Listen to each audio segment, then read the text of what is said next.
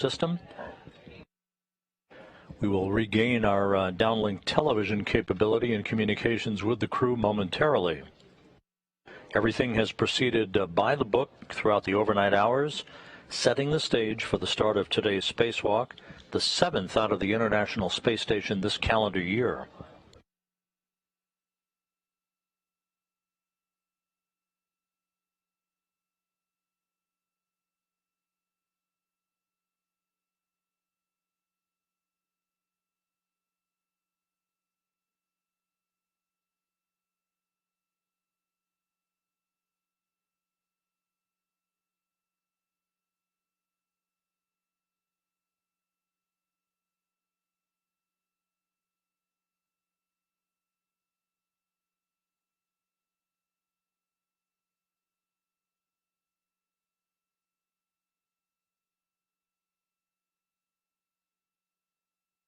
Turn my lights on, come up.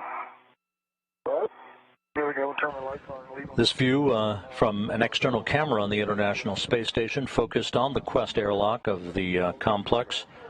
Inside the crew lock, Pesquet and Kimbrough soon to place their suits on battery power to begin the start of today's spacewalk. The International Space Station flying from southwest to northeast across the southeastern Pacific Ocean, soon to cross over Central America in an orbit inclined 51.6 degrees to either side of the equator.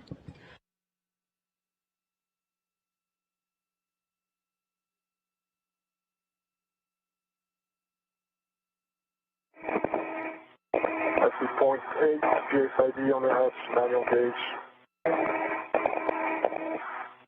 Copy, Thomas.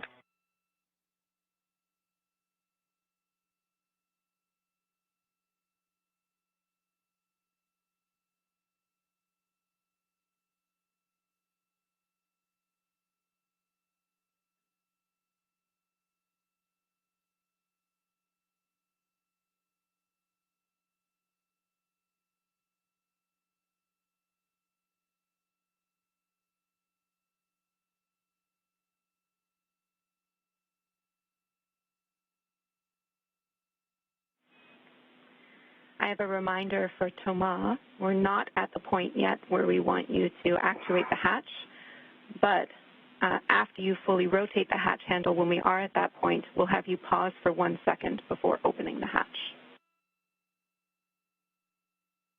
Copy, Jerry.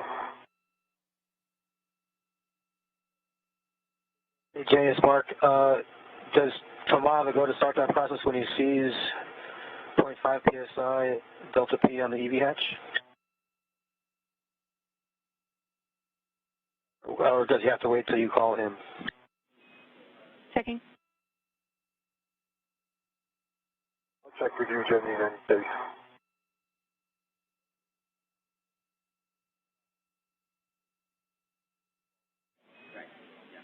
We're thinking that that hatch is going to lag, as you guys might be expecting. So if we see it first, we'll let you know. But if you see it, you can open the hatch.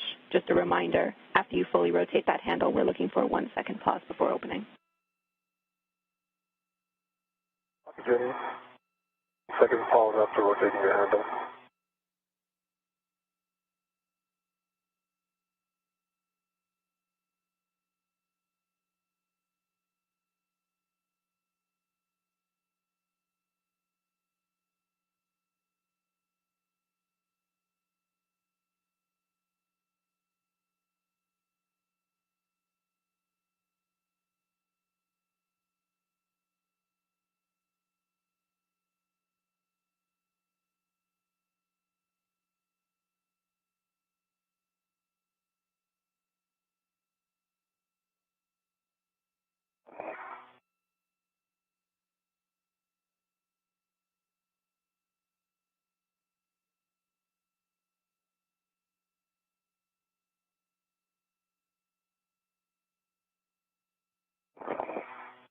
You're at 0.6.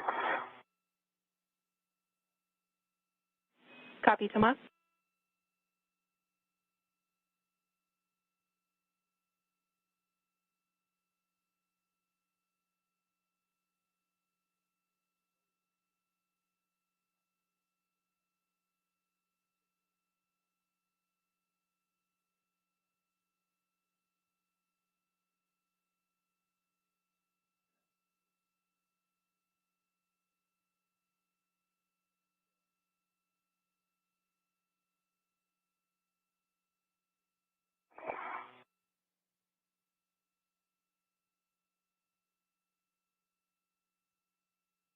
Flying into an orbital sunrise, the International Space Station's Quest airlock now clearly in view. Soon the outer thermal hatch will pop open, and the inner hatch for the crew lock section of Quest will be opened.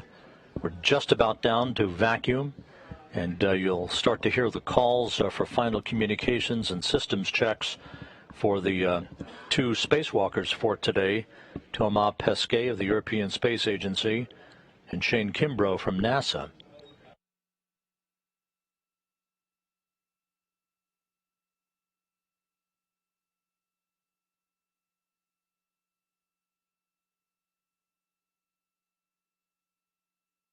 As mentioned earlier in the broadcast, these two astronauts conducted two spacewalks together during Expedition 50 in January and March of 2017.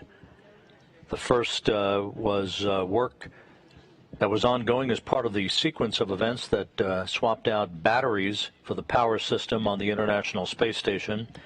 The second of their two spacewalks together 4 years ago saw them lubricate and service the latching end effector on the Canadarm2 robotic arm and prepare the zenith or space-facing port on the Harmony module for the installation later on of the second of the two international docking adapters.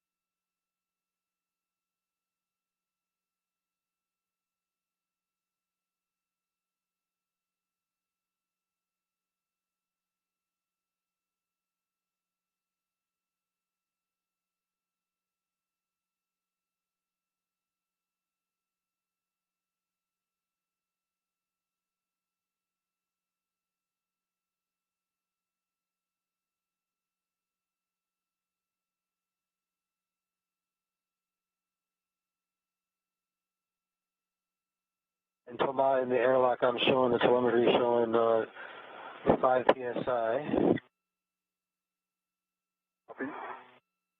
Correction. 0.5. Less than 0.5 psi. Copy, Mark. Once you've opened the hatch, I'll go ahead and put the emergency MPEV to closed. And then Jenny, it'll be completely over to you. Copy, and we concur. We see that pressure less than 0.5 psi. And that's what I have on the manual gauge as well, Jenny, so if you concur, I'm going to go ahead and rotate that handle and pause for a second. Hey, firm. All right, unlock. Rotating clockwise to unlatch.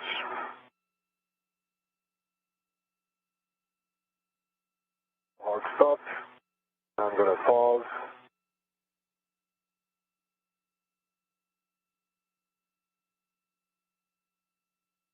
And then pull the handle up.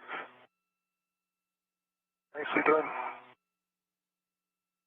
And the hatch to the crew lock section of Quest now open at 7:09. We're standing by now for final systems checks and the suits being put on internal battery power to mark the official start of today's spacewalk.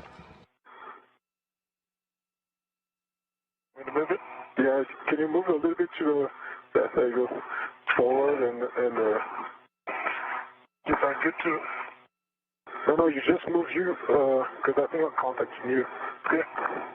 If you go as much forward as you can, Shane. One full all forward. There you go.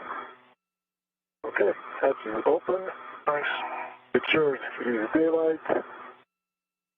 Nicely done, Thomas. The emergency MPV is now closed. All right, Jenny. Good luck today, and look forward to talking to you at the end. All right, ground copies. Thank you, Mark. Well done. I am ready to pick up with you guys. On your DCMs, switch power to bat, stagger your switch throws, and expect a warning tone. Check display switch functional. Copy. Power to bat.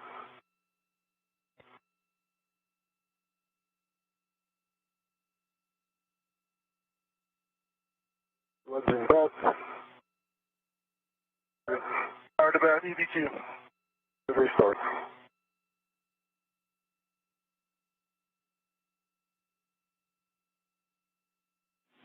Copy, power to bats. Looking for a good display on Shane as well. Display. Good reset. On the UIA, switch power for EV1 and EV2 to off, OFF, and check for LEDs off, OFF.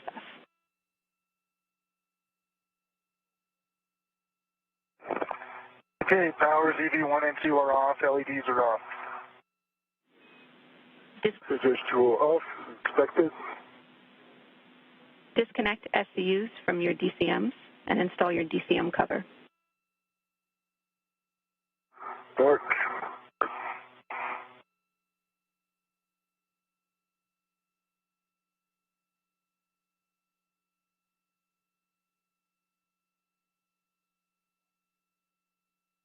View disconnected, cover in place, and for EV2. Copy both. Stow your SCUs in their pouches. Oh, yes.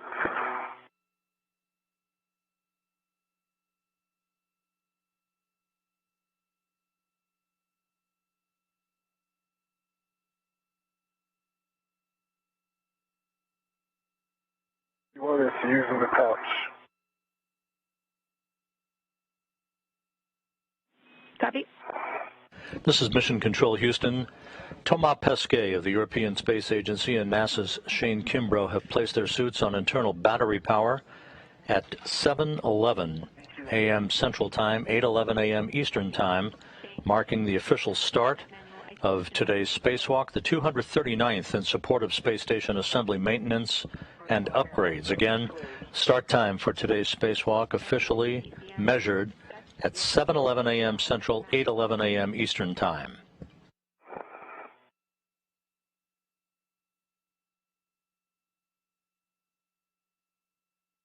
Hot EV1, backside EV2.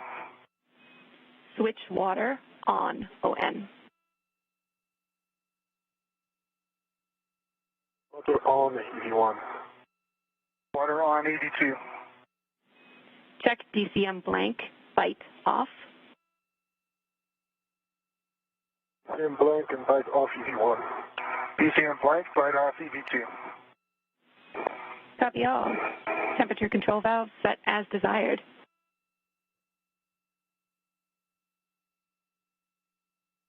The voice you're hearing here in Mission Control talking to the two spacewalkers is that of Canadian Space Agency astronaut Jenny Seide.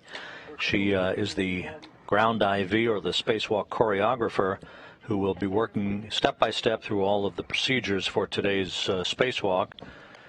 The hatch is open to the Quest Airlock's crew lock section. You'll be seeing Thomas Pesquet wearing the suit bearing the red stripes as extravehicular crew member number 1.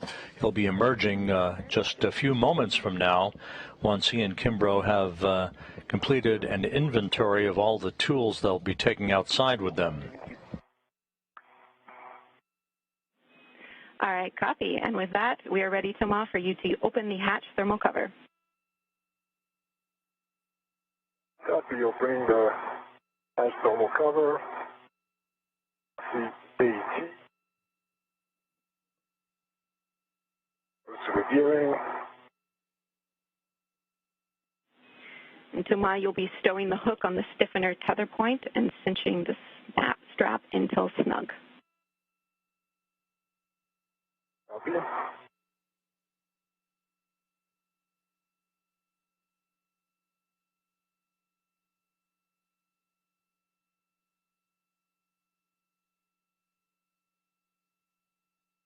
The hook is on the tether point, then the strap is cinched, let's see black lines. Copy. We are expecting. The thermal cover is open. Copy. The outer thermal cover on the Quest airlock opens just as the International Space Station flies 258 statute miles over Miami. I go to egress. Affirm, Tama, you can egress the airlock with crew lock bag number 1. We'll have you verify the forward hatch pit pin is engaged.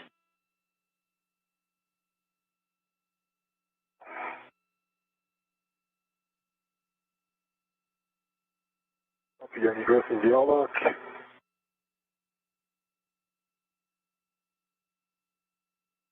Forward hatch pit pin engaged. Up and down local feather. On my crew lock bag. Copy. You can get that crew lock bag on your VRT, and when you're ready, give Shane a go for egress. Copy.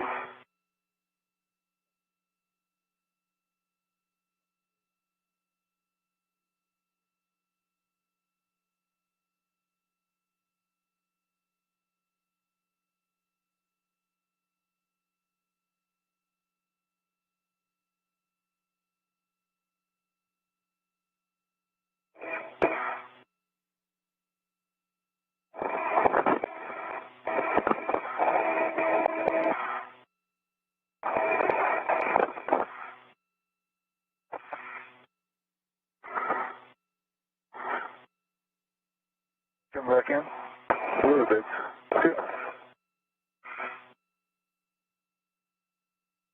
When you're right on that lower bag. Yeah. Okay, I got BRT right on it.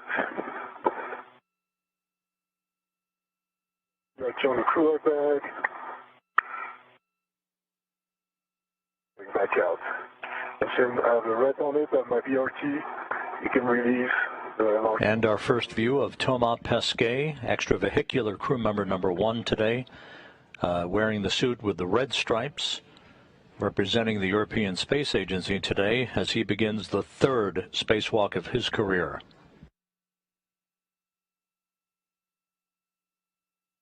Yeah, I got it. Got it. Nice.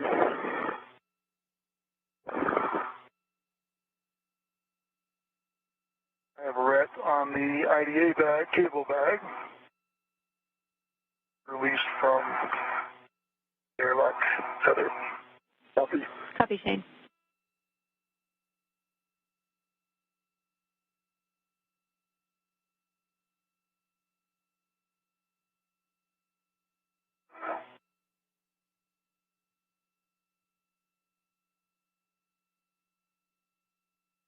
You know when you're ready, Tama?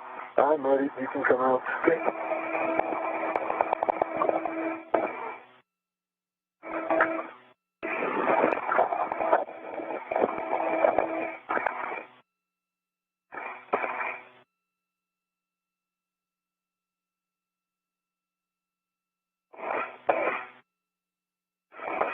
Good car. Yeah. Straight, you'll be good. Yeah, nice.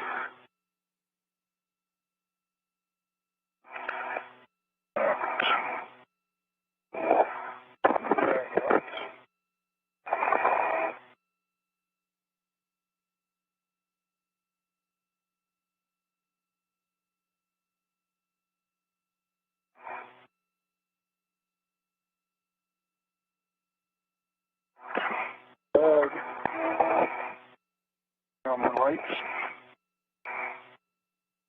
Go ahead and close the whole cover when you... Yeah, I gotta come back. You gotta come back. That's right. The bats are on my lights. Yeah. Copy. Now that you're both egressed, you can turn on your HECAs, and we're ready to copy Rotate your right shoulder. buddy checks when you are. No, Jerry. Rotate your right shoulder, Shane. What's that? To your right shoulder. Rotate. There you go. Good. Thanks. Okay, Jenny, can you say that again?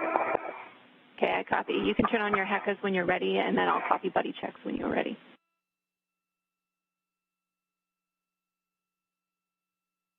Hey. Guys, on one. I'm gonna get this thing untangled here tomorrow. What? Get the untangled throughout my checklist.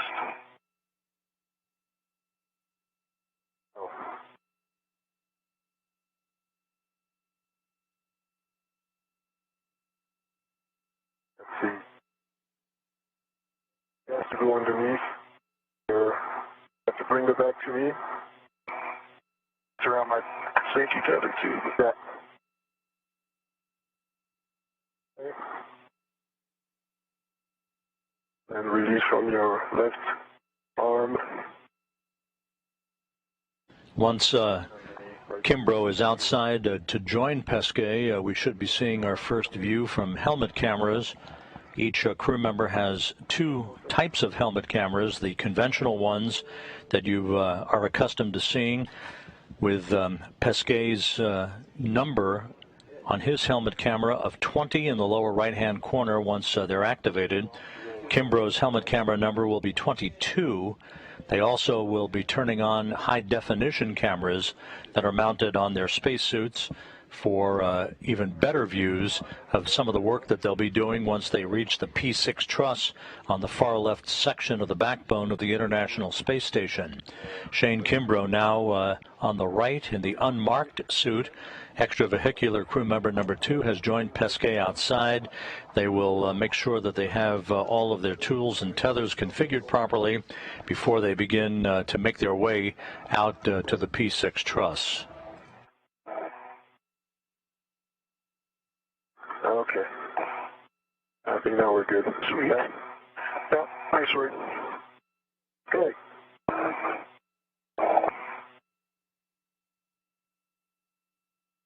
So, you ready for body checks? Ready? On you, I see 2 green LEDs. And going down, I see 3 tabs up. And a little bit to your left shoulder. Yeah, 3 tabs up for BRT. 2 handles down. And I see the waist tether is going from your right steering extender locked black on black to the other waist tether locked black on black, both the big hook and the small hook. Looks like a good config. Okay. And you got the IDA bag on your main workstation, right? Yeah, that's what it is. All right, I see 2 green lights on you. Lights are on, visor down. The workstation tabs, 1 and 2 are up. The RT tab is up. Safer handles are down. I see your safety tether is just out your left side there.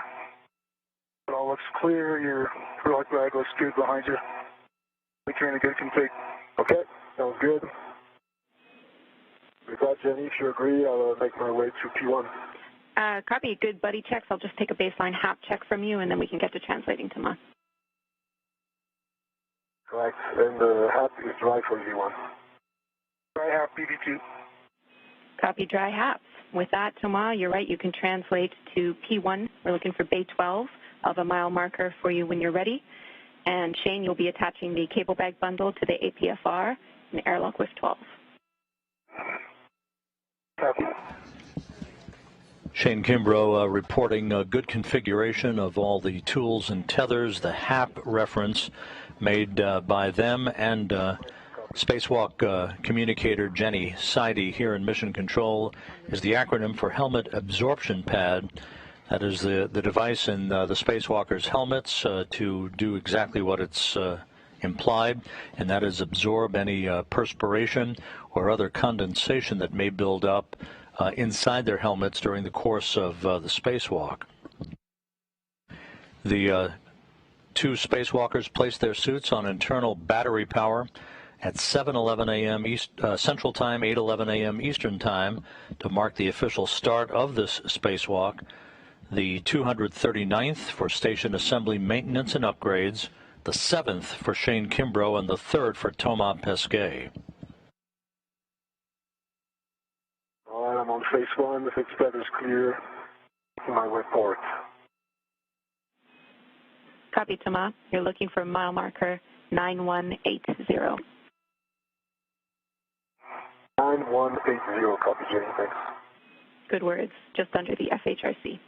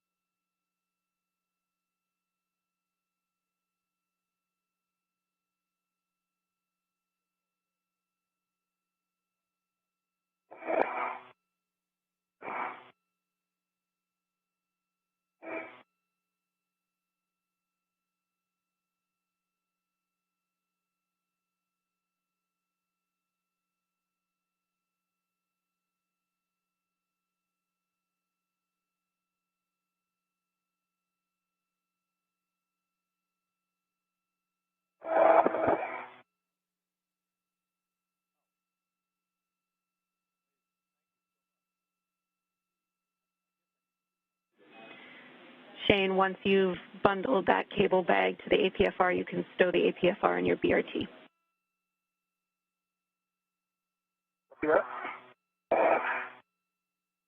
All right, it's bundled on there. Our first helmet camera view from Thomas Pesquet as he begins to make his way down the port truss of the International Space Station, incrementally using handrails to make his way towards the ultimate destination, which is the P6 truss, where he and Kimbrough will begin to work to remove the IROSA, the ISS rollout solar array, from flight support equipment that's mounted on the truss of the station to begin the intricate process of unbolting a variety of mechanisms that will lead to the deployment of that array later in today's spacewalk.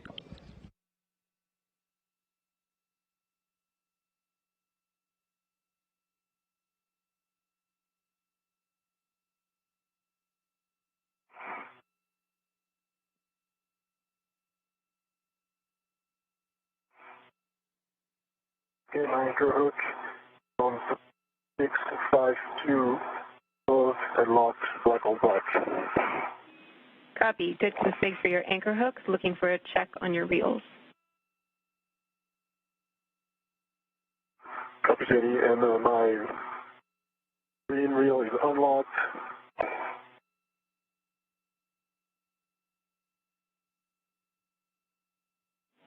My red reel is unlocked. Copy. Green and red reels unlocked. You can tether to EV2's anchor hook. Copy.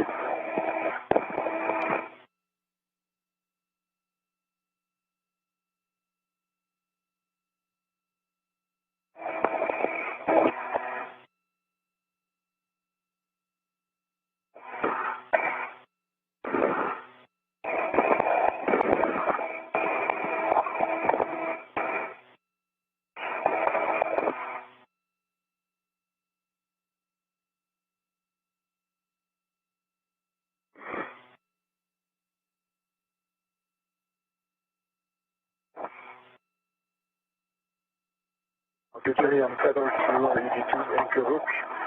My left waist tether. Copy, Thomas. You'll be attaching EV2's anchor hook to 3651, which is nadir of the handrail you placed your anchor hook on. Copy, 3651. EV2 anchor hook. Good words.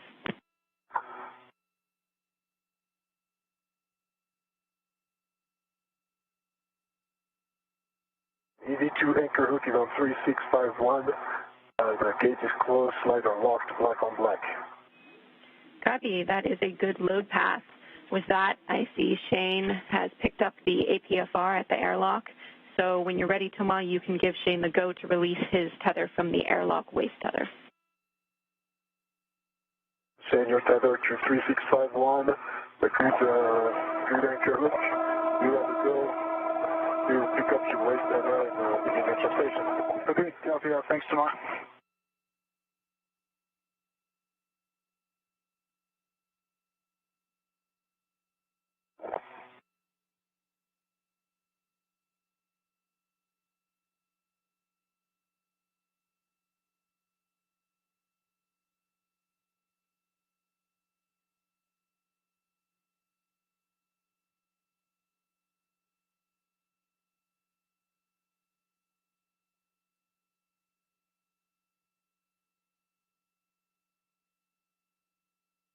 And I'm resuming my translation to the Salvan City code.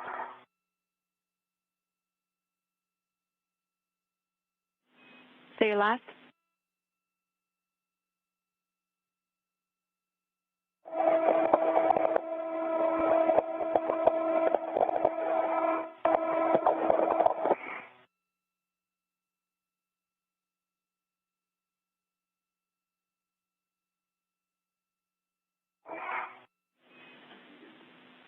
Could you repeat your last? Did you copy my last? I'm resuming my translation to the Salvan City code. Okay, copy, Thomas. You'll be translating to the FSE stanchion Delta. I have a warning and cautions for you when you're ready. again, Jenny, I'm at the NT. I am ready for warning and caution. Warning, grapple shafts and curvet coupling teeth are no touch zone. Caution, no sudden movements or quick stops on the FSE. We want you to be translating slowly. Wait until FSE motion dampens out before imparting any loads. When Shane is on the FSE as well, do not simultaneously impart loads and do not contact iRosa blankets. Copy on Jenny, thanks.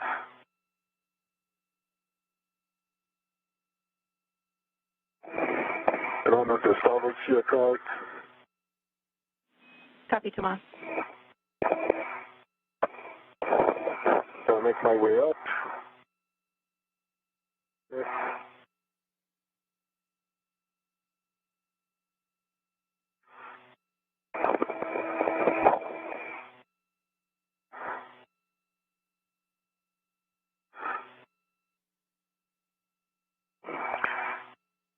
Any closed on thermal cover? It doesn't seem to want to stay closed. Copy, Shane. You're closing the thermal cover.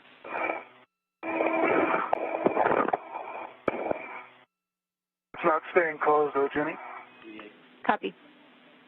We're looking into that, Shane. In the meantime, can I get check on your reels? We want them unlocked.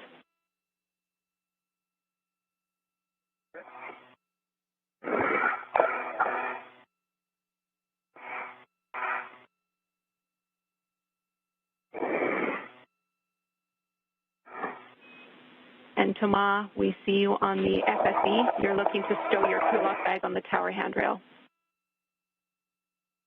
I'll be stowing your crew lock bag on the tower handrail on the FSE. Shane Kimbrough,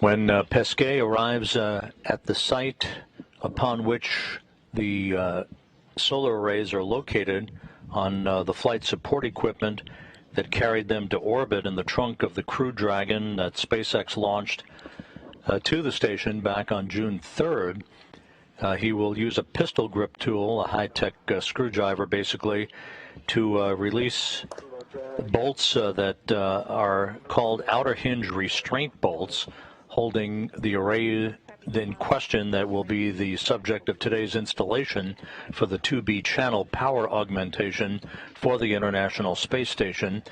Kimbrough, meanwhile, will translate outboard to the P6 truss to await Pesquet carrying the solar array that will be installed on the P6 truss over to him after Pesquet affixes an articulating portable foot restraint to the end of the Canadarm2 robotic arm.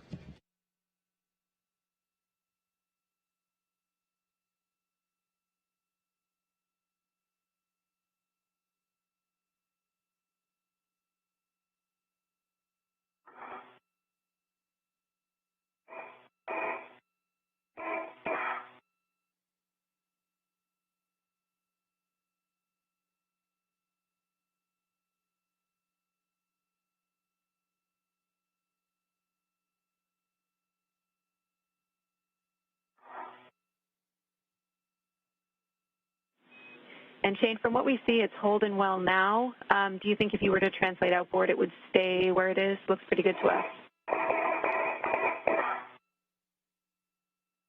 Yeah, let's do it. To me, I can't tell where it's, attached or not. It looks solid. Copy. All right, Shane, you can start your translation out to the FSE.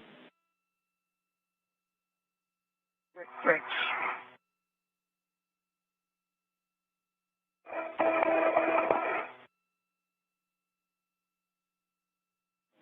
Stand by, Shane. It looks like the thermal cover just opened. Okay. Standing by. Good, Jenny. My crew lock back is stowed. So I'll be ready for your PG steps. Copy, Thomas. You can ready your PGT. You'll be working on the outer hinge restraint bolt R5.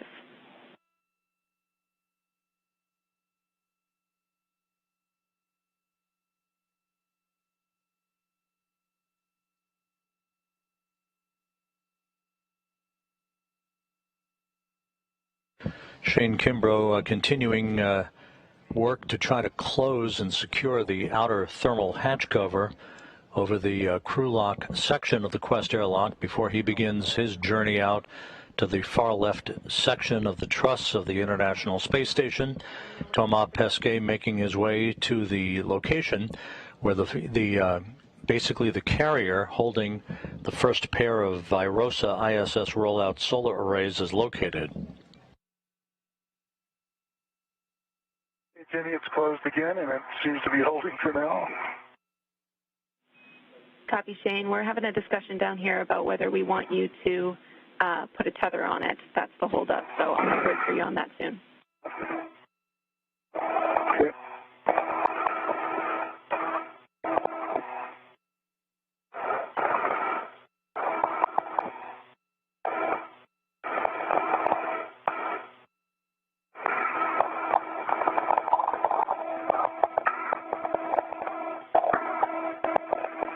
Jenny, off my PGC, and I'm ready for settings. Bravo 2, counter 2. Bravo 2, counter 2. Good words.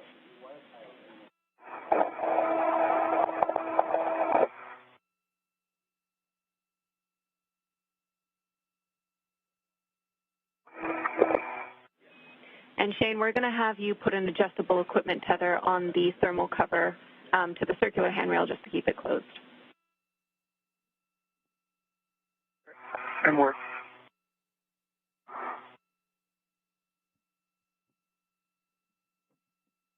Zania, Bravo 2, counter 2. Copy. Those are good settings. You'll be releasing R5, 18 to 20 turns. The bolt will spring out when fully released, and we'll be checking for a release indicator ring. You're releasing I5, R5, sorry, 16 to 20 turns.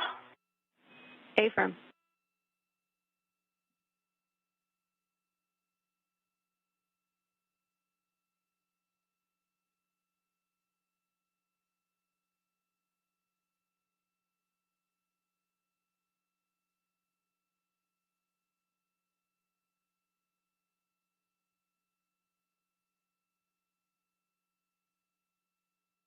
I got low torque on the PGT. Ready. Say again, Thomas? I got low torque on the PGT. I'm at 10 turns. Copy.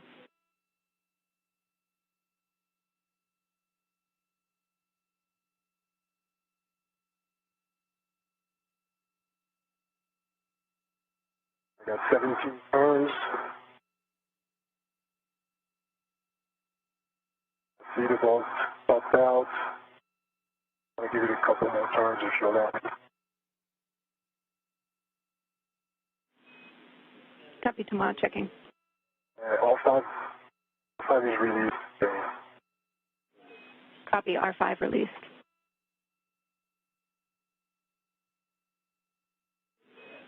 And Shane, we recommend not wrapping the adjustable too tightly around the thermal cover. We just want a simple hook on it to keep it pretty much closed, but we don't want anything that's going to be too difficult to undo if you have to get in there quickly. Okay, copy.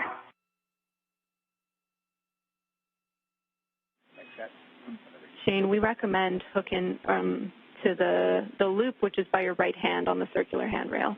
That looks like a good point if you like. Copy.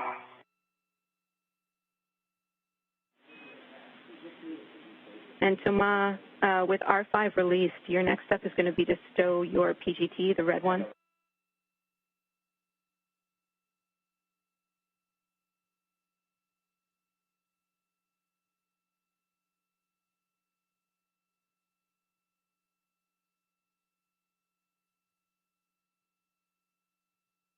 Any words for me? I think I'm doing a socket swap, correct? Affirm. That was a handover, guys, so I'm back with you now. Your next step, Thomas, is to stow your PGT on the tower handrail, and then we have you putting the socket on Shane's PGT. But we're talking next steps since we're having Shane troubleshoot that issue with the thermal cover. Okay. Okay, Jenny, that's adjustables on there, complete.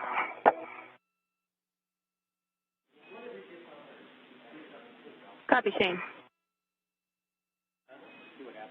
We're still getting your helmet cam back with us after the handover, so we'll get eyes on that adjustable shortly.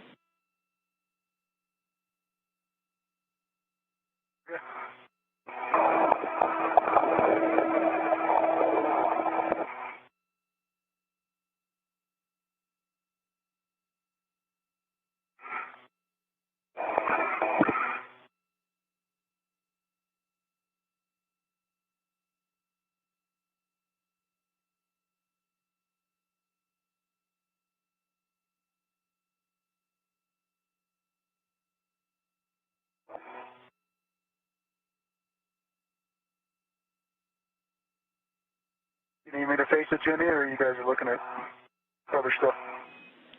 They're talking at Shane. Word shortly.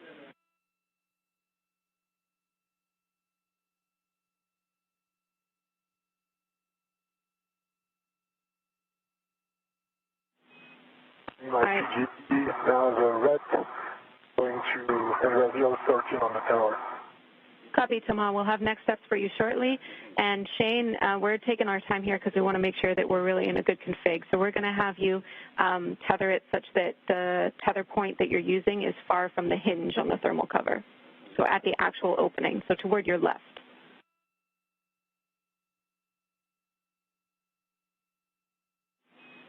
All right. I'll move it over there. Copy. Thanks, Shane. That'll be using that hook right by your left hand.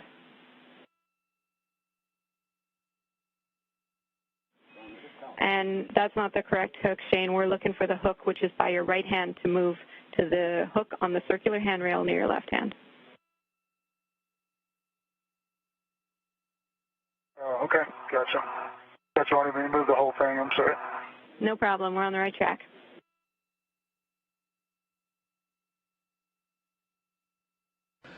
With Thomas Pesquet having arrived at the work site where the ISS roll-up solar arrays are located, in this view from his helmet camera, high-definition view, Shane Kimbrough now working to tether down in place the outer thermal hatch cover on the Quest airlock that has been a bit bulky this morning. 35 minutes into the spacewalk, Pesquet will begin to set up shop to release an outer hinge restraint bolt that will free up the solar array that will be extracted, that he will haul over to the P6 truss and ultimately hand off to Shane Kimbrough in a choreography that will ultimately result in that array being installed on a modification kit, a bracket basically, at the mast canister base of the P6 truss of the arrays, and then ultimately unfolded once a series of other bolts are released to enable the tension-laden solar array to unfurl. All right, big picture for you two. we're having Shane translate out to the FSC, and he's going to drop his PGT there. Tomorrow, you'll be putting a socket on that PGT to continue with the anti-rotation device removal, the ARDs, so you can ready the 7/16 12-inch socket.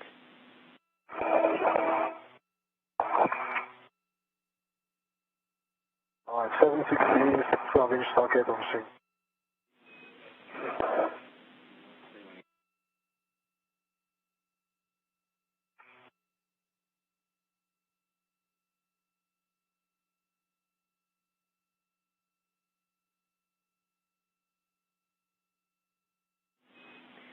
Tomorrow, we're going to have you stand by.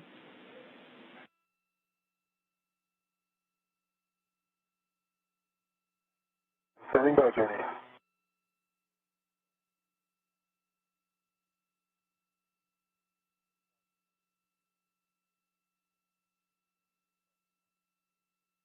Tomorrow I'm on phase 1, coming your way. Okay. I see you from distance. Looking good. And ground copy, Shane.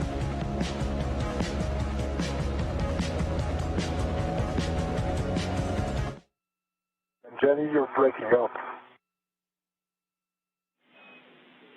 Copy, Tomas.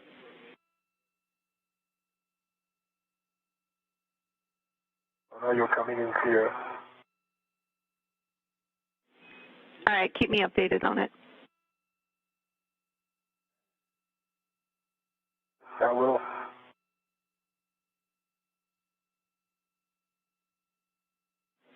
And tomorrow, we're just keeping an eye on your Medox, wanting it to come down a little bit, which is why we had you stand by for a little while. We're pushing with the nominal timeline now. So we're seeing your Medox return to a good level now. Okay, sounds good. Thanks for keeping me honest, Jenny. No problem. Shane's around three minutes or so away. Yeah, I see him coming in between the two high roses. Nice, beautiful sight.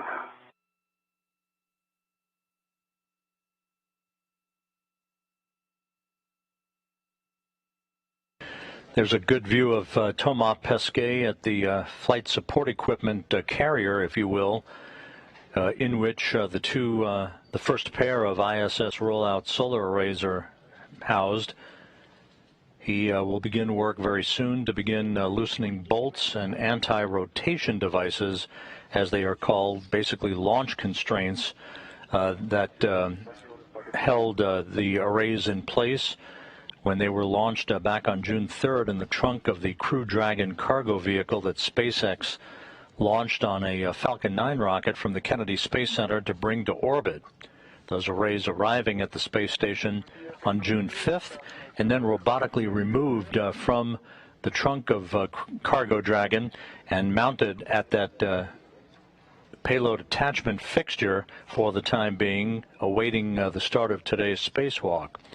In the foreground is the trusty Canadarm2 robotic arm that astronaut Megan MacArthur will be operating a short time from now to move Thomas Pesquet to the P6 worksite as he carries the arrays manually, the first solar array, to hand off to Shane Kimbrough before it is mounted on a bracket at the base, at the mast canister base of the P6 solar array structure.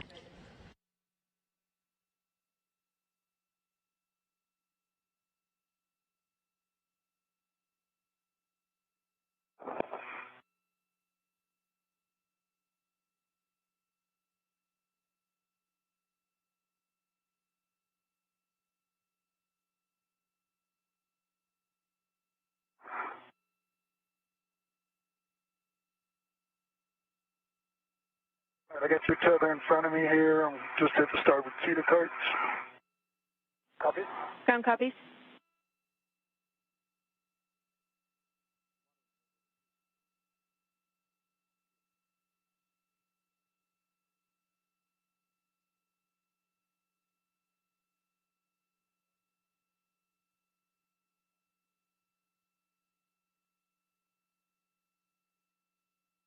Your feet there, Tomas. More feet. Nice.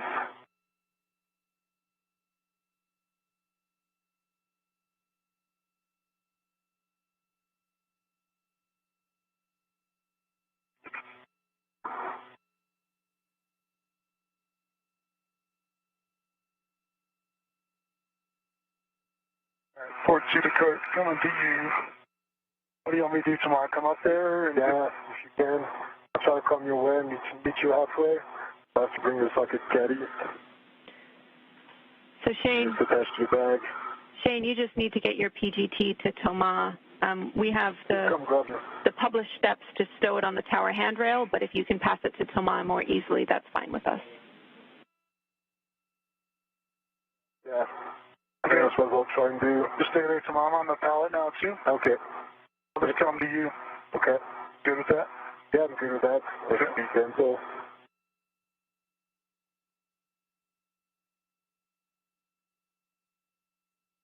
Nice and smooth.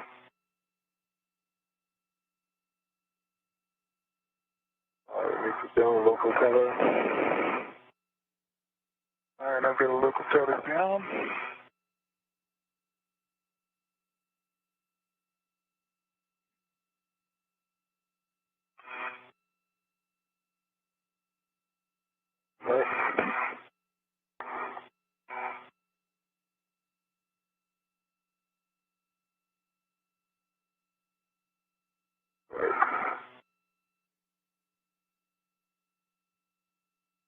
Alright, on the PGT, you're going to have the PGT, there you have it, image of yours. Nice, got it. Thank you. Thank you. Visit, come back anytime. Alright, let me move slowly off of here and I'll let you know when I'm clear. Yeah, I'll wait for you to be going before I move.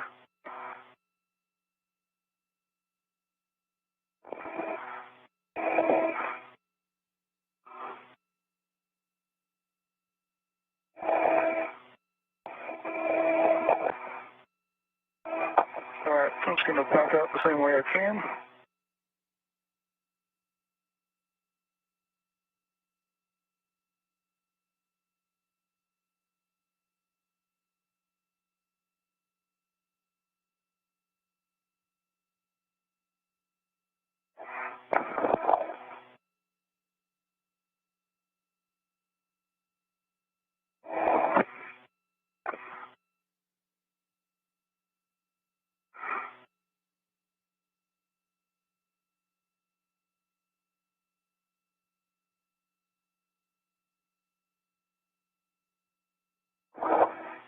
So,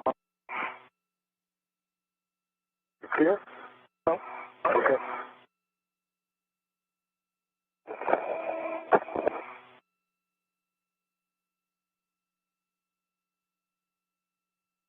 Reoriented here.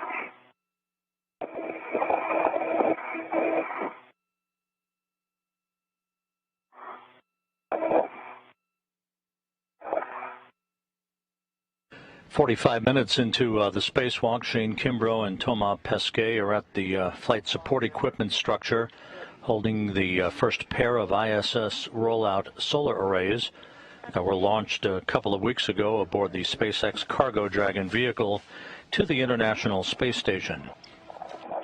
Each one of these arrays weighs 750 pounds of mass, of course weightless in orbit. Each new solar array will produce more than 20 kilowatts of electricity, eventually upping the power capability of the station by some 120 kilowatts. This is the first of 3 pairs of these arrays that will be installed at various truss structures of the station.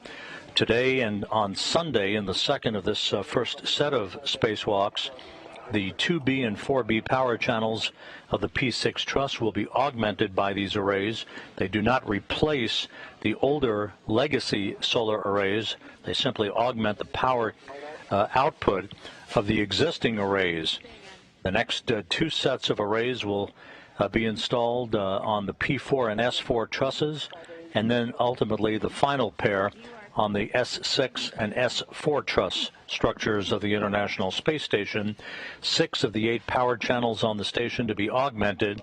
Those are the channels that have indicated the greatest set of degradation over the course of some 2 decades of use at the International Outpost, and also accommodate the highest usage loads for various payloads and scientific experiments and new modules to arrive at the International Space Station.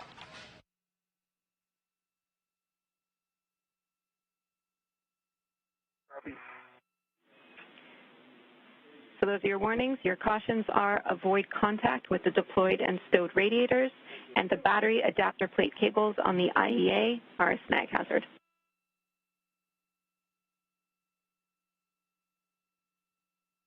Okay, copy that. Thank you. Shane, you're translating outboard to P6. I'll check your gauntlets are down, and I have a green hook location when you're ready.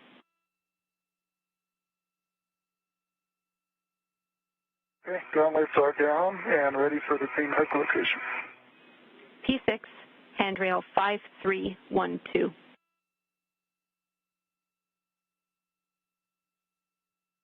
P312, copy P6. And Jenny, I have the 7/16 12-inch on the green PG2. Copy, and I'll take a pull test. And I'll have a good tool test on that socket.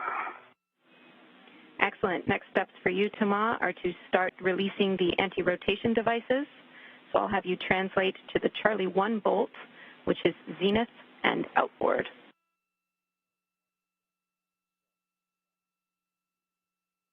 Translating to the Charlie 1 bolt, zenith, outboard.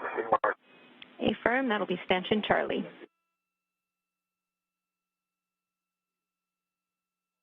Copy stanchion Charlie.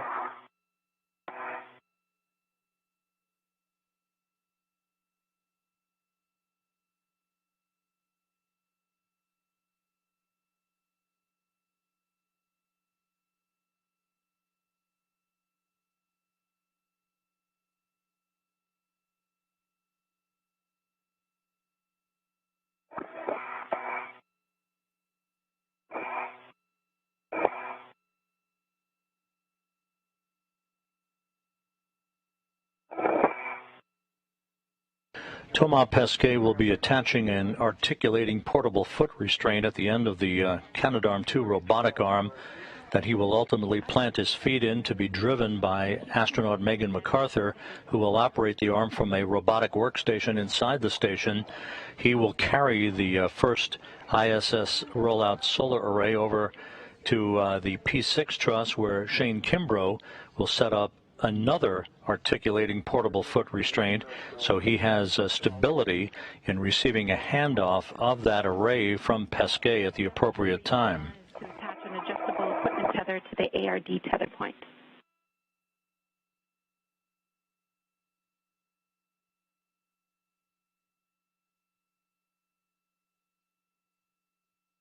And the green hook is on 5312.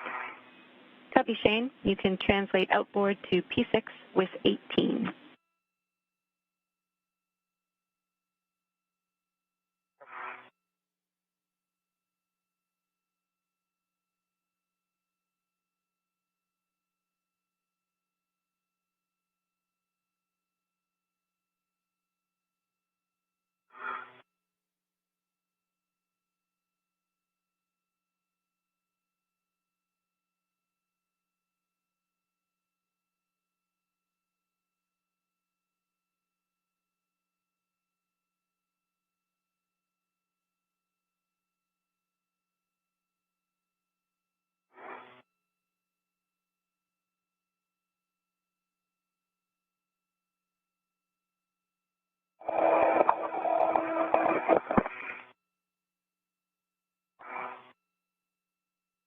Jenny has an AT on the ARD tether point. Excellent. Thomas, your PGT settings, when you're ready for them. Bravo 3, counter 2.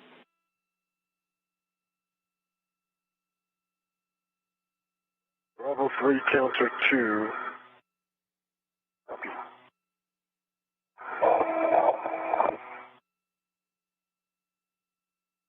Pesquet using a pistol grip tool. He will use it for about 18 to 20 turns until a outer hinge restraint bolt is released. That essentially is the first step in freeing the first ISS rollout solar array from its flight support equipment that it was launched on.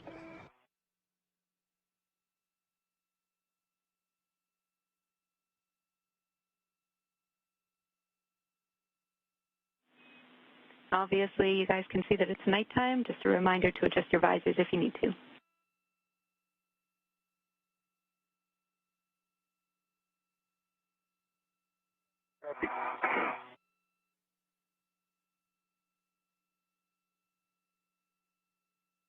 Bravo 3, counter 2, Jenny. Good words. You'll be releasing the stop block bolt, 10 turns only.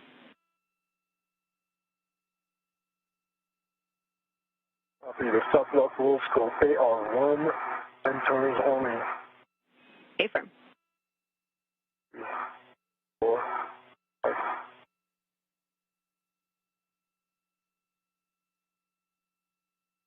Ten turns.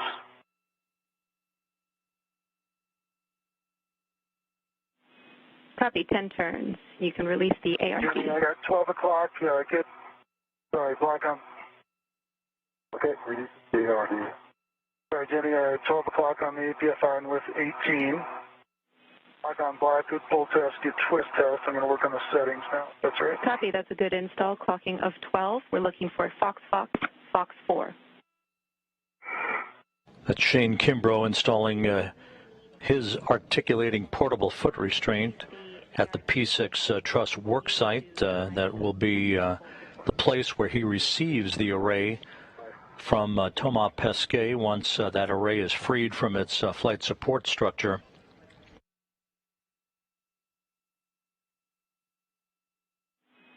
And Thomas, when you have a minute, we'll get you to power cycle your HECA as well.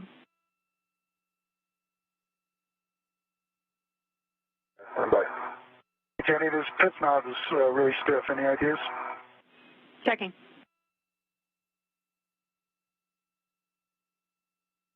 Okay, I got the ARD. We'll bring it back to my main workstation. Copy, Thomas. The mini workstation end effector might be useful here.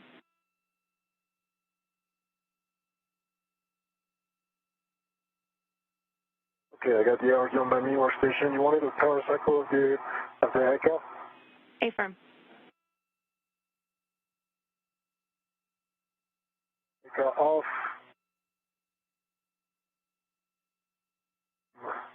Green LED.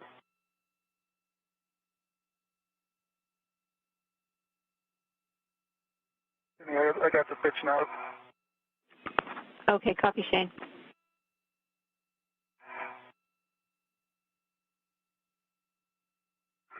I'm ready to retort the ARD bolt and issue of settings.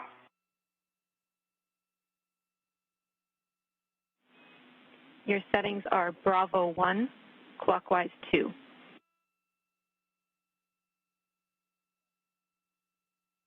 Bravo 1, clockwise 2. Good read back, and we're looking for turning this bolt to torque, like you say, expecting around 10 turns.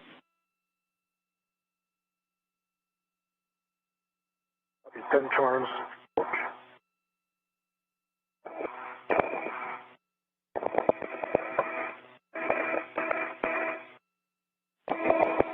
Shane, once you have those APFR settings in, we're looking for a check that the pitch knob has popped out, and you can retrieve the cable bag bundle.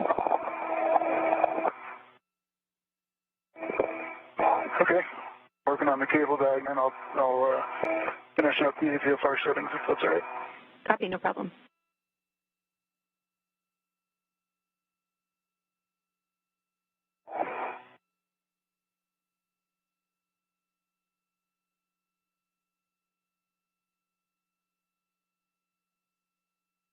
Then you have green light, 11.9 on the torque. I only have 5.5 revs. I think maybe you see my HECA, it's because the stop block has rotated a little bit. And now it's pushing against the bolt of that, the base of that extension that holds. So there's kind of a 6 millimeter difference from where it was before when it was flush against the beam. Does that make sense? Yeah, I follow what you're saying, Thomas. We're checking on that, but for now I copy the torque of 11.9, a green light, and like you said, 5.5 turns to torque.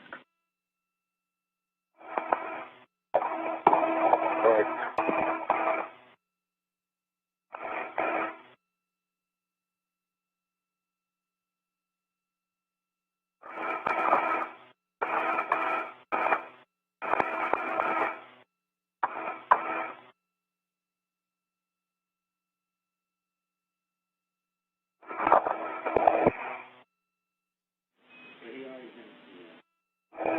And Thomas, we talked that turn count down here. We're comfortable with you moving on in the procedure for now, so you can stow your PGT and translate to Charlie 2, which is Venus and inboard stanchion Bravo. Okay, storing the PG.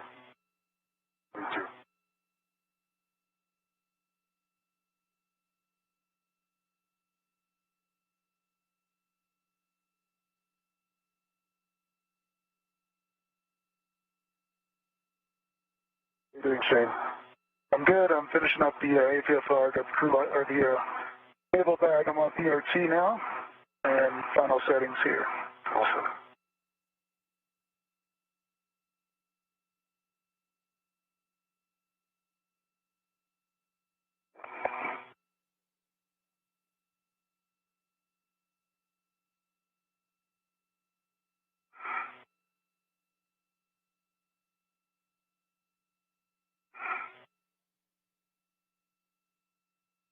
As we approach the 1 hour mark into today's spacewalk, Thomas Pesquet, in this view from his helmet camera, continuing work with a pistol grip tool to free up a series of bolts that essentially were launch restraints for the first of the IROSA or ISS roll-up solar arrays as they were housed in the trunk of the Cargo Dragon vehicle that SpaceX launched to the station 2 weeks ago.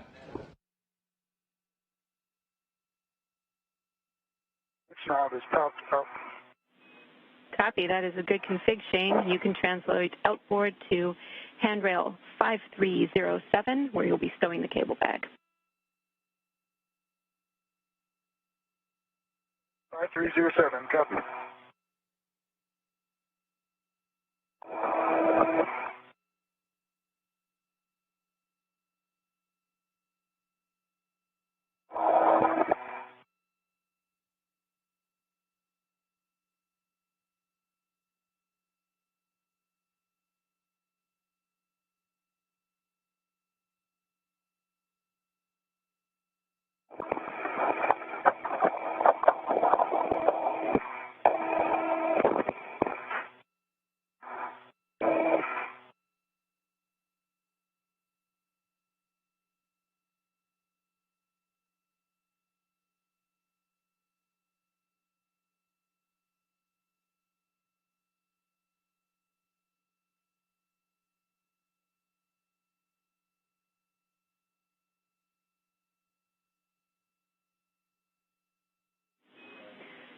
Shane and Thomas, we're around 30 seconds from handover. I'll be back with you after that.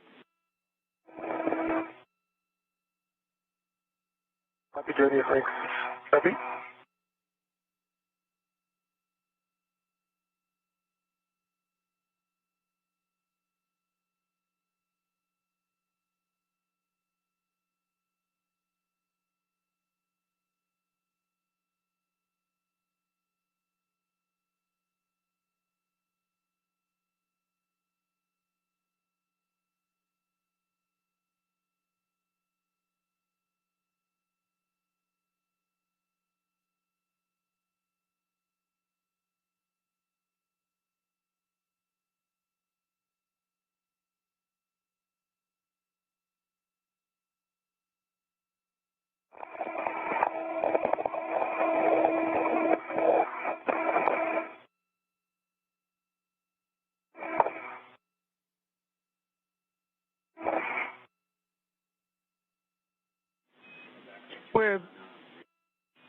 back, or do you have to hand over? Hi, Jenny. I have my the free hook from my AT of my main workstation is now on the ARD.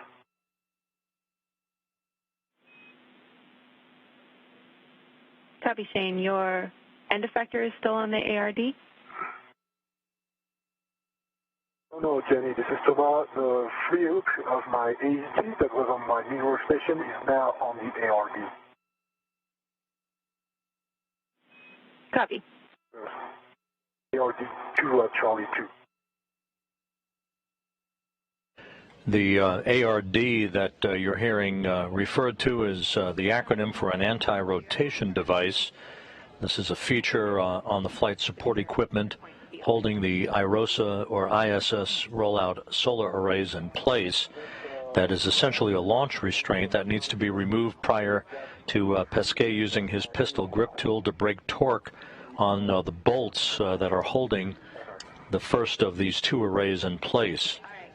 Copy. We just wanted to triple check there. We understand, Thomas, that you're ready to the ARD on Charlie 2 and you're ready for your PGT settings. Is correct.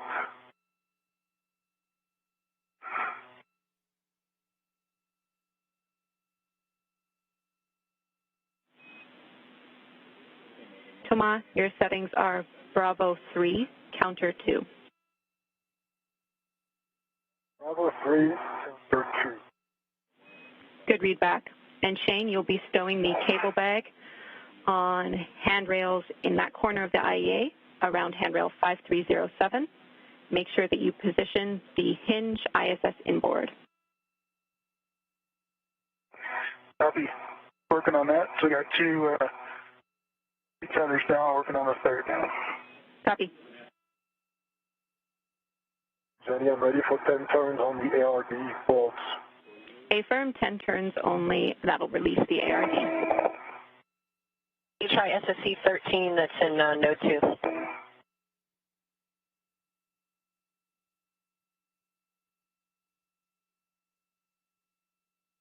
Thanks.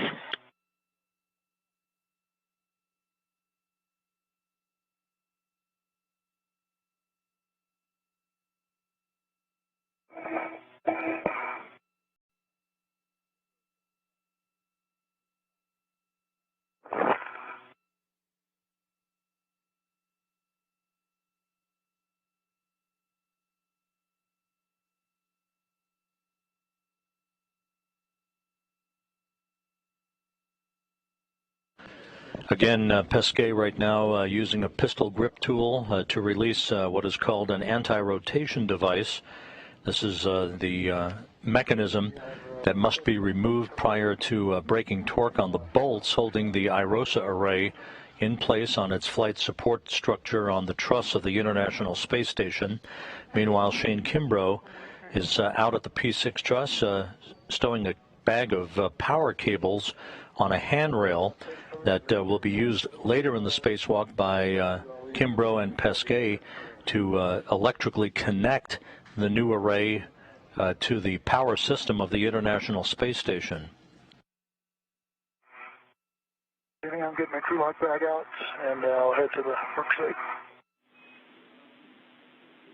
Copy.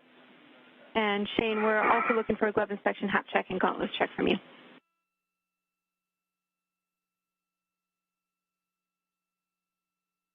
Okay, white glove, no change, looks good.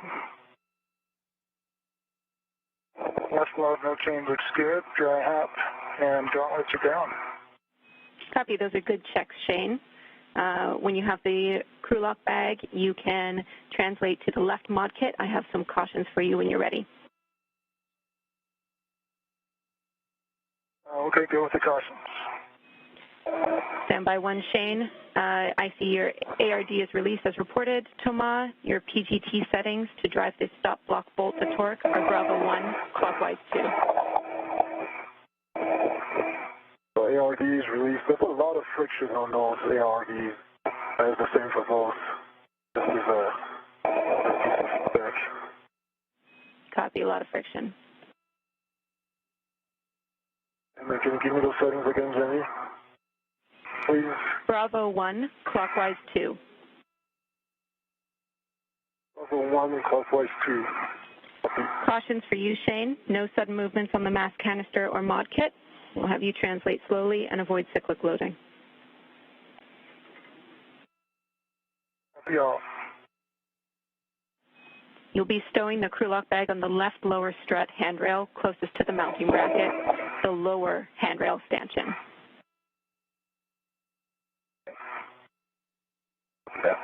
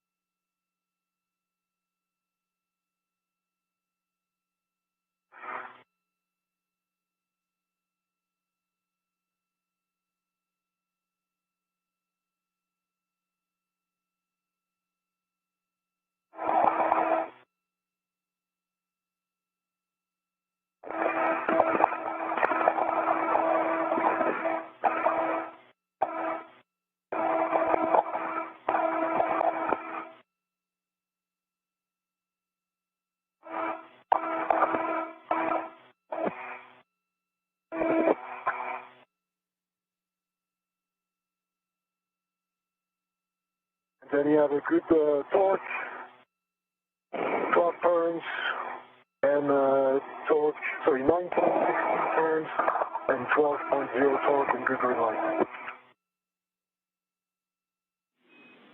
Copy, green light, 12 on the torque and 12 turns.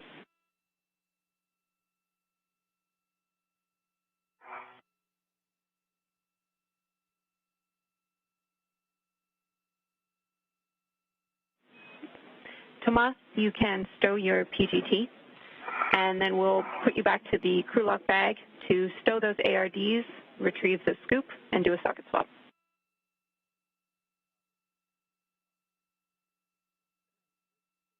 Bring the PGT back to the crew lock bag. Good words, Thomas.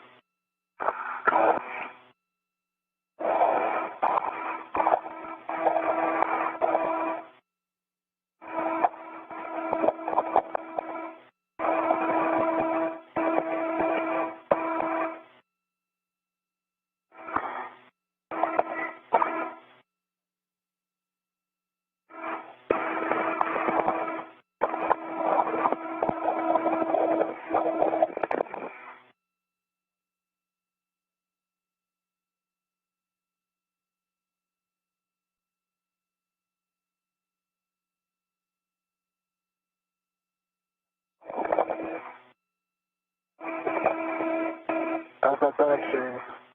What's that? How's that bag? Oh, it's good. We got the crew lock bag out now, working on that.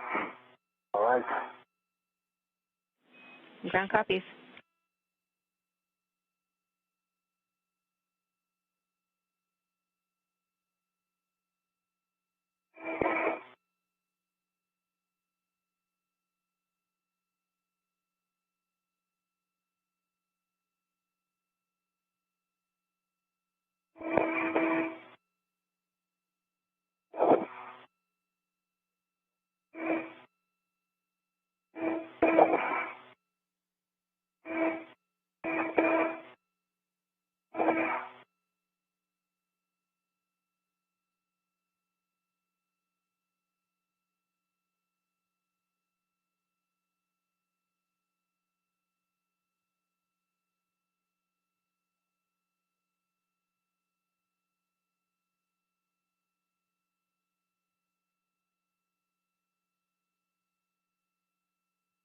Okay, Jenny, I'm back at the crew lock bag, and I'm getting ready to stow the two scoops on the three red out of the crew lock bag.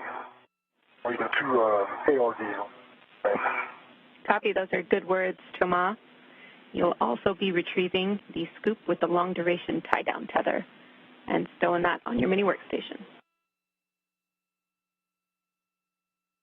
Copy.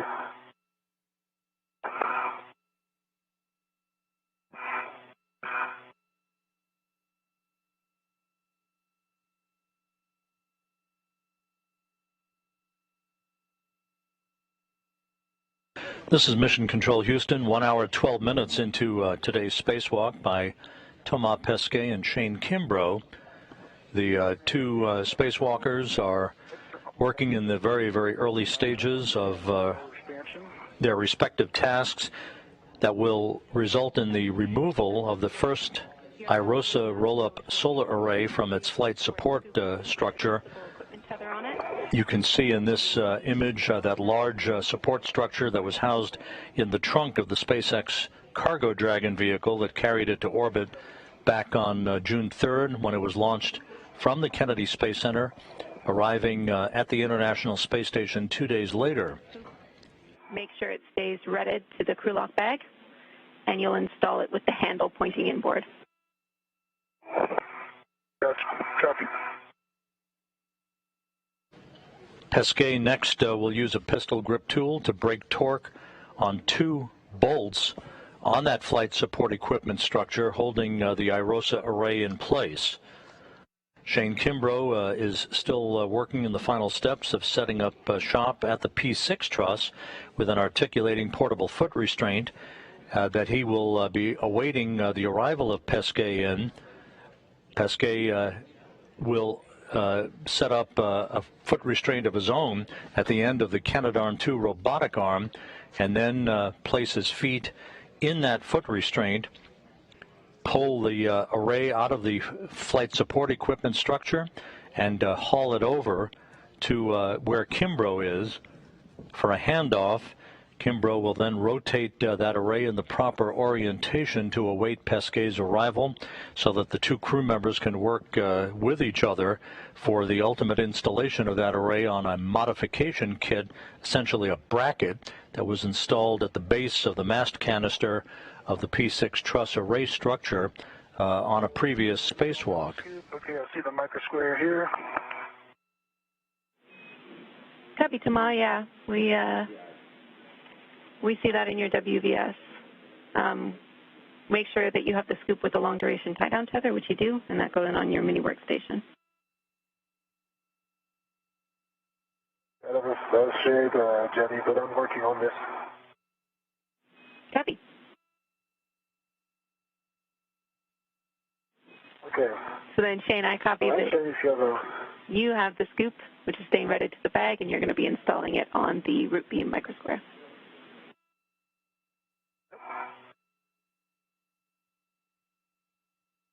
Okay, and I have the scoop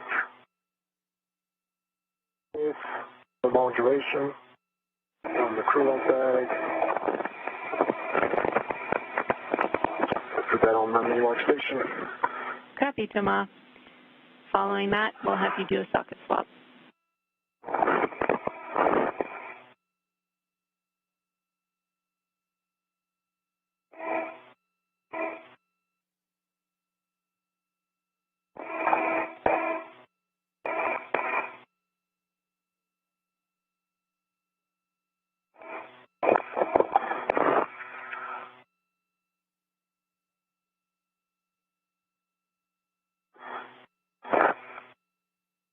Scoop is on my mini workstation and socket swap to 5/8. That's exactly right, Toma. We're looking for the 5/8 12-inch socket on the PGT. Copy. 5/8 12-inch socket for Shane.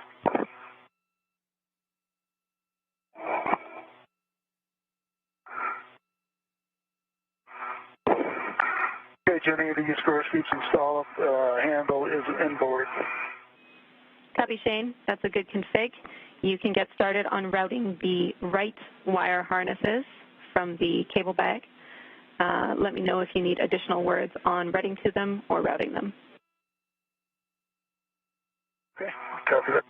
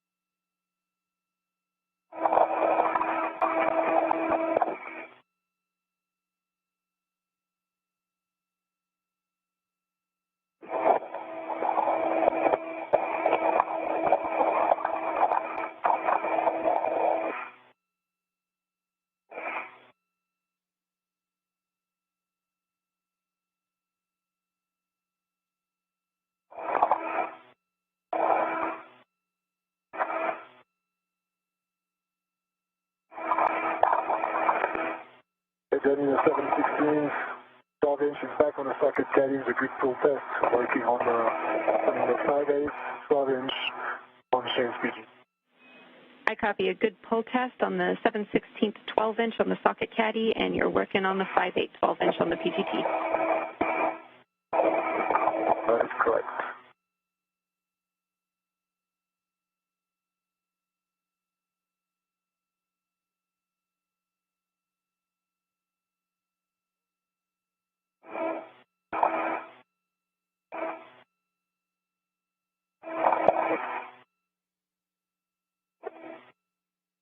The 5/8 12 inches on the PGT with a good pull test. Copy, good pull test on the 5/8 12 inch on the PGT. Your next steps, Thomas, are to break torque on the iRosa FSE bolts, Charlie 2 and Charlie 1. Copy.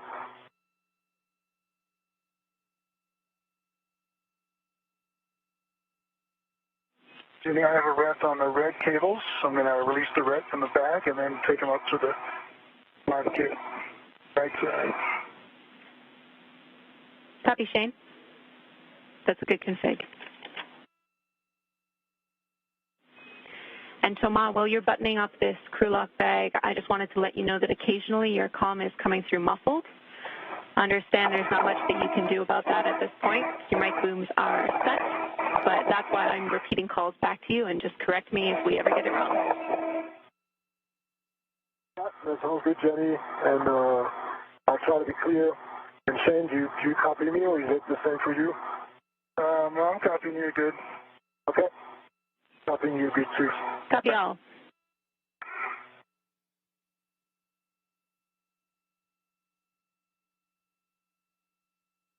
You're sure it's not my French accent that's throwing you off? You're Canadian, you can handle it.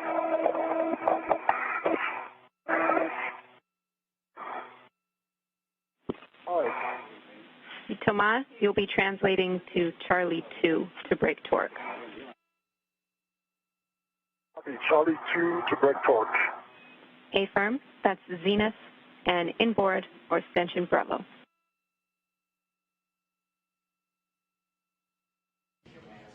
Spacewalk communicator Jenny Seide, a Canadian Space Agency astronaut, talking to Thomas Pesquet as he uses a pistol grip tool to break torque on a pair of bolts holding this first iRosa rollout solar array in place on its flight support equipment on the truss of the station. A distinct Canadian flavor to today's spacewalk, with Seide talking directly to the two spacewalkers outside. Next to her is veteran astronaut and veteran spacewalker Drew Feustel, who was educated, amongst other places, at Queen's University in Kingston, Ontario, Canada. The space station's robotic arm, the Canadarm2, will be used to move Thomas Pesquet, holding the iRosa solar array, over to Shane Kimbrough, where they will work in concert with one another to install it at the mast canister base of the P6 solar array truss structure. The P6 truss arrays were delivered to the International Space Station on the STS-97 mission aboard the shuttle Endeavour in December of 2000, that also featured the presence on board of Canadian Space Agency astronaut Marc Garneau, the first Canadian to fly in space.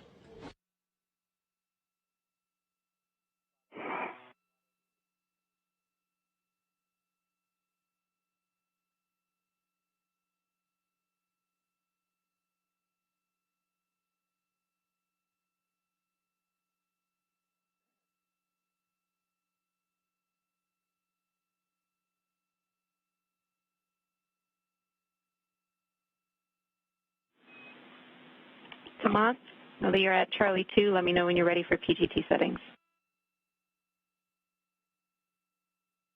Okay.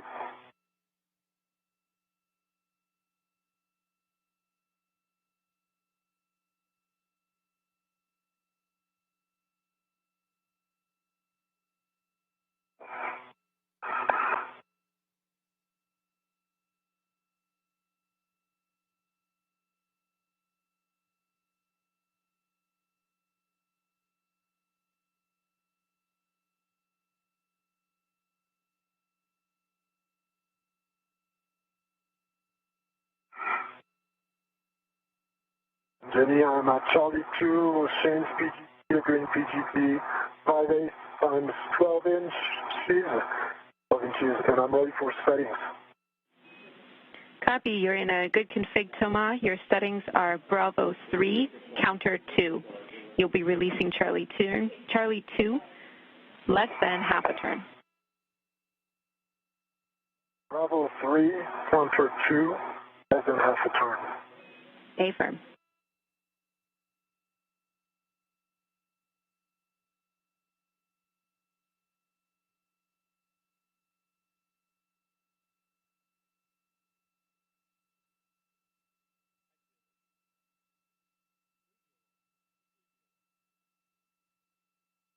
Okay, less than half a turn on Charlie 2. Copy. Half a turn on Charlie 2. You can stow your PGT and translate to Charlie 1. Okay, stowing and moving on to Charlie 1.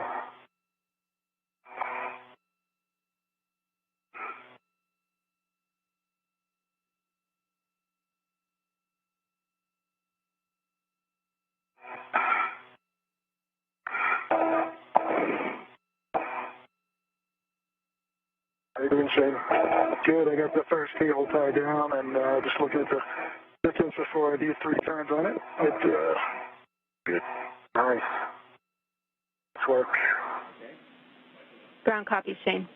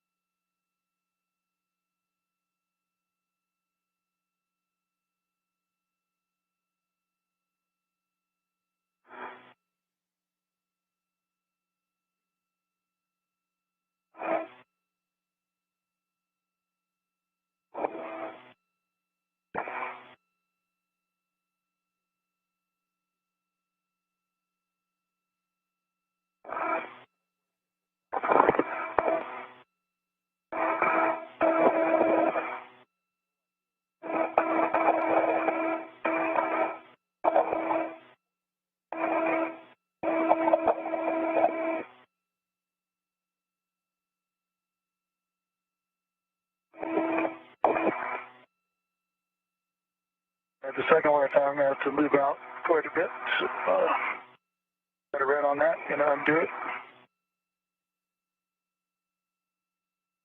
This is Mission Control Houston, approaching the 1 hour, 30-minute mark into today's spacewalk. A good view of European Space Agency astronaut Thomas Pesquet by the flight support equipment, and you are getting a great view of the 2 pairs of folded ISS rollout solar arrays, one of which will be extracted from that flight support equipment a short time from now and moved by Pesquet at the end of the station's robotic arm over to hand off to Shane Kimbrough at the P6 truss of the station, where it ultimately will be installed and mounted in place for its deployment later in today's spacewalk. The International Space Station is flying into an orbital sunrise over the Pacific Ocean, soon to cross the coast of Mexico, flying 258 statute miles above the Earth in an orbit inclined 51.6 degrees to either side of the equator, this track carrying it from southwest to northeast.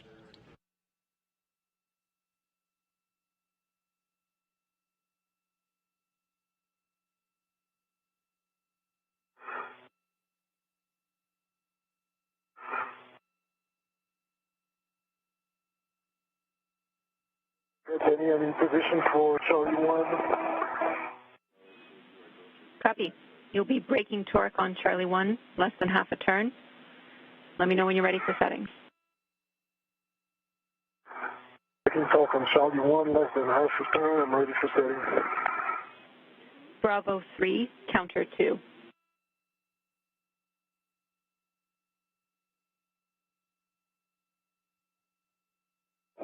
Bravo 3, counter 2.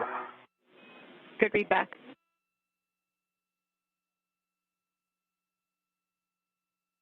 Mark.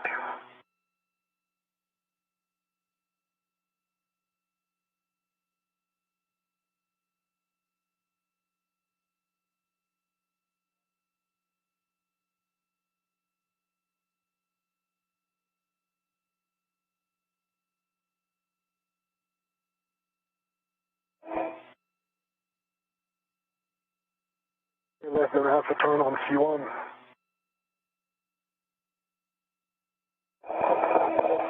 So, let me do that again. I got low torque. Torque of 9.4 for 18.4 is not great.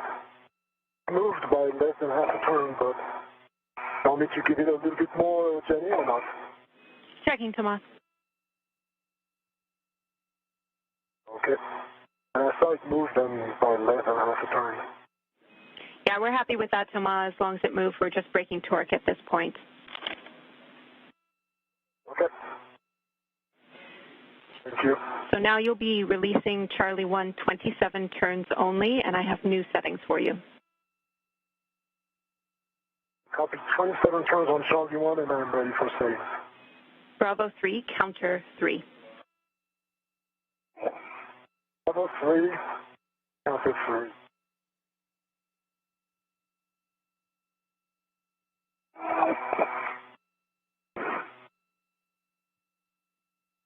And Jenny, I just saw that my PGT in counter 1, so maybe it skipped when I had it set to counter 2 before. It seems like I turned Charlie 1, but I counterclockwise 1, I think. Braking torque. Did you go back at counterclockwise 2? I'm checking for you, Tomas. Thank you. Tomas, you can continue. Again, we just wanted to brake torque there, so as long as the bolt moved, we're happy for you to press. Okay, perfect. So Bravo 3, counter 3, correct? Affirm, those are good settings. You'll be releasing Charlie 1 27 turns only, so not fully released. Okay, looking for 27 turns on Charlie 1. Good read back. If you need the right side cables are done, I'm going for the left ones now. Copy, Shane. The right wire harnesses are complete. You're moving on to retrieve the left ones. Correct.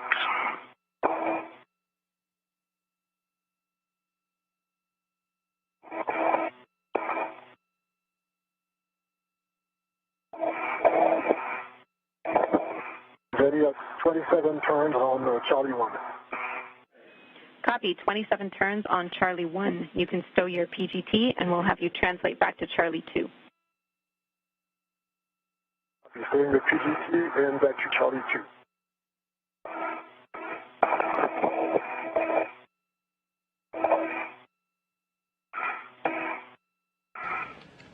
A great view of Thomas Pesquet using his equipment to brake torque on a pair of bolts holding the IROSA solar array in place on its flight support equipment. Meanwhile, Shane Kimbrough at his work site at the P6 truss of the station, the far left side of the backbone of the station, is routing a series of harnesses that will be associated with the power connectors that will hook up the electrical connections for the new solar array to the power system at the mast canister base of the solar array.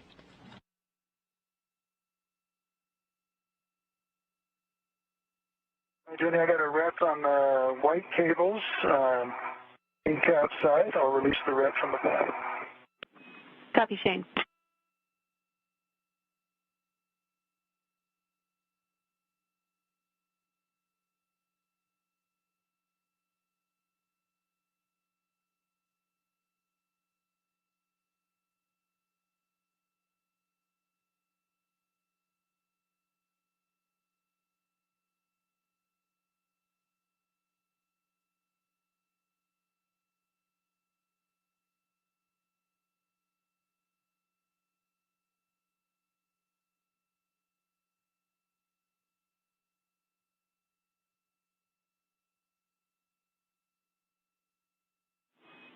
Shane, Toma, I'm back with you after a handover. I copied the RET config for the wire harness for Shane.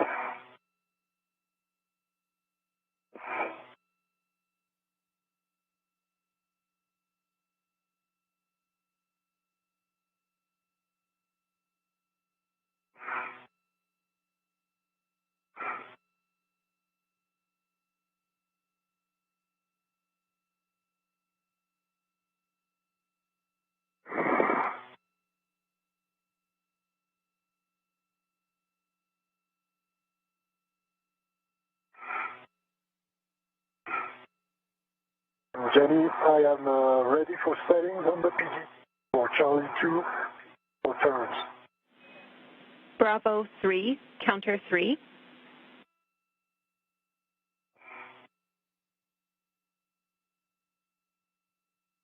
Bravo 3, counterclockwise 3. Affirm, and you'll be releasing Charlie 2, 51 to 54 turns. The bolt will spring out when fully released. 51 to 64 turns, copy. On Charlie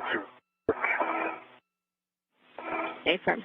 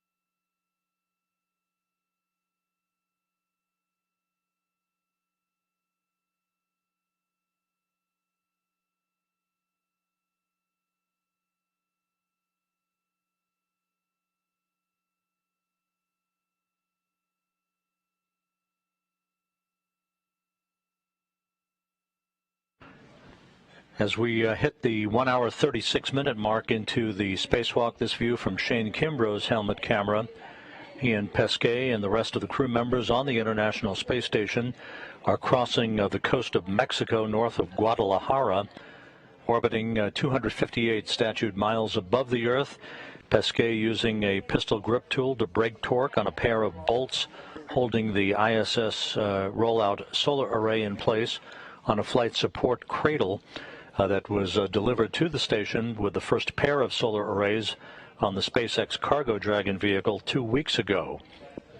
Kimbrough, meanwhile, is routing a series of cables that will ultimately be used to hook up electrical connections between the new array and the electrical ports at the base of the P6 solar array truss structure. Actual was 6.9. At the end, it was very, very low torque. It was higher at the beginning. Okay, Toma, I copy Charlie 2 released with 57 turns. You can stow your PGT. Copy. Stowing the PGT.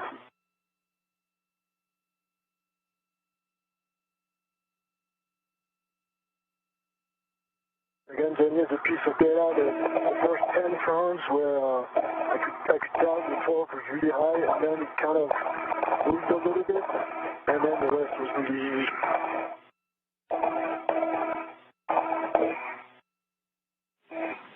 Okay, we copy, Toma, the change in torque you felt when you were releasing that bolt.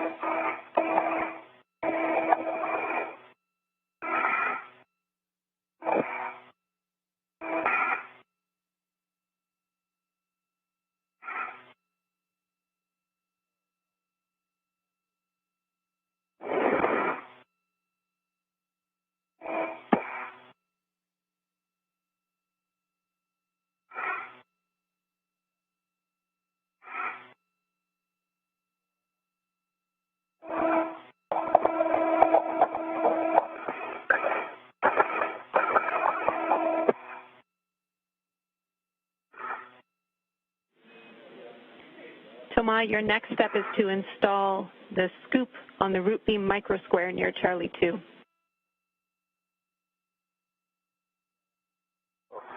Copy, installing the scoop on the root beam microsquare at Charlie 2. Affirm. Yep.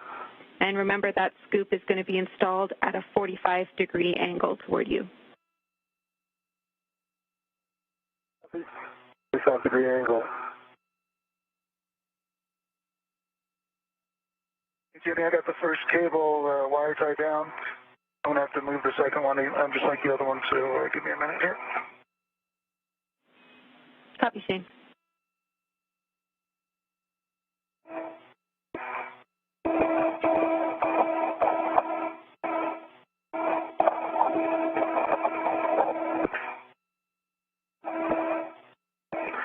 And Jenny, that scoop is at the 45-degree angle. I'm going to take my left back and secure it in place. Copy. We can see that. It looks good. Thomas, you can release your rut.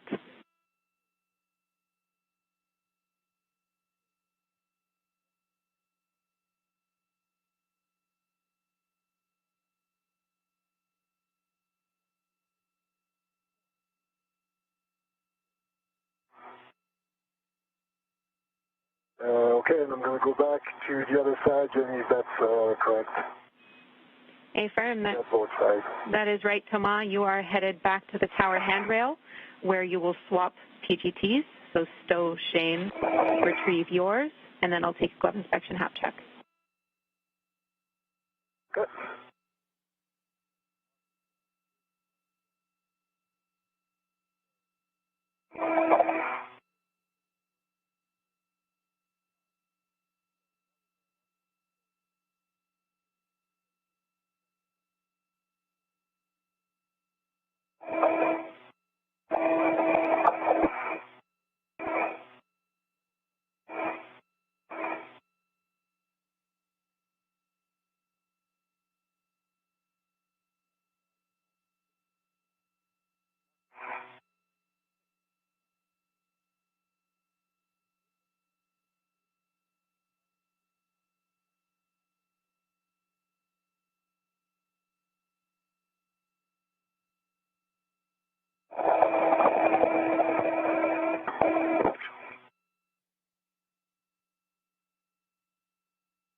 The cable, Shane.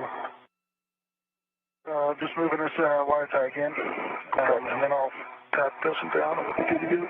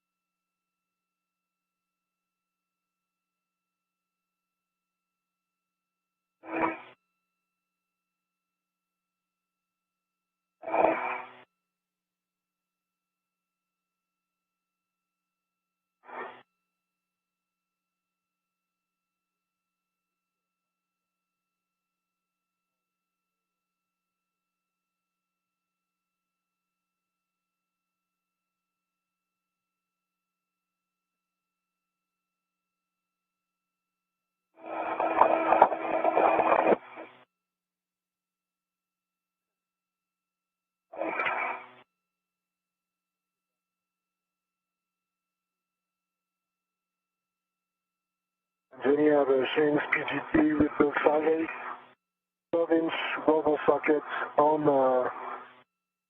handrail 0013 on the tower, and I'll go ahead and retrieve my rod from that PGT. Copy. Good words, Tomas. Jenny, the are down with 2 wire ties on the mid-strut handrail, 1 on the lower strut handrail. Copy, Shane. 2 wire ties down for the left wire harness.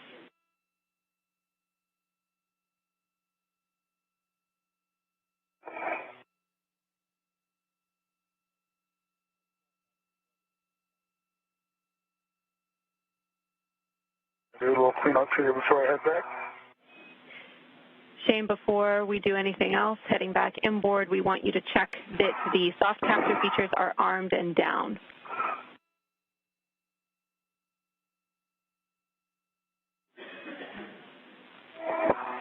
Okay, the one in right in front of me, the left one is not, so I'll put it there. Copy. Shane Kimbrough at the base of the P6 solar arrays that were delivered to the International Space Station. A little bit of sticking up. The first set of solar arrays to arrive at the station back in December of 2000 on the STS-97 mission aboard the shuttle Endeavour. Verified that the strut MLI is clear for iROSA install.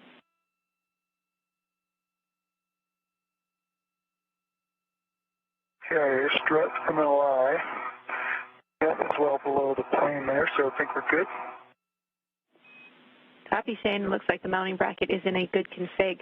So with that, I will have you head inboard, retrieving your green hook on the way. Okay, I'm going to tie up this screw lock bag a little bit better, and then I'll be heading back. Copy. That sounds good.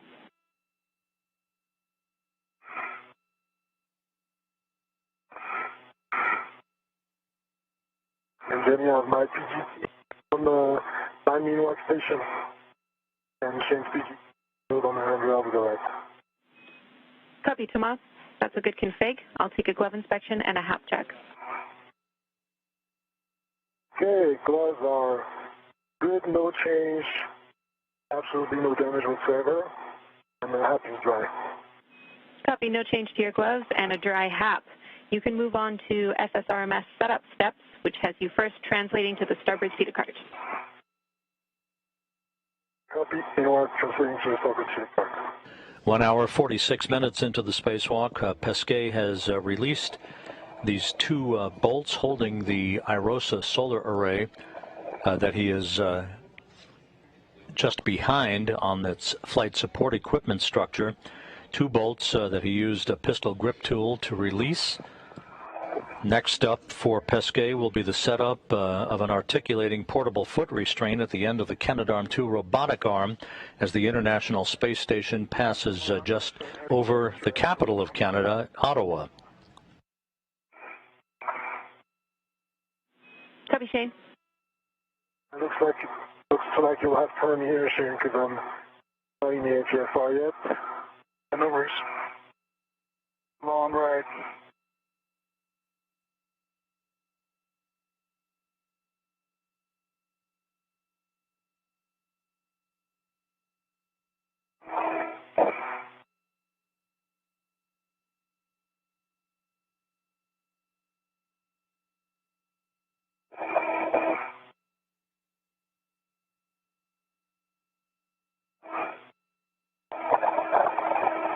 The ISS rollout solar arrays, the iROSA.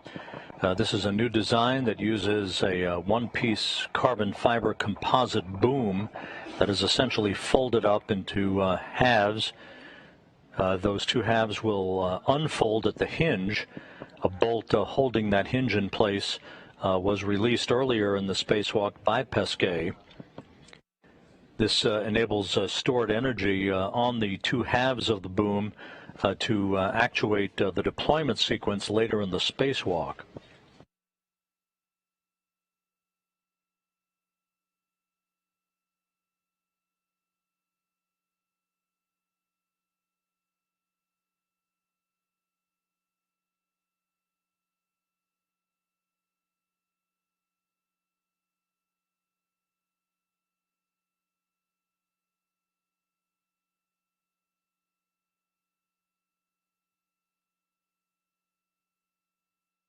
Jenny, on appelle ici la carte. Start with the card. I see APFR in with 5, which is the major-most one. Good words, Thomas. That APFR should have an ingress aid. You're to retrieve it and translate back outboard. Copy.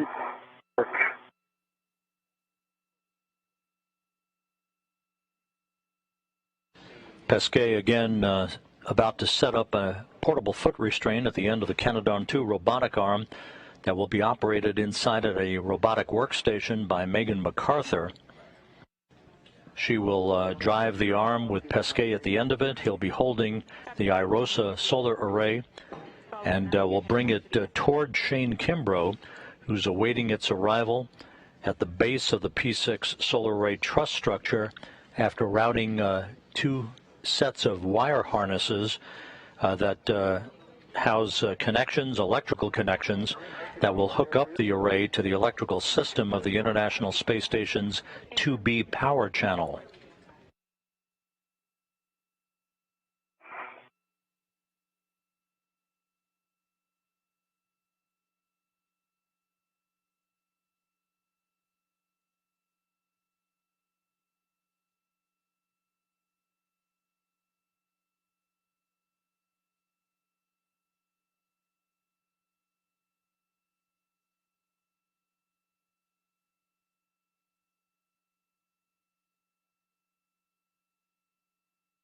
Okay, I have my BRT route on the APFR tether point.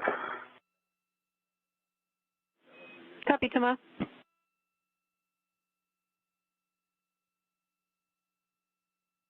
The APFR.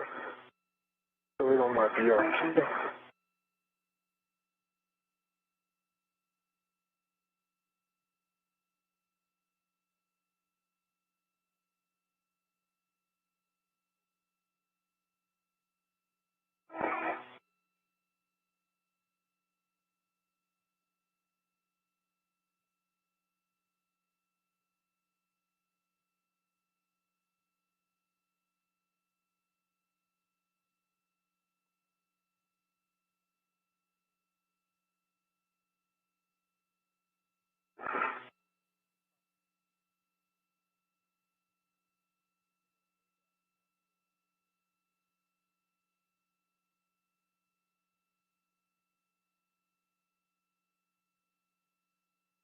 Okay, APFR is on my BRT, and I'm making my way back to the SSE.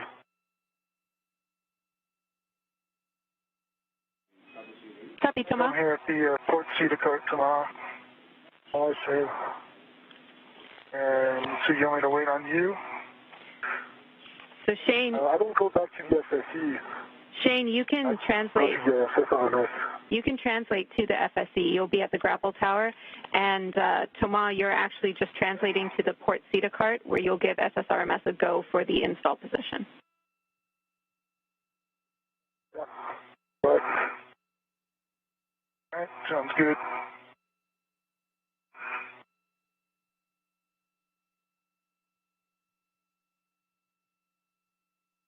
Okay, I'm on the FSE. Copy, Shane.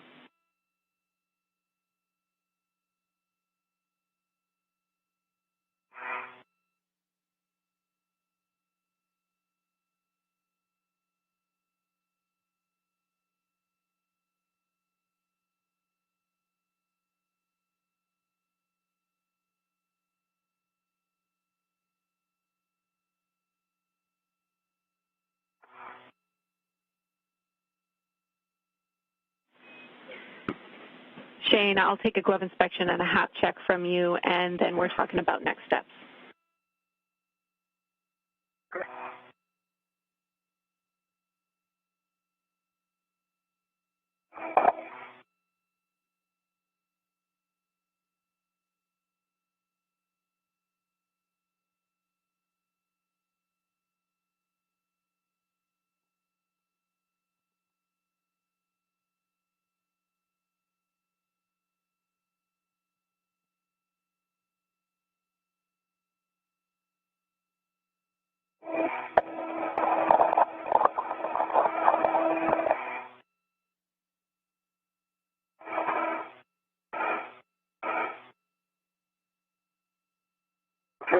report, see the card. I shall stay away from it.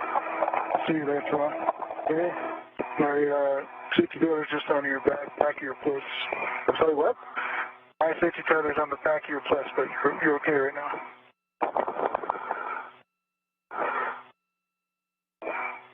Okay, it's going up. There you go. Nice.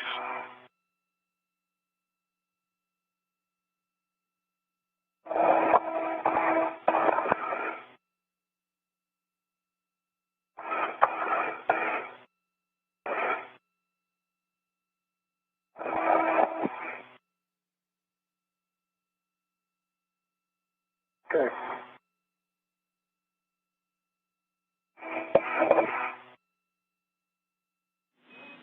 I have a big picture update for both of you when you're ready.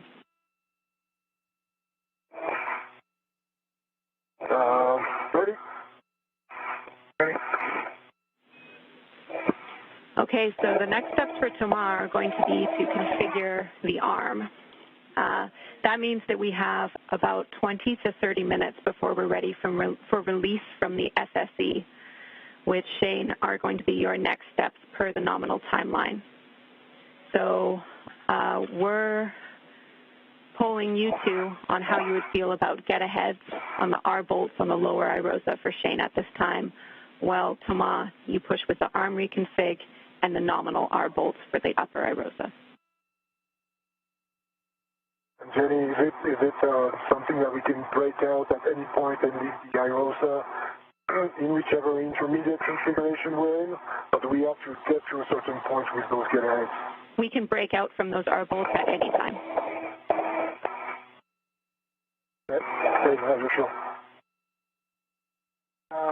I need about 5 minutes here to reconfigure my waist tether. So once I'm done with that, you can do whatever. Okay, copy. That sounds really good to us. And there is no rush. You take your time, Shane, to configure your tethers, and Thomas will push with your nominal steps. Shane, let me know when you're ready. Okay, better. That sounds good. And I'll be ready, Megan, if you're with us. Megan and Mark, I'll be ready for the maneuver to the HFR install position. Okay, Thomas, Megan's ready as well. This public position would be 50 centimeters station zenith. Do I understand correctly that you're go for GCA, or should we wait for other comms? No, go for GCA, and I think Shane is happy to come here for now. Okay, let's start GCA.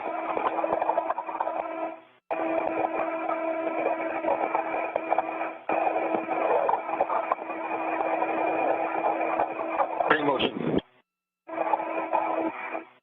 Good motion. Good motion.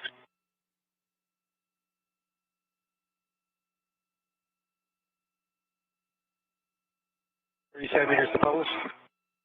Continue.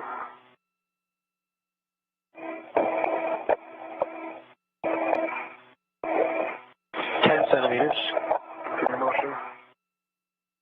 5. You can stop motion.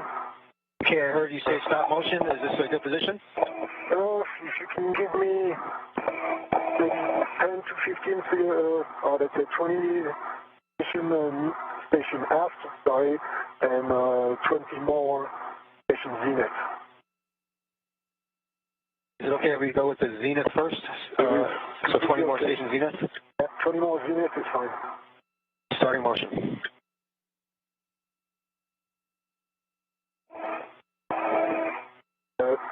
Station zenith. Copy. Starting motion. Good motion. Good motion. 5 to go. Good position, stop motion.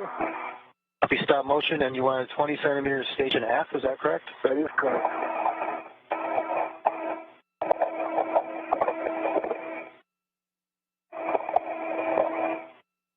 Motion.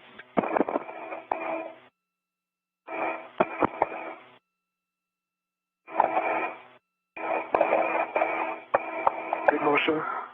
Good motion. And stop motion. Motion. Okay, that's a good position. Sure, GCA complete. GCA complete. Brakes are on, go for APFR install. Copy, go for APFR install. Toma, we understand brakes on. You do have a go to install that APFR. Let me know when you're ready for settings.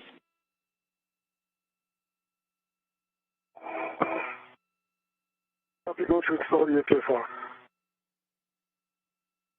Stand by minutes for settings.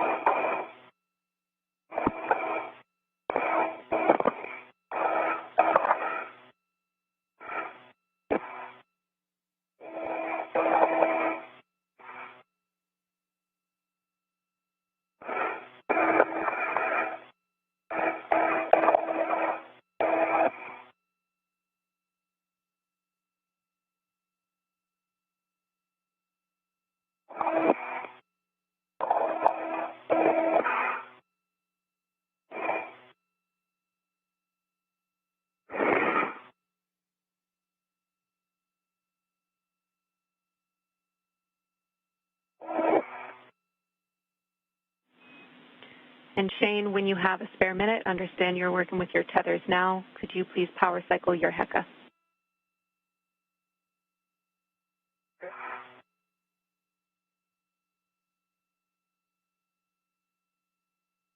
I got a green light now.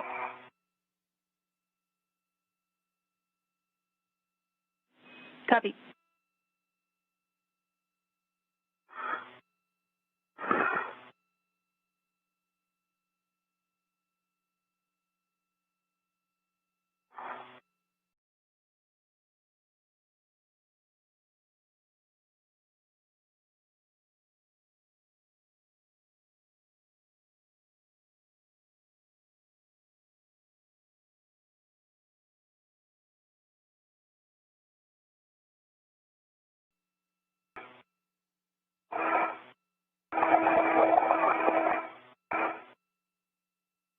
And Jenny, I'm ready for settings on the APFR. Looking for an install, clocking of 12.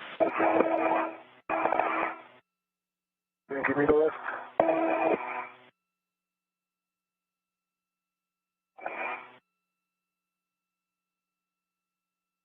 Jenny, go ahead with the rest of the settings, please. Papa, Papa, Fox 6. Papa, Papa, Foxtrot 6. Copy. Clocking of 12.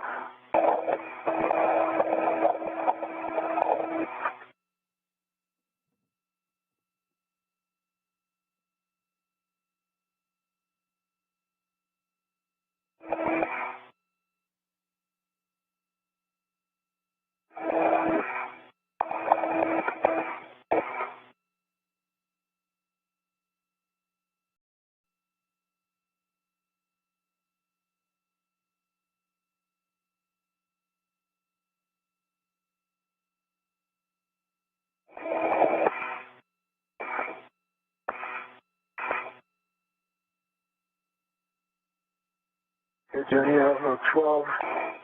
Papa, Papa, Foxtrot 6. And sorry, I have Papa, Papa, Foxtrot 6.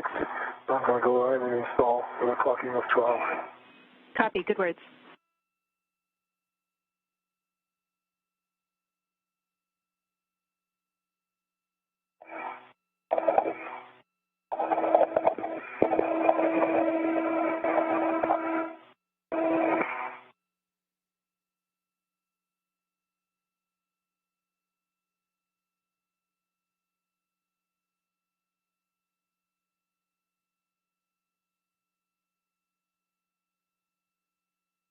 Then you have a clocking of 12, and a good full intact test, black on black, on the clocking color.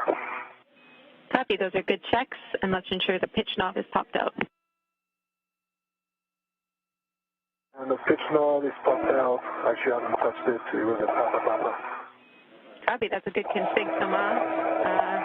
I can talk you through your safety tether swap to the SSRMS now. give me just 1 second. Let me know when you're ready. I will.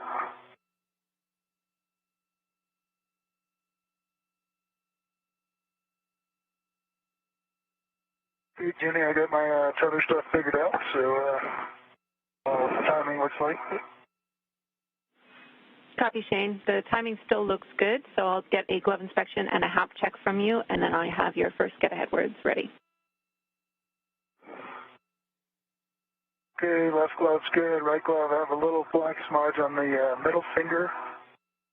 See that? It's a little bit no damage or anything. Looks like just like a grease smudge or something. Copy. Dry HAP. Copy and dry HAP.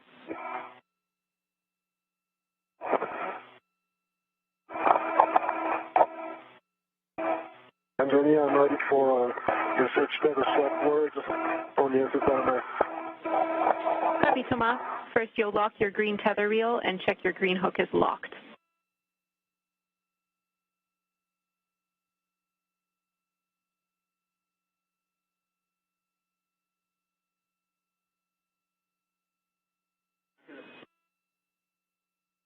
Green reel is locked. And sorry, what was the other check? Check your green hook is locked. 2 hours, 5 minutes into today's spacewalk, continuing to receive breathtaking views of Thomas Pesquet at the flight support equipment structure on the truss of the station, housing the first pair of IROSA or ISS rollout solar arrays, one of which will be installed at the base of the P6 solar array truss structure this morning to begin the augmentation of power capability for the international outpost. Pesquet is about to enter an articulating portable foot restraint he has attached at the end of the station's robotic arm, the Canadarm2. That will be operated by astronaut Megan MacArthur, who will transport Pesquet and the first of the two solar arrays over to Shane Kimbrough at the P6 truss to begin the installation of that array at the mast canister work site location at the base of P6.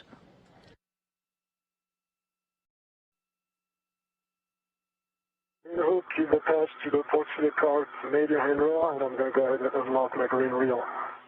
Good words. It's done.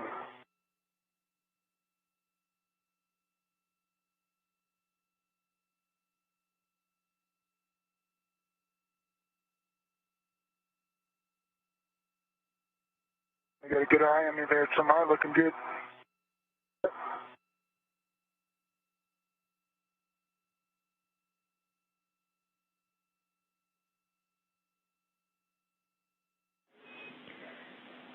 And Shane, we're just finishing up with Thomas' tether swap at this time, but I can send you to the crew lock bag to retrieve the socket caddy. You'll be installing a socket on the spare PGT.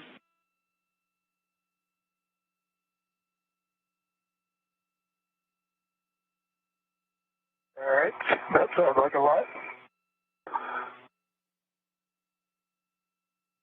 And with that, I think we can move beyond to the ingress position. No, I'll have to expand the ingress aid. Yeah, let's do that now.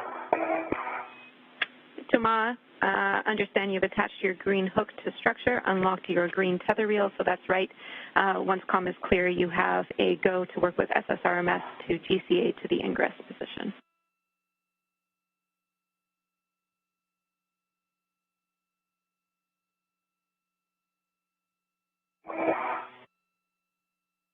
Copy.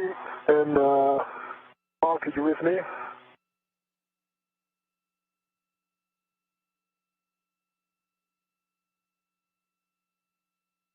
Mark from Thomas. Go ahead, Thomas. I was calling the wrong loop. We've got a published position 10 centimeters station forward and 50 centimeters station nadir, if that works for you. That seems to be perfect. So with that, you can start a GCA. I think it's a GCA. Affirmative is a GCA. With that, we'll consider that start GCA. That is a start GCA.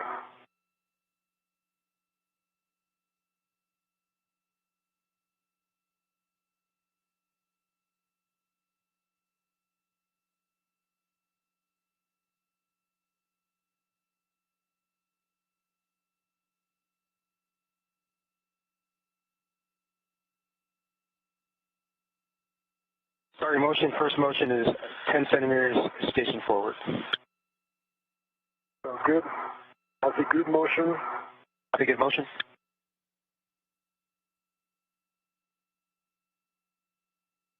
Okay, to my correction, we're going 70 centimeters station nadir. Copy 70, and this is good motion, station nadir. It's a good motion. Thank you. Stop motion here, Mark. Good motion. Alright, looks like I can enter the HFR from here without too many problems, so I'll call that GCA complete. Copy, GCA complete. Brakes are on, go for APFR ingress. Copy, brakes are on, go for APFR ingress. Understand brakes. Jenny to Shane, hey, Understand brakes on. Toma, I'm going to get you to attach your waist tether to the APFR, and then you are go for ingress. And Shane, I'm back with you. You're installing the 7/16 6-inch wobble on the spare PGT. Okay, and I was just going to call you and see about the timing, because it seems like you get pretty close, but maybe I don't have a big picture. Yeah, so big picture, I can fill you in there. We still have a couple of arm motions and also those bolts which require 245 turns. So those will take a couple minutes each. And since we can break out of doing the R bolts at any time, we still think it's worth getting one or two. But we're keeping an eye on things. Let us know if anything changes for you. Okay, so I'm going to put this 7/16 6-inch wobble on the spare PGT, is that right? That's exactly right. Copy.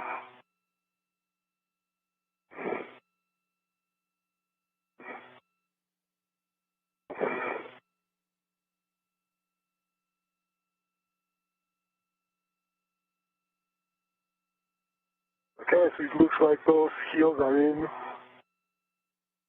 That's what it feels like.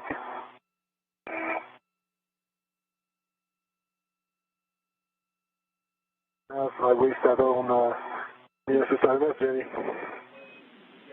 Copy. And if your tools and tethers are clear and your ingress aid is stowed, you can maneuver to the back-off position. My ingress aid is stowed, tools and tethers are cleared. There's a Shane set tether here, but I'll try to keep it out of the way. And Shane, I don't know if you have a visual. I don't know. I can be there in just a minute if I break it or this. I'll just have a look that your set tether is clear and everything's looking good. See the line here.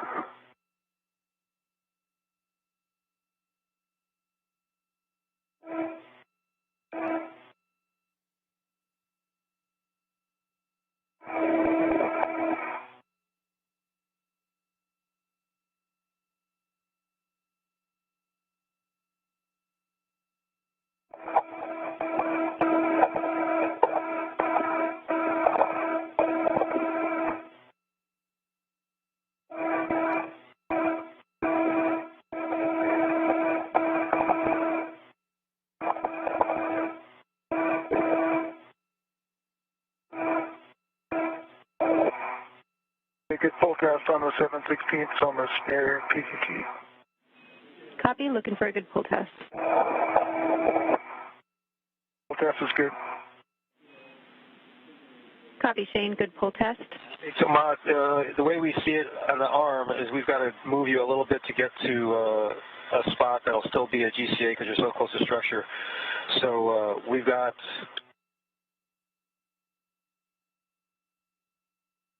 about 30 centimeters to do as a GCA, and then after that we'll just do a manual back-off maneuver.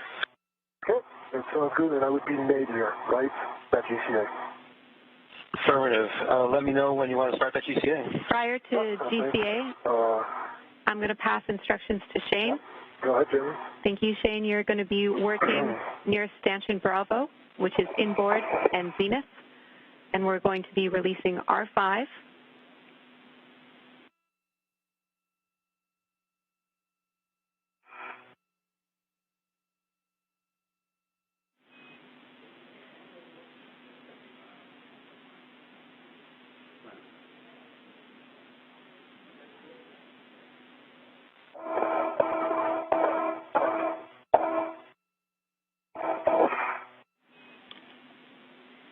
And Shane, I can hold on settings for you until you're ready. We're about 20 seconds from handover as well.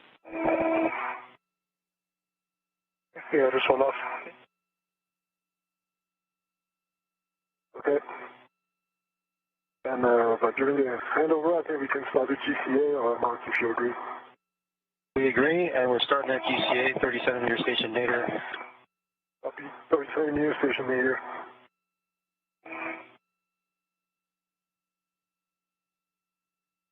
Two hours, 15 minutes into today's spacewalk, Thomas Pesquet and Shane Kimbrough are working together on different tasks, but essentially it's all the same work to prepare for and conduct the release of a series of bolts for the IROSA, or the ISS Rollout Solar Arrays Boom Deployment System,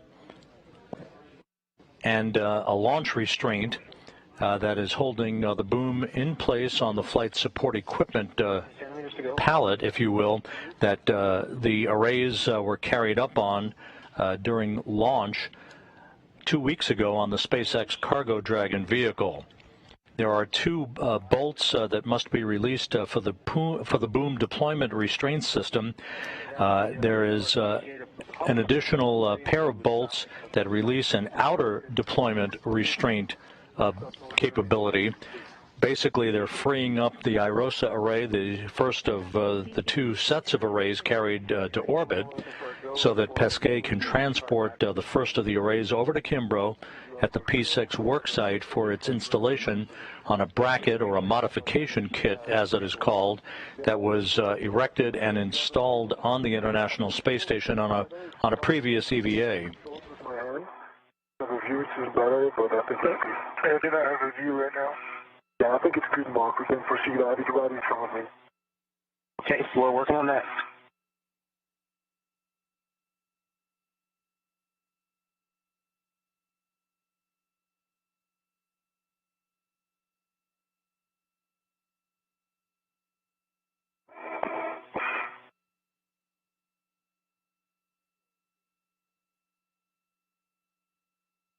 And we're starting motion, Thomas. Away from the station.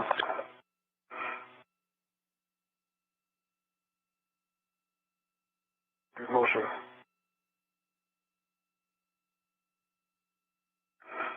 And just a reminder, this is not a GCA, so the comm is still open. We agree. Shane, let me know when you're ready for PGT settings.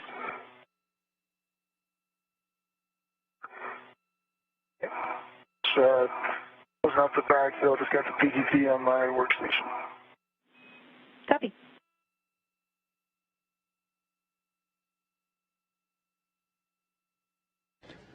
Inside the International Space Station, NASA astronaut Mark Vande Hei has joined Megan MacArthur at the robotics workstation.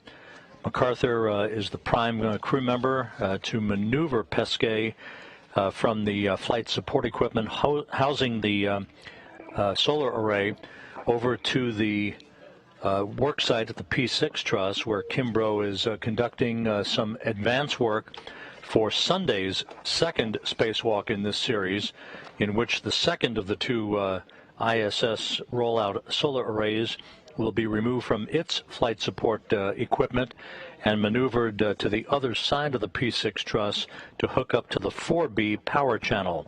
Today's work involves hooking up the first of the two solar arrays to the 2B power channel on the P6 truss.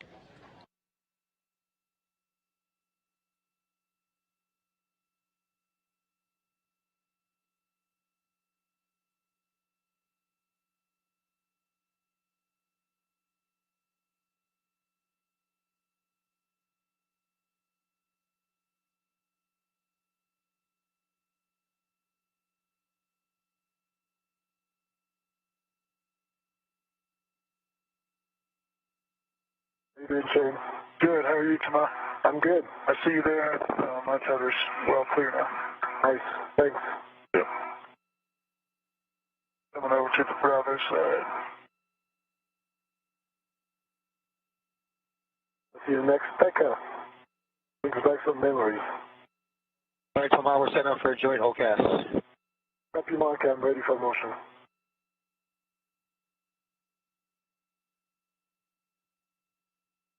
Okay, Jenny, direct me to R5, please. Copy. R5 is at stanchion Bravo on the route beam close to the FSE.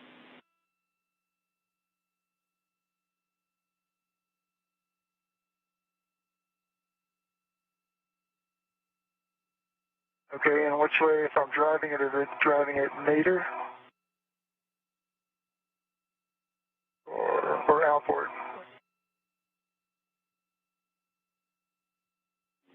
The bolt should be pointing toward you, Shane.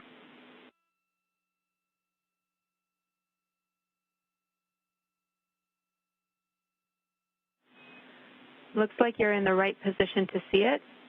And I'm on the zenith. A-firm, you're on the zenith. Label? Zenith inboard side. So it's on the route beam facing you, close to stanchion Bravo. Correct.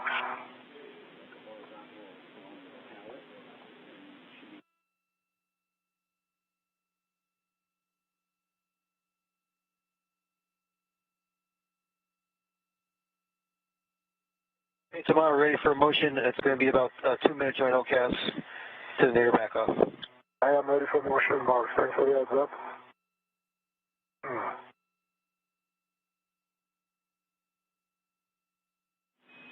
I don't see it there. Is it in between the stanchions, you think, Jenny? It should be in between the stanchion and the POA on the route beam. And it should be just closer to the stanchion than a handrail, which is also on the route beam. I see a ball right next to the handrail. Is that it? A-firm, that should be it.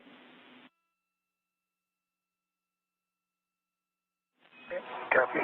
And that should be BRT setup. that should be labeled, Shane, if you can get eyes on it.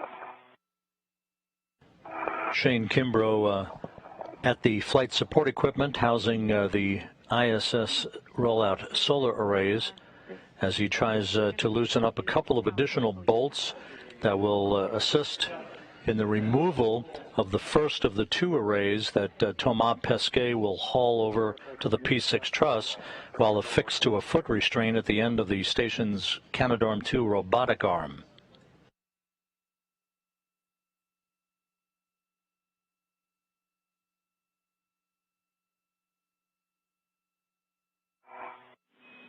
And a 2-minute heads up for you guys. We're headed toward a night pass.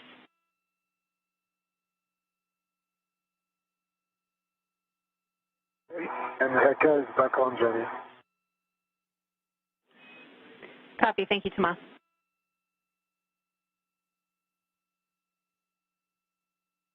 Okay, Jenny, I'm ready for settings. Bravo 2, counter 2. And you'll be releasing that bolt 18 to 20 turns. It'll pop out when released.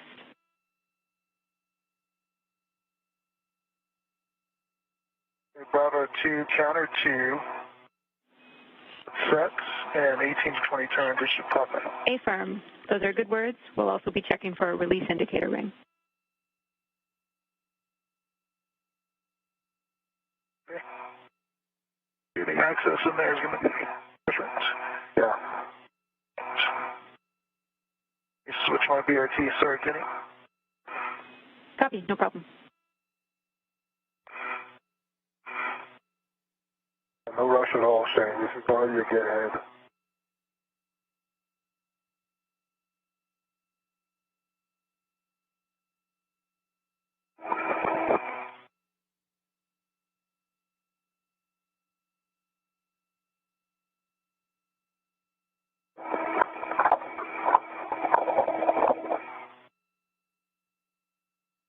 All right, so our next step will be a GCA to published. The published gives you 75 centimeters, which is body in, 75 centimeters body in. Does that work for you? Works fine for me, Mark. Okay, I'll wait for your command to start that GCA. Okay, you can start GCA. Okay, starting GCA.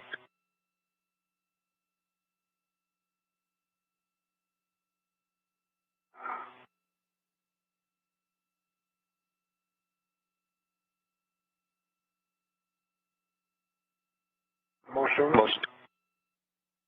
Copy, good motion.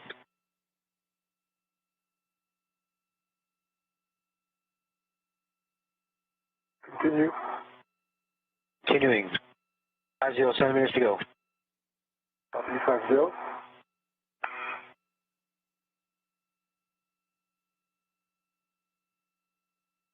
Twenty-five centimeters to go. Motion, Mark. Motion. I think that's good as far as body in, but I'll need, since I'm expecting R1 or 2, R3 or 4, I need some station forward or motion towards my head. You're good? Oh.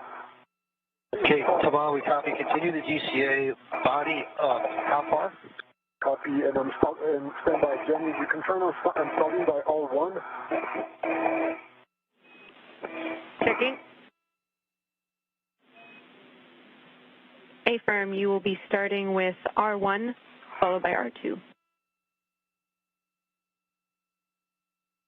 Okay, because I'm actually now in a good position for R3 and R4, but I'll go ahead and DCA 50 centimeter head direction for R1. Tama, was that 15 or 50? 50, really good clarification marks. 50 centimeter motion body up. Break, Tomas. Stand by, Mark. Tomas, stand by on the GCA. You can also do R3 and R4 if you're in a better position for those now. Save the GCA. I'm actually in a good position to do this. So with that, Mark, I'll call GCA complete for now. Copy, GCA complete.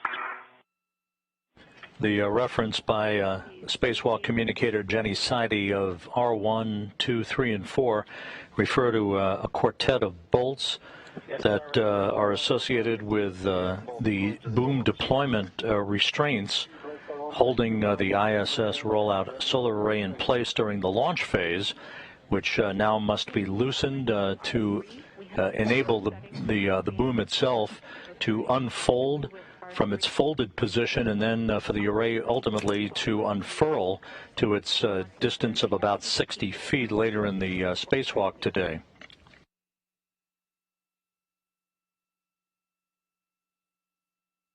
Copy. Alpha 3, clockwise 3, and PGT 30, should be 0. Good words. Jenny, I can't reach that R5 with any position I've found so far. Copy, Shane. We're talking that. The POA blocks me here. The POA blocks. Right. Jenny, I'm going to go ahead and start all 3. 245 turns, is that correct? 245? A-firm, 245 turns on R3. If you call out your turns, we'll keep it in sync with you in the ground. Okay.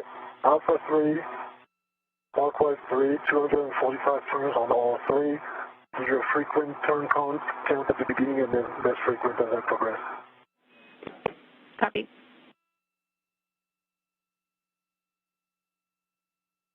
All right, 3, 4.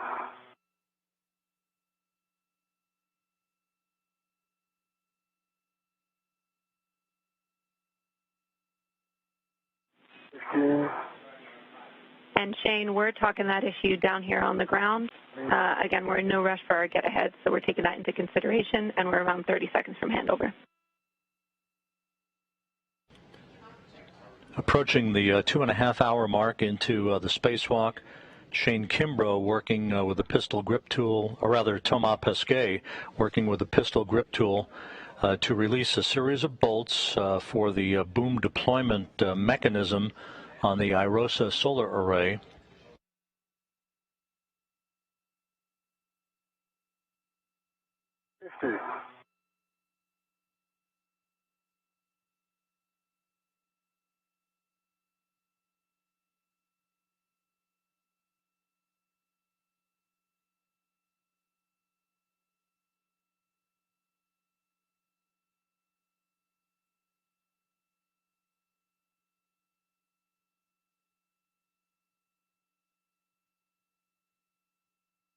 Shane. I'm good. I'm just hanging out. I can't access this bolt, so they're thinking about it. Yeah, that's what I was hearing. I didn't see it when I was there. It's just too deep, and the power blocks me getting in there. You think we can get to it once the upper iRosa is gone? I think we'll need a longer extension. Oh. And we're back with you after the handover. Shane, we copy. You think you might need a longer socket for that bolt, is that right? Yeah, it's going to have to be, like, I don't think 12 will get there. I think it'll have to be longer than that. Okay, copy.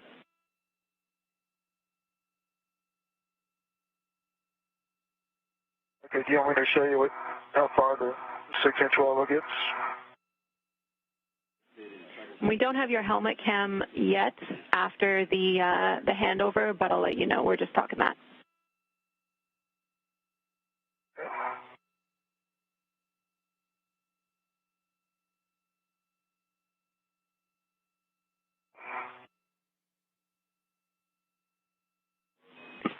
50 turns.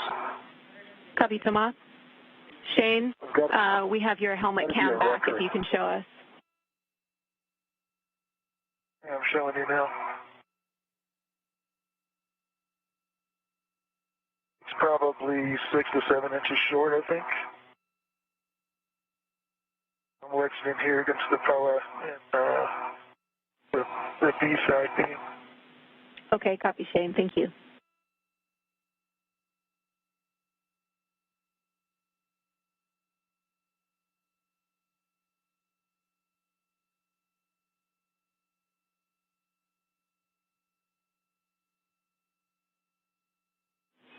And Shane, do you think any reorientation of the PGT would help? I understand you've tried a lot of different positions. We just want to be thorough here. I mean, at least with my reach, I can't get the PGT any closer than this, no matter what orientation is. Doesn't matter. That's not the limiting factor for me. Okay, I copy, Shane. Thanks for letting us know.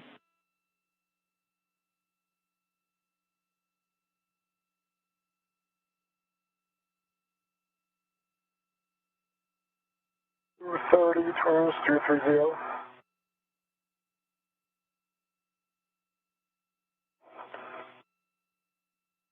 Four, 0, 1, 2, 3, 4, 5. 245 turns on R3. I'm not in a position to see the indicator right now. Nope, can't see it.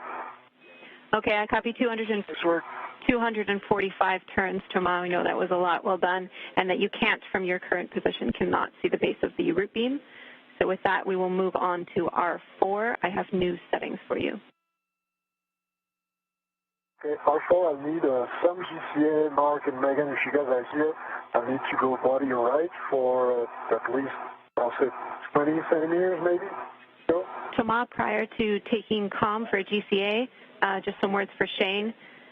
We're not sure if the longer socket would help with reach, but at this point we're going to send you back to the crew lock bag to do a socket swap to the 12-inch socket and assess that reach, and that'll be the only get-ahead that we're working in this time. Okay, copy. As we follow along with Pesquet and Kimbrough, not only are they working to release the final bolts for the first of the two solar arrays, the iRosa arrays that are housed on the flight support structure.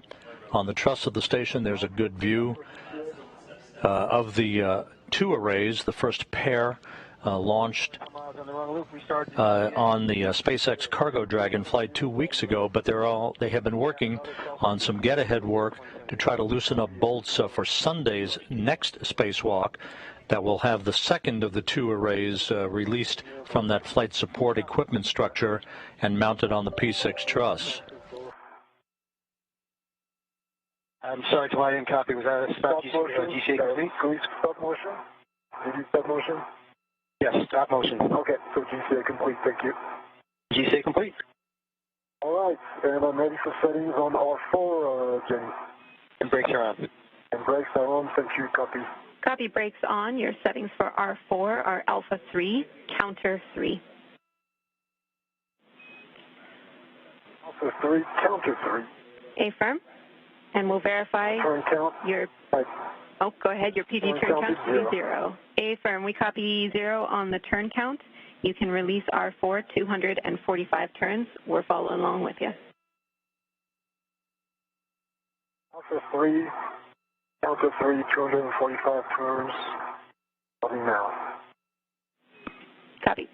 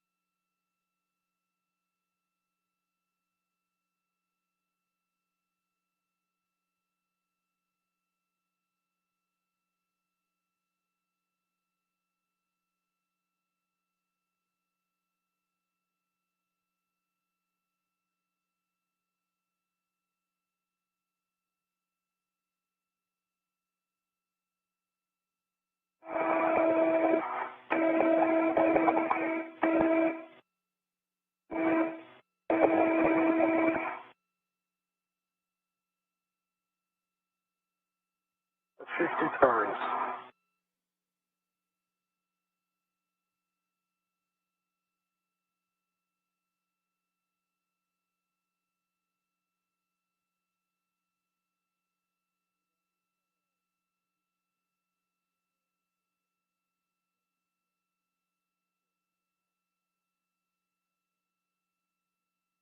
Five.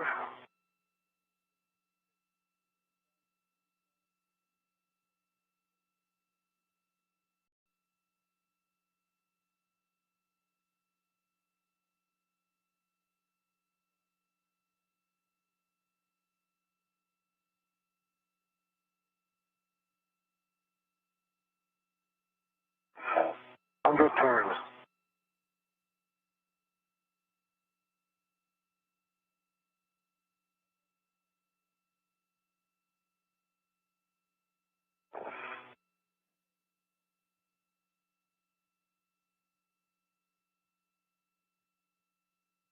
Two hours, 37 minutes into the spacewalk. Pesquet and Kimbrough still working to release the final bolts that will free up the first of the two IROSA solar arrays from its flight support structure.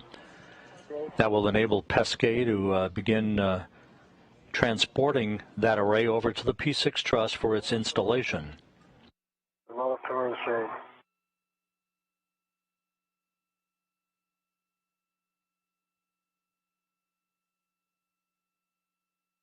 Five zero.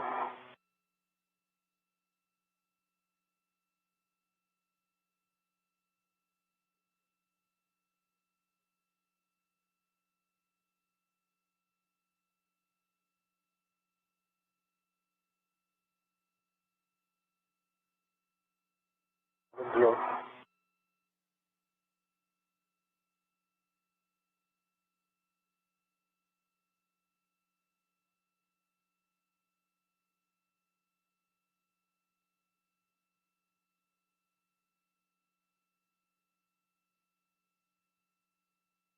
Nine zero.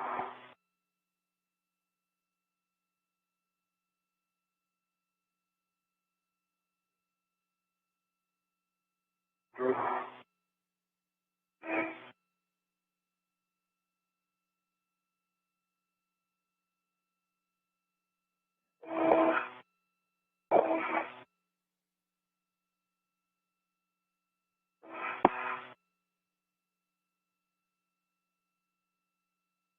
Thank you.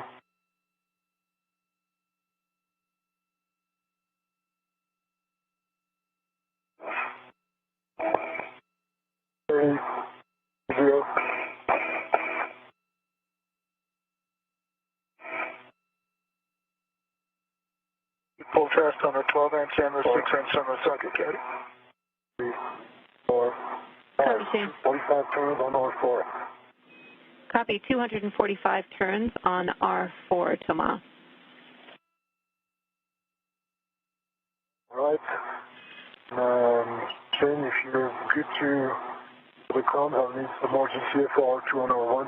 You got it. All right. Mark, you ready?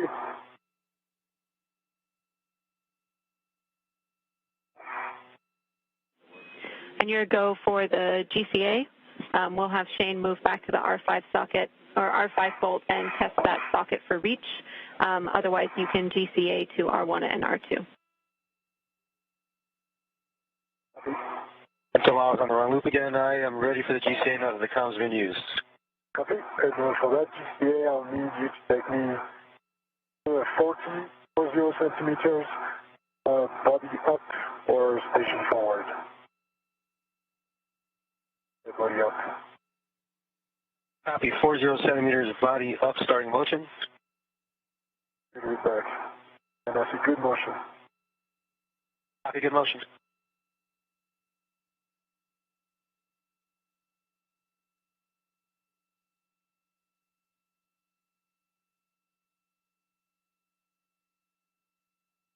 Stop motion. Stopping motion. That's a good position. GCA complete for R2. Copy, GCA complete. Brakes are on. Copy, brakes on. Understand. Benny, do you have settings for me for R2? A-firm, your settings for R2 are alpha 4, clockwise 2. Alpha 4, clockwise. Copy. A-firm, you'll be releasing R2, 10 to 13 turns, and the bolt will spring out when fully released. Copy. Alpha 4, clockwise 2, 10 to 13 turns on 3 on R2. And for R2, stand by, Thomas. It's alpha 4, counter 2. Alpha 4, counter 2, good catch. Alpha 4, counter 2, 10 to 13 turns. A-firm, 10 to 13 turns. Good work.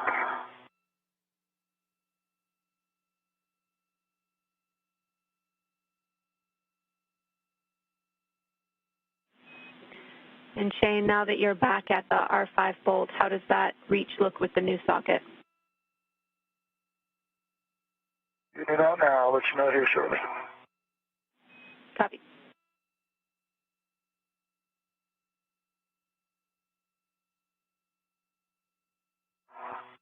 Jenny, R2, popped out. Got 10 turns, R2. Copy. 10 turns, R2 released. Now we're looking to release R1. Need to do the BDS on that side or go to R1 now? So you can do the BDS now that you've released R2, or you can do them both together afterward. It just depends on your reach with the arm. Okay. I'll do R2 now that I'm here. I might have to move to get to R1.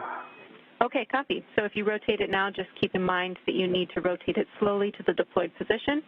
And after rotation, it might not rest fully on the blanket in the rotated position. Copy. Rotating slowly to the deployed position. Good words. Jenny, I can barely get there, but I think once I get it on, I'll be able to turn it. Okay, copy, Shane. Alarm, you want me to turn? We have time to do that bolt now. So your settings are Bravo 2, counter 2. That's it. You'll be released. Slowly but surely, Thomas Pesquet is rotating the boom deployment system handle. Release indicator ring. That will ultimately enable the array to be unfurled,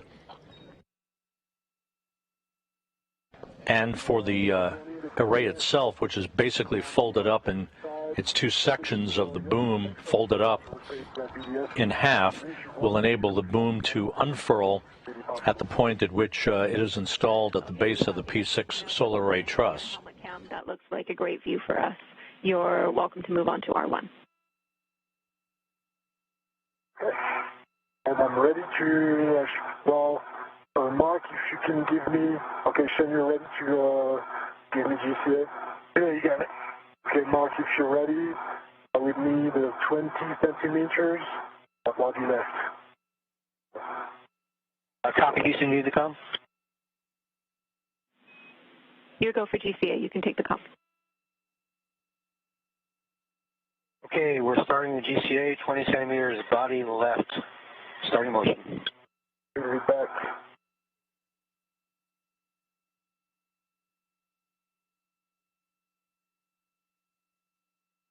You have good motion? I got good motion. Good motion.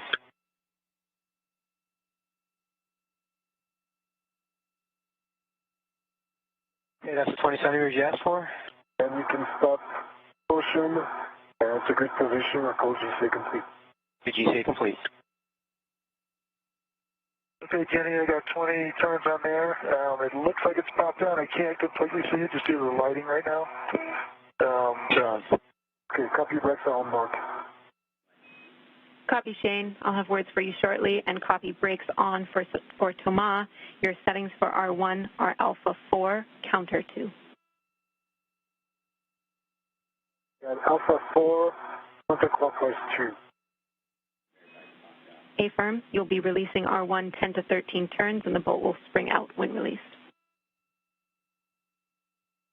13 turns, and the boat will spring out. It'll work.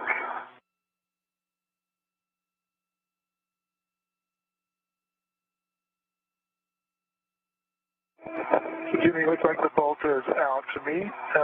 Get some little better lighting here.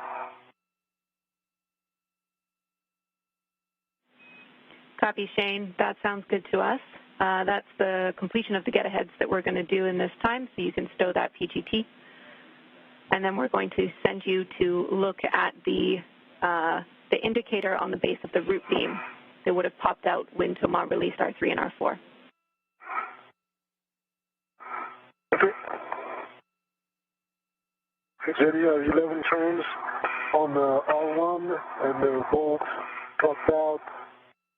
It looks fully released.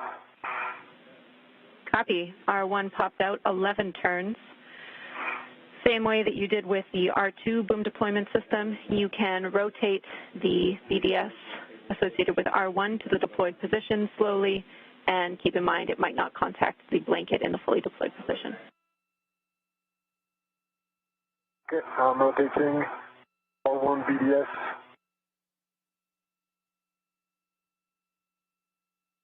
Jenny, where would you like me to go? Checking.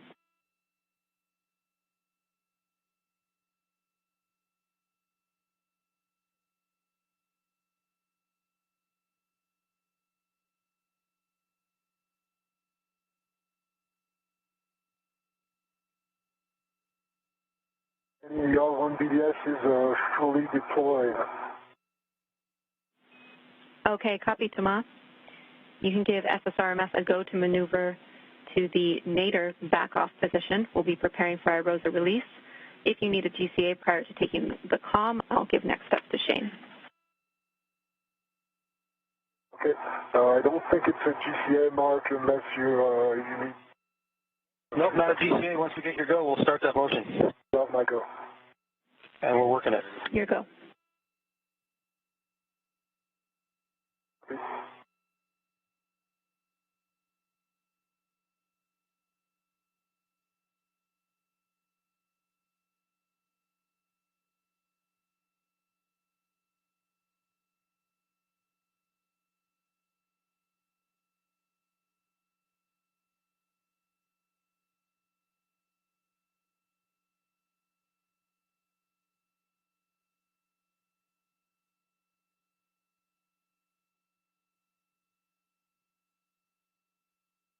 Motion.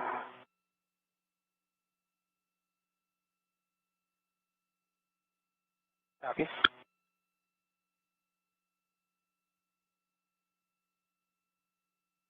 Two hours, 50 minutes into today's spacewalk by Thomas Pesquet and Shane Kimbrough. The bolts holding the first of the 2 ISS rollout solar arrays have been disengaged. The boom deployment system handles have been properly configured. You see Thomas Pesquet in this view with the red stripes on his suit at the end of the station's Canadian-built robotic arm in a foot restraint as we await the actual release of this solar array from its flight support equipment structure.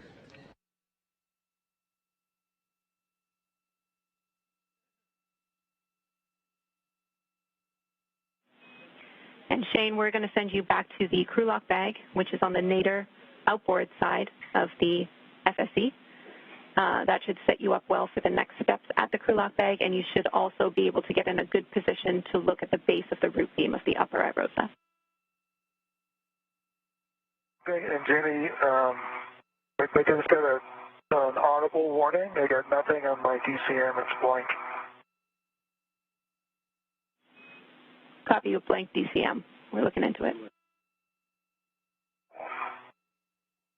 Did you status it? What's that? Did you status? I can't see anything. It's blank. Like it's off.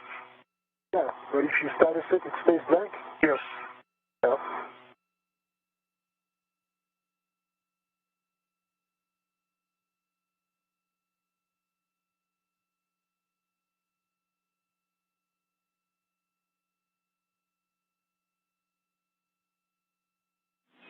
Shane, confirm that your DCM is still blank after the status. Correct. Copy. And looks like it's off. Contrast to max.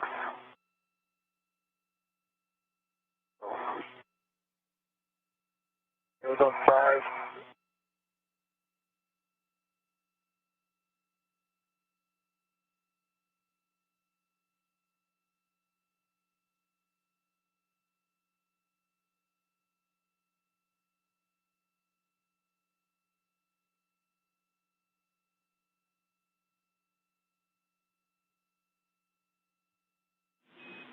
And Shane, whether you go forward or back on that switch on your DCM, it's the same result?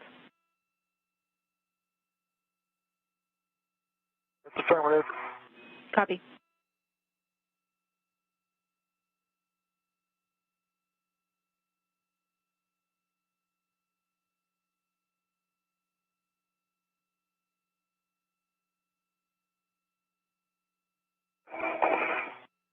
Mark, I was still moving. I have a hard time actually realizing because it's slow and it's at night. Hey, Tom, yeah, we're setting up for a joint OCAS, and once we're sure that Shane's okay as well. Okay, sounds good. So for now, we're staying in that position. And we're going to set up the joint OCAS, but we won't execute it until we confirm with everybody that we should. Sounds like a good plan. Ground copies, we're working it.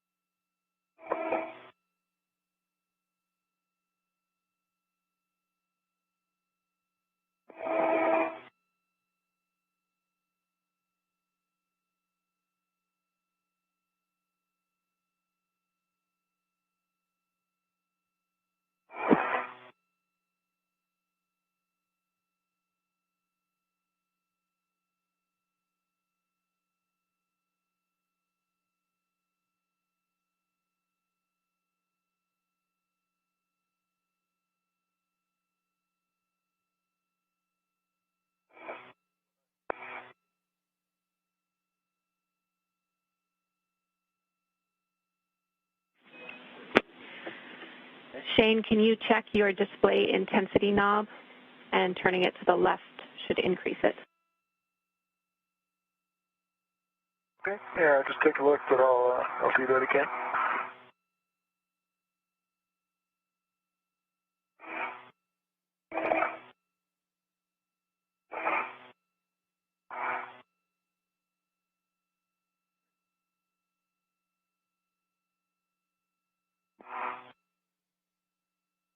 Okay, it's fully to the left and nothing. Copy, Shane.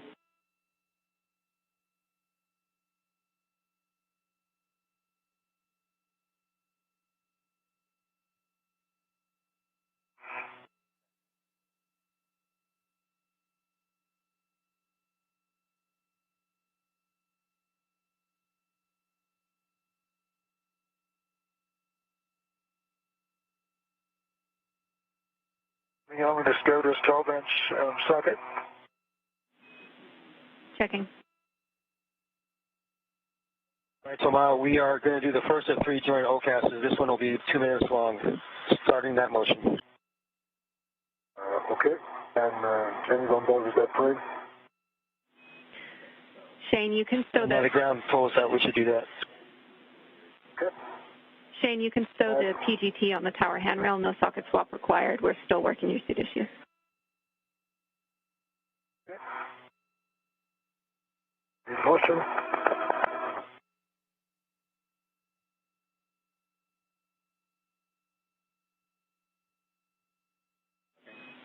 Additional words for you, Shane. We're going to put the socket back on the socket caddy while we're working this issue.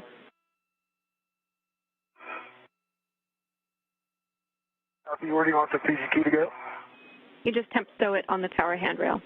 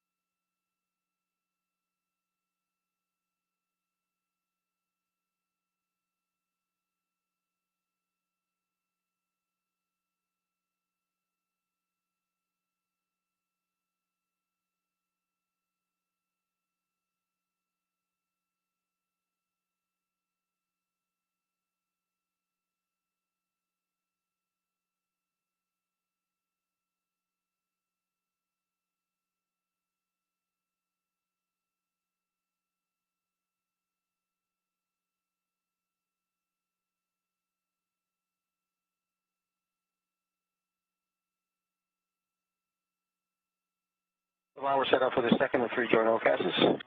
Copy.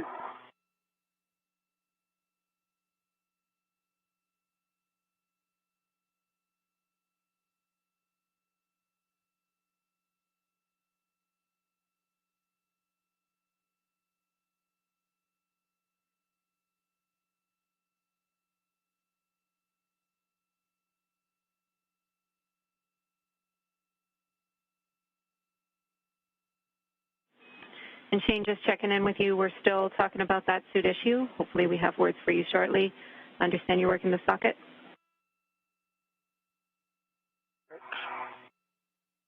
Got the PGTs on the handrail and working the socket now. So while we're starting that second of 3 joint OCASs, this one is 3 minutes.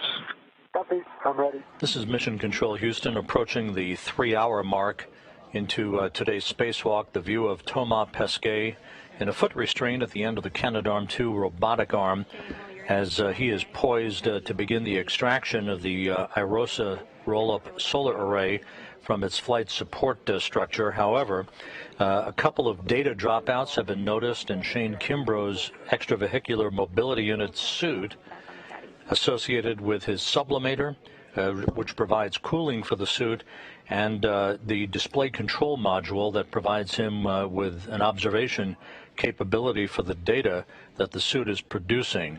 This may only be instrumentation at this point, but we're double checking to make sure that there's no issue that would prevent the array itself from being extracted from its flight support equipment. How are you doing, Tomas? I'm doing good. I'm passing right overhead from you. Doing cool.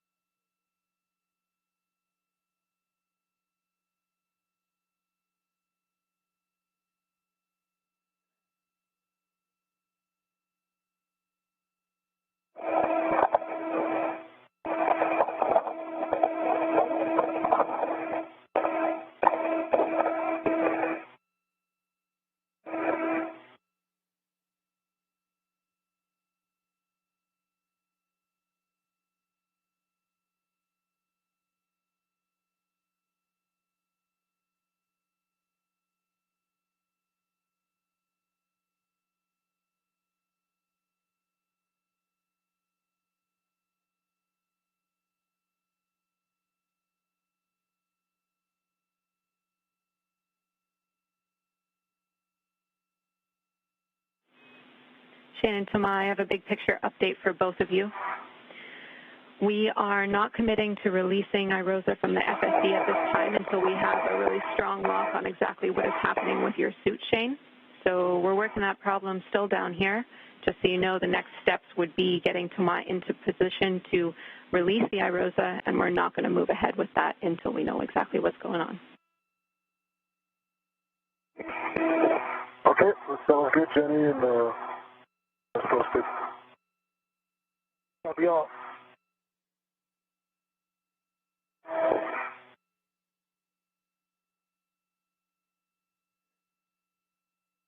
Jenny, just on my essay, if we had to do a warm restart on Shane's DTM, you would have to go back to the airlock and hook on the SAU, correct?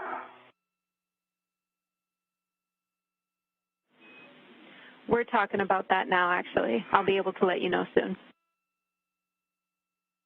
Yeah, sounds good.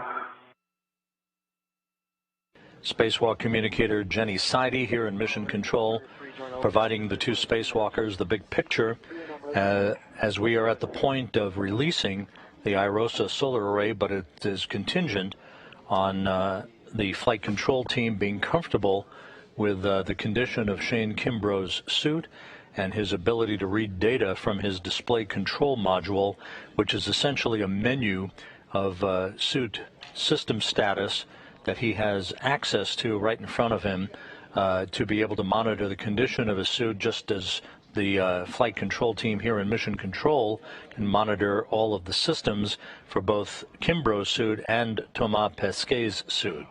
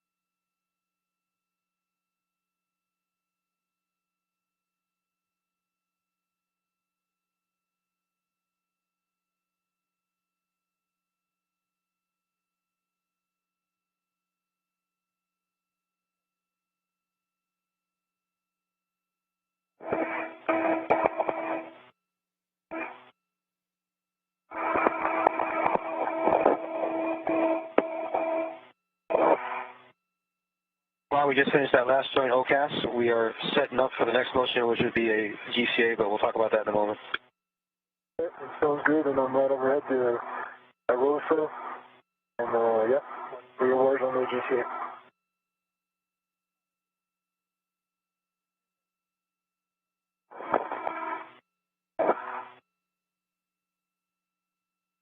Oh, there you are, come on.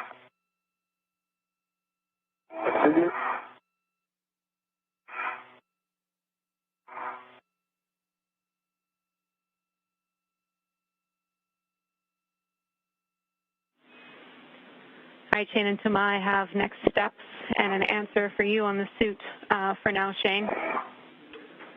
What we are going to do is have you return to the airlock at this time and connect to the SCU for a warm restart. Then we can assess the sublimator P issue, but we think that that will at least help us diagnose and get a good feel for exactly what's happening with your DCM. Tama, we are going to continue with the nominal procedure and hold until Shane is back and we sort out what's happening with his suit. Copy. Sorry, Shane, that you have to go back by yourself. No problem. The words from Spacewalk communicator Jenny Seide to the crew outside the International Space Station. The decision by Flight Director Ron Spencer here in Mission Control to have Shane Kimbrough return for a few minutes back to the Quest airlock to hook himself back up to an umbilical and do a restart of the display control module, which is a data center, if you will, attached to his extravehicular mobility unit. Ron Spencer, with his back to the camera in the blue shirt, Drew Feustel, veteran astronaut and veteran spacewalker, talking to Spacewalk lead officer Keith Johnson in the back row. As they prepare for the next set of steps, this is essentially a diagnostic effort to restart this display control module, which is important, providing data to the crew members while they are outside in the void of space. Come on, we'll tag up. Actually, we can tag up right here. So Houston Station on 1. Just want to make sure we're in sync. We're going to go ahead and execute step 12 of the robo procedure to get Toma to the IROSA Zenith manual maneuver, or IROSA Zenith position, and want to check with you all before we press. Yeah, Station Houston, you are correct. We'll have you finish up 11 and 12. That would have us in a good position if we were needing to execute any additional steps to assist Shane, but for now that also puts you in a good position to continue procedures, nominal procedures. And Shane will go back to the airlock. We'll get him on the SU. We're going to check out a restart on the DCM, and we'll go from there. So we think that puts us in the best config to sort out the problem and then decide if we're going to carry on. Shane will be in a safe place. Okay, Toma, we're standing by for your command for the GCA. Okay, and Mark, just to clarify, you confirmed that in case I had to go assist Shane, I would have to egress the arm here at the FSC and climb down on a pull-up. Is that correct? Or climb down on a cedar cart? You would provide this GCA and then egress the APFR in order to assist EV2. Because there's really not that many good handrails for me to egress at the SSC. I mean, on that space that I'm on. I think it's doable, but I think better egress would be at a cedar cart before we started all this. But okay, now that we're here, I'm ready for GCA to the SSC. We copy all, and we understand we're putting ourselves in the best position. Copy your comments about the necessity to get off the arm if we are in that case, Toma. I just want to remind Shane, again, heading back to the airlock, about that adjustable, which is on the thermal cover that he's going to have to remove in order to get back in there and connect to the SCU. Thanks, Jenny. This is Mission Control Houston. The big picture here is that Shane Kimbrough is in absolutely no danger whatsoever. He is fine out there, just simply making his way back to the Quest airlock, to the crew lock section. We'll hook his suit back up to an umbilical and do a restart of the display control module, which is a data center, if you will, providing information to him while he's outside of the International Space Station on the condition of suit systems.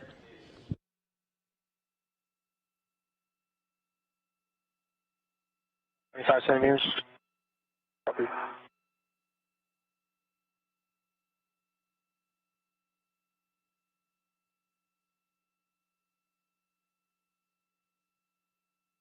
And Copy. 5.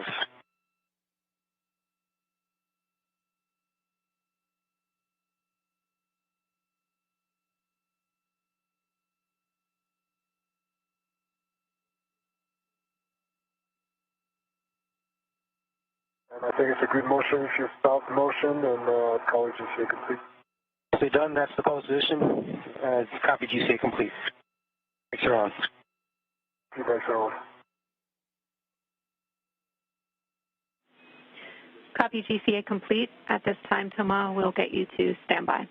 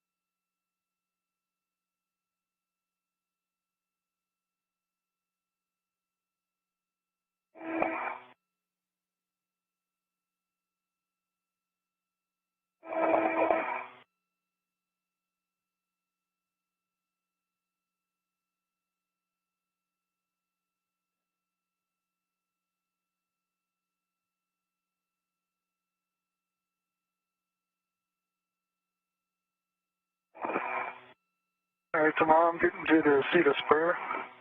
Okay.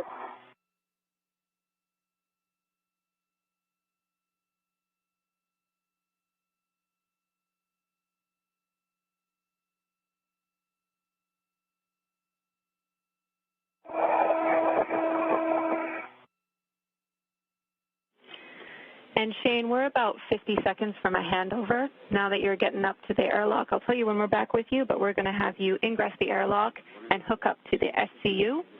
We'll be with you to perform a warm restart after the handover. And Thomas, if you want to follow along, we're on page 28 of the cuff checklist. Copy 28, one more stop for cuff failure. Copy all.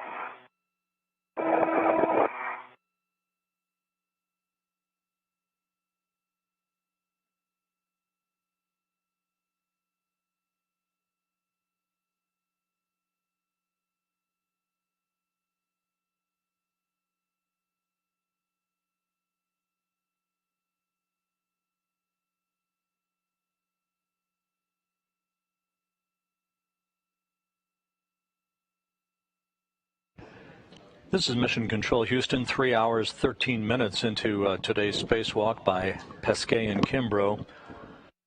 We've temporarily lost our downlink from the International Space Station as we hand over between satellites on the Tracking and Data Relay Satellite System.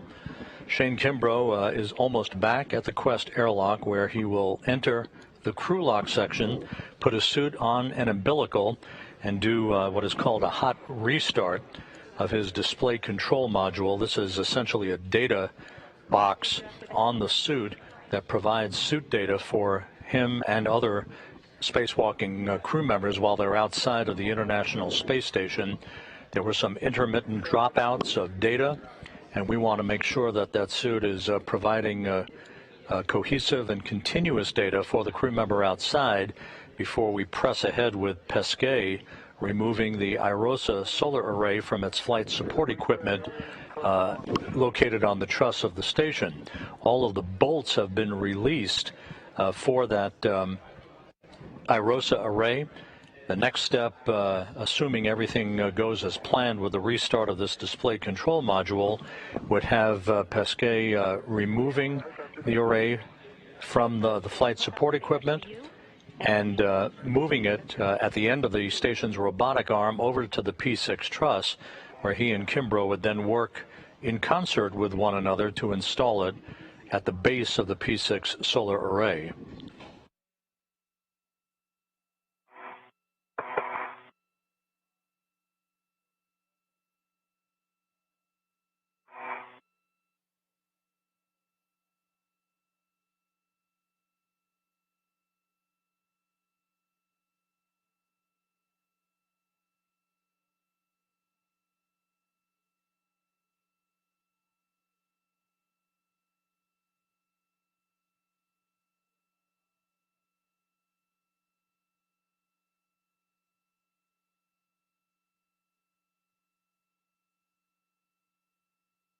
Hi, Jenny. I'm connected to the RCU, and I'm on page 28.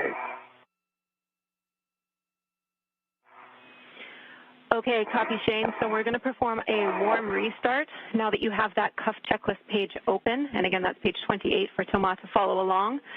You will not be performing that cuff checklist. I'll be talking you through it. In a warm restart for comm failure, I'll lead you through the following steps, which will be step 4.3 to the end of the page to reset your DCM display. If you unexpectedly lose comm or encounter any issues, you can use the cuff checklist to complete the response.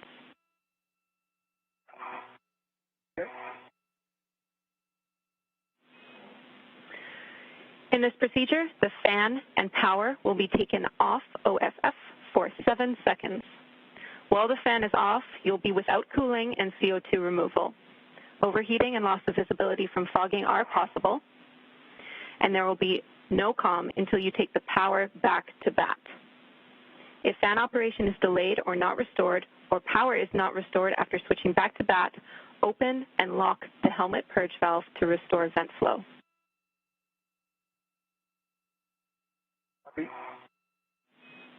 Okay. Take a moment to confirm power and fan switch access. The specific actions will be to switch fan off, OFF, switch power to SCU, wait 7 seconds, switch power back to BAT, and switch fan back to on. When complete with the warm restart actions, all switches will be toward you. Okay, copy, Jenny. I'm going to go in this order. It'll be, I'm not doing it now, but I'm talking through it. Fan off, power to SCU, wait 7 seconds, and then power back to BAT and fan on. Copy. That's correct.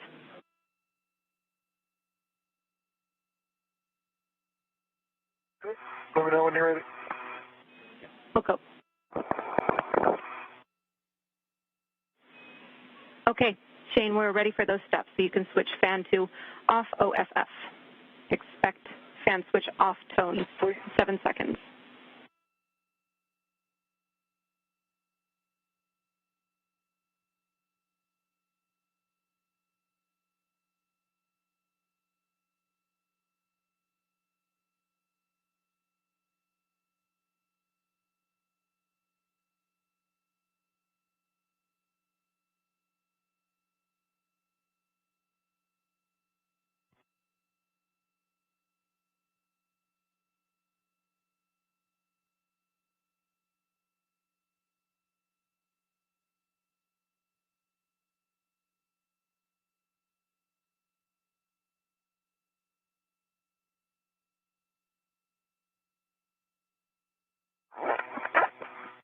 Okay, Jenny, hopefully I'm back with you. Copy. We have you loud and clear. I have in status, so I have things on my DCM now, which is great. Copy. You have things on your DCM. That's good news.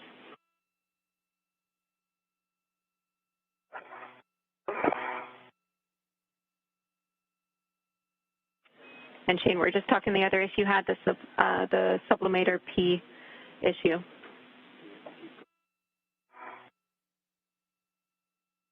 What you guys saw down there was sub P.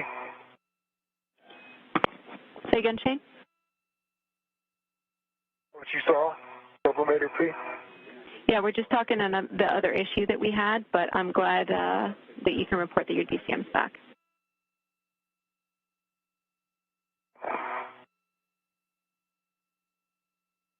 You talked to me about the sublimator P because I obviously didn't see it. That's what I got.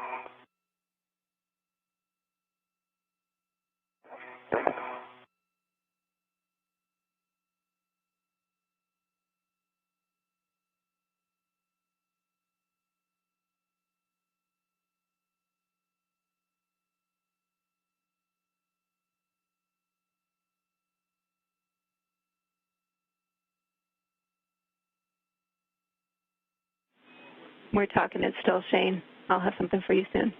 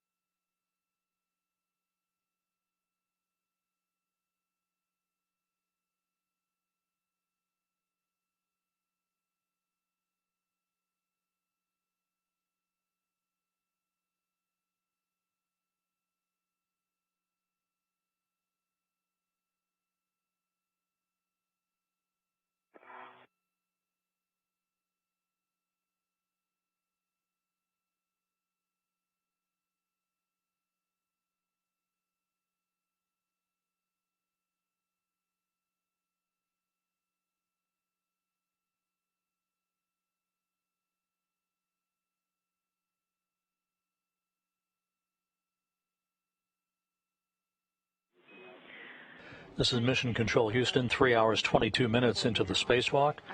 Shane Kimbrough back in the Quest airlock, standing by for further words. Comfortable with your current position with your DCM. We did see a spike in sublimator pressure. We're looking at the data now and still analyzing whether we want to push forward with removing the iROSA from the FSE, but things have leveled off for now. So we're still looking at that, and we'll keep you updated. For now, with a good config on your DCM, we're going to have you head back out to the work site. Okay, copy that. So those words from Spacewalk communicator Jenny Seide, returning to the Quest airlock, did the trick in restarting his Kimbrough's display control module, which is essentially a data box on his extravehicular mobility unit spacesuit, providing suit data for him while he's outside of the International Space Station. You're looking at a view from Kimbrough's helmet camera as he will now remove the umbilical that he hooked himself up to a moment ago for the restart of that so-called DCM, which is the acronym for Display Control Module. The other issue that we're taking a look at is pressure in the suit's sublimator, which provides the proper cooling for the spacesuit. There was a momentary blip in data a short time ago, and that's under analysis by engineers here in Mission Control, and that will be a determinant factor in whether we proceed in removing the iROSA solar array from its flight support structure on the truss of the station.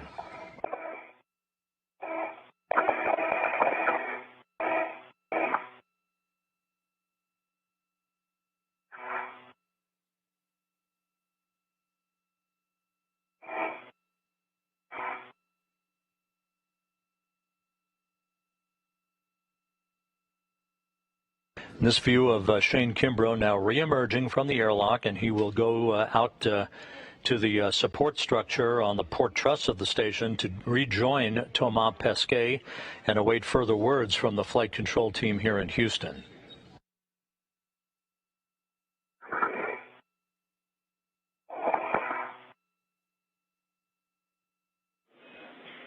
And Shane, understand you're working on closing the thermal cover at this time. We're also going to have you power cycle your HECA when you have a spare moment. So on and off, and confirm you have a green light. Okay. Tomorrow, an update for you. Again, we're holding prior to releasing the iROSA from the FSE. We've still not made that decision, and we want to be really safe before we make it. The next step I have for you would to be attach a RET to the microsquare, the scoop on the microsquare. We'll hold for that for now, but I will take a glove inspection and a hat check. Okay. Gloves are good. Change. Half is right, and I copy the next would be a RET on the scoop that's on the microsquare. Copy. Those are good checks, Thomas.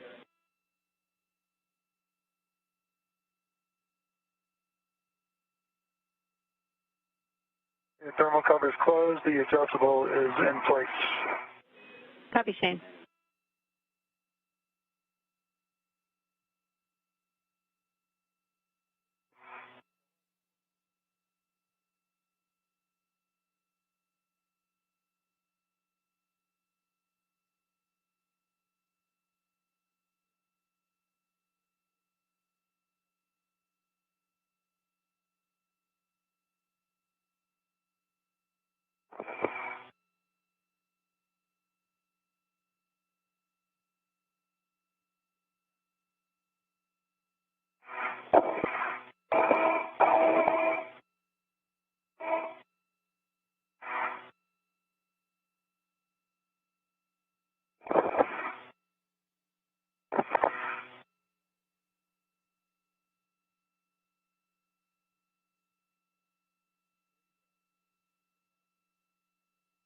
It's a bomb on the seat of spare heading your way.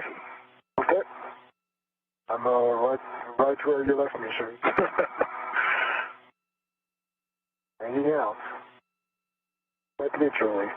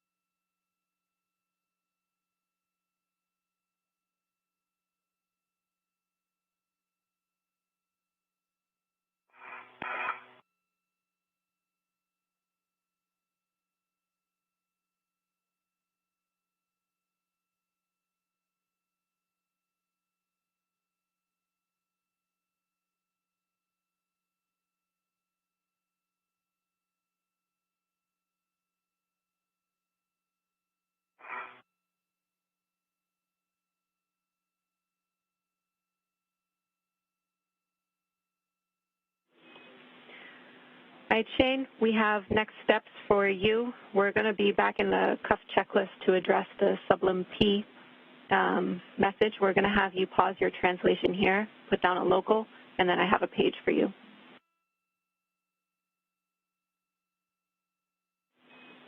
We're looking for page. Hey, Jimmy. I got a local.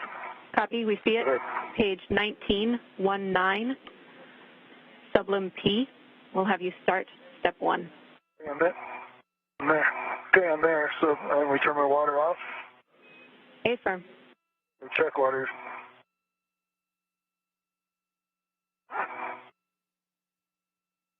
Okay. Comes water off. Copy. I just got a water off message. That's expected. Affirm. Okay, so your statement, no. And let me check the sub P out. Affirm.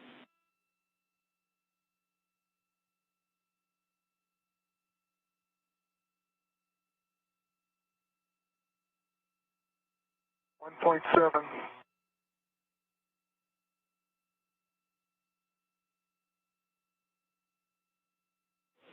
What I'm showing. Copy, Shane. 1.5. Copy. It'll take a little while to stabilize, so we'll hold here and see what we level off at. Okay.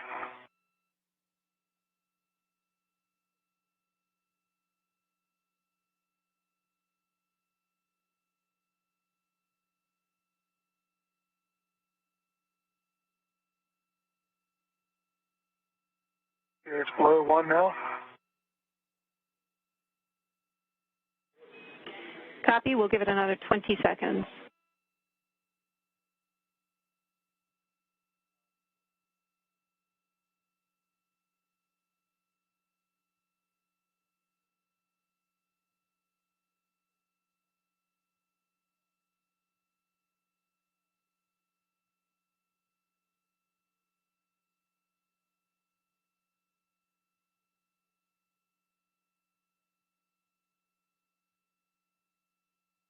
It's 0.6. Copy. 0.6. 0.5 now. Copy. 0.5.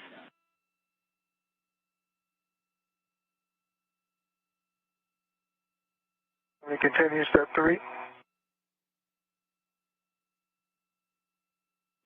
Checking. 0.3 now. Copy. We're still looking for that to stabilize, so I copy 0.3. Let's give it a little longer.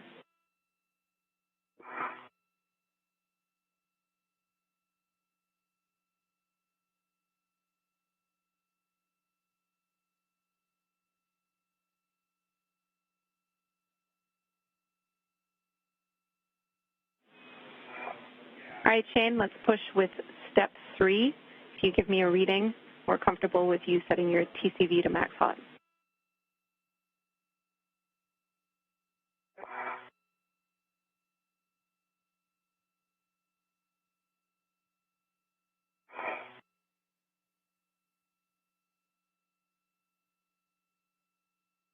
It's max hot. Water coming on. Ready for that? Ready. Okay, water is on. Copy.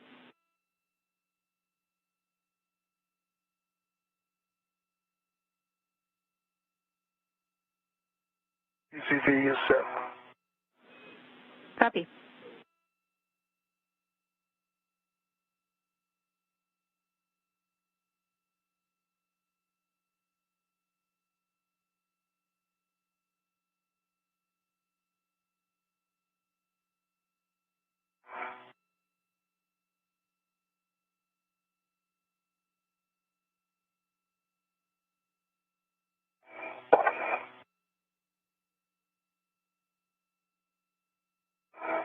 How you doing out there?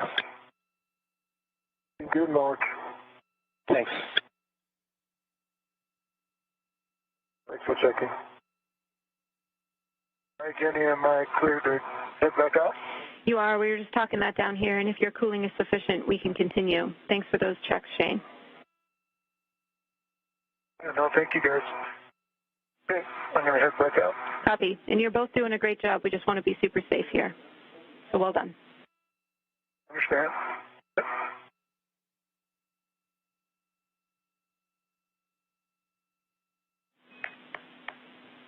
Tomas, checking in with you. How are you doing? Good, thanks. Just waiting on Shane, no rush, and I'm in a good config, good position. Everything's fine. Copy. Glad to hear it. Thanks, Tomas.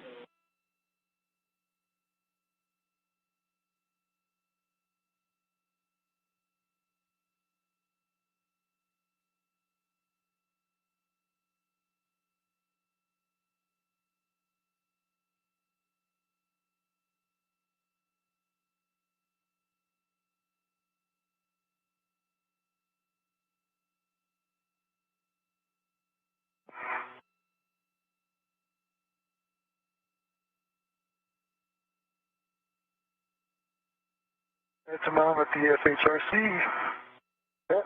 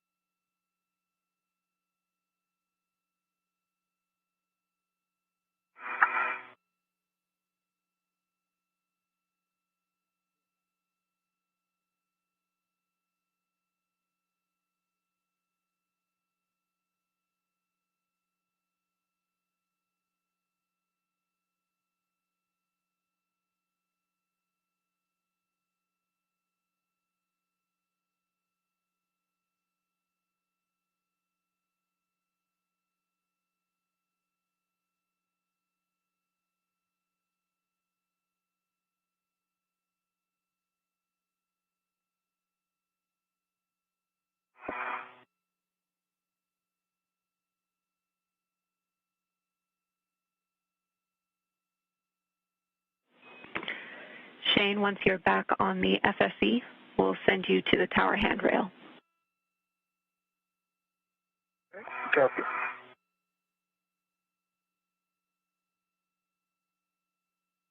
I see you coming back, Shane.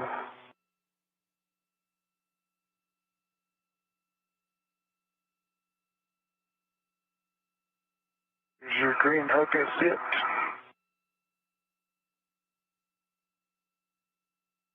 This is Mission Control, Houston.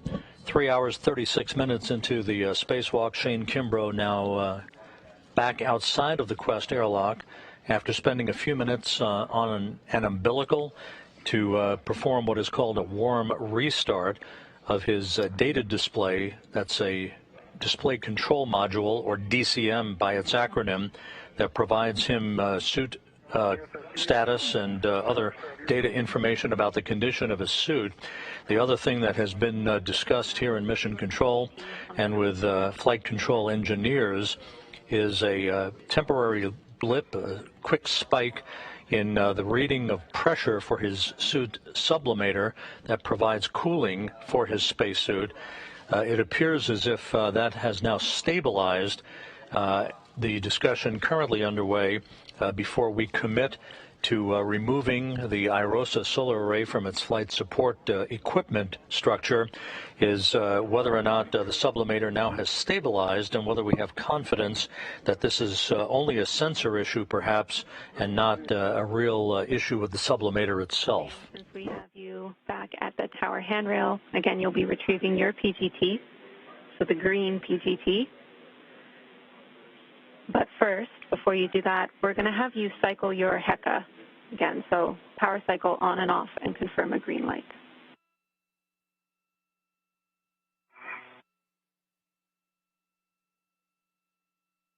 Off, no lights. On, green light. Copy, green light.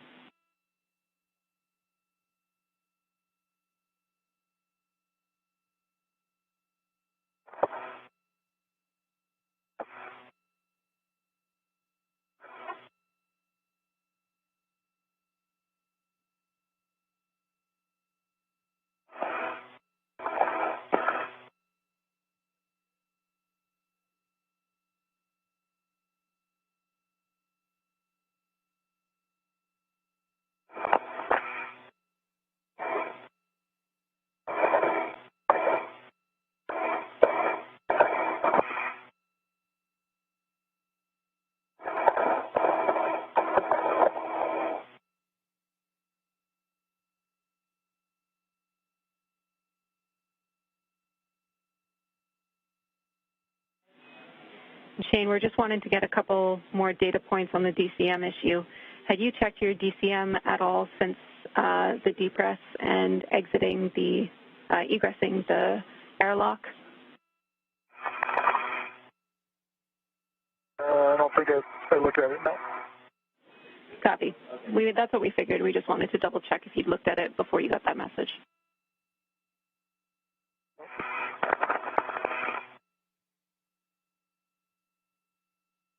Okay, I've got the green PGT read it to my swing arm, and I'm putting the PGT in the swing arm.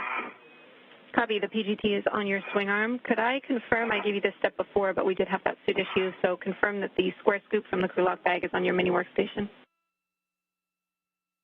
Yes, it is.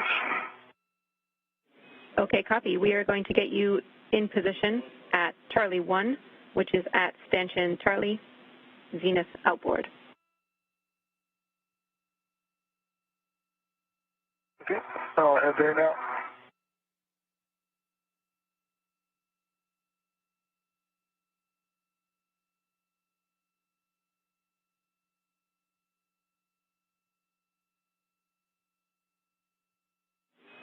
And Shane, another point of clarification. Before the DCM went blank, did you see the message pop up or you heard a tone? All I heard was a tone. I never saw a message. Okay, copy. So you never saw a message. We understand. And that's all I was wondering, how you knew sub P, because I didn't see it. Copy.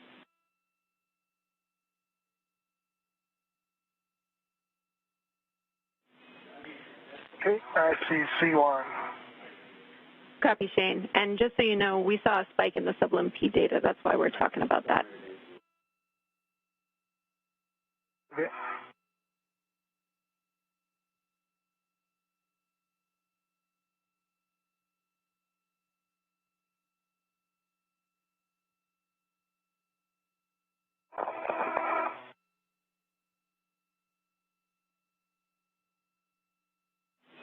And Shane and Toma, big picture, we're just getting a final confirmation that we are in a good config to release this iRosa. Copy, JD, thanks. I'll get set up here tomorrow.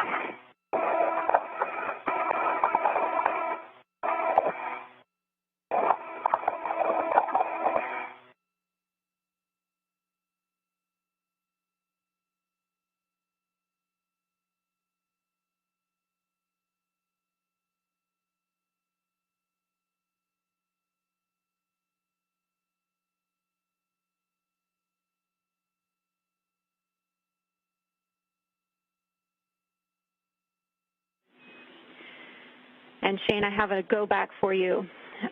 When we got your issue, we were sending you to check the status of the indicator on the base of the root beam.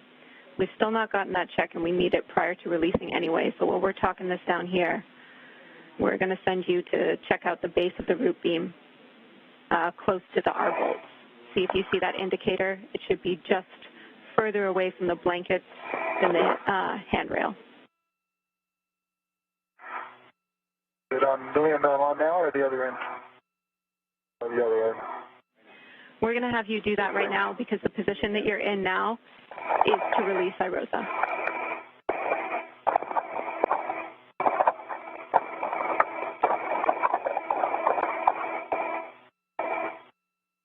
But Jenny, just to be clear, the indicator is at the nadir end of the upper iRosa. That's where you want Shane to go. Yeah, we want Shane to head to a position where he can see the blanket end, the boom end of the upper iRosa. He's going to be looking on the root beam.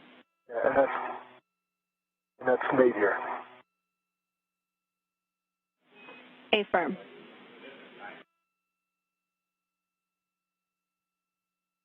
Okay, I see the little thing sticking out the bottom on both sides. Is that what we need to look for? Yeah. Yep, that's exactly what we need to look for. That sounds like a good check. I don't know if you can see it in my helmet camera. We're looking. I see two silver things, one on each Here it looks like.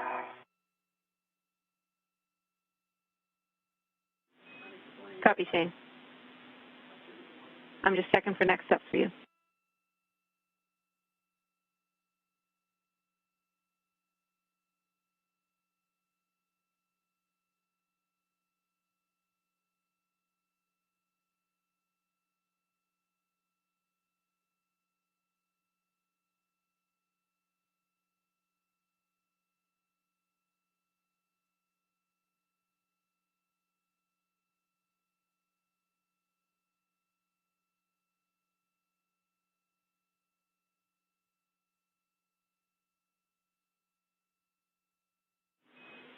All right, Shane, thanks again. Those are a good check on those indicators. We're going to send you back to position at the final bolt.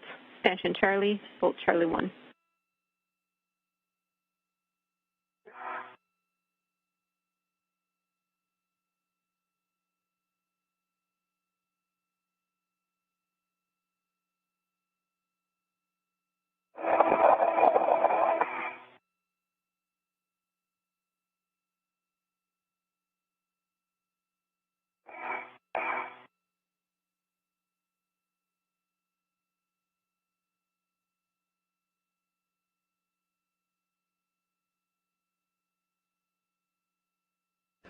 This is Mission Control Houston, 3 hours, 45 minutes into the spacewalk. We should be hearing big picture words momentarily from spacewalk communicator Jenny Seide about proceeding with today's activities. Squares Poupiet. Yep, that's right, Thomas. It looks like we're talking about releasing our Rosa, but I don't have the go yet. So we are still holding at this point.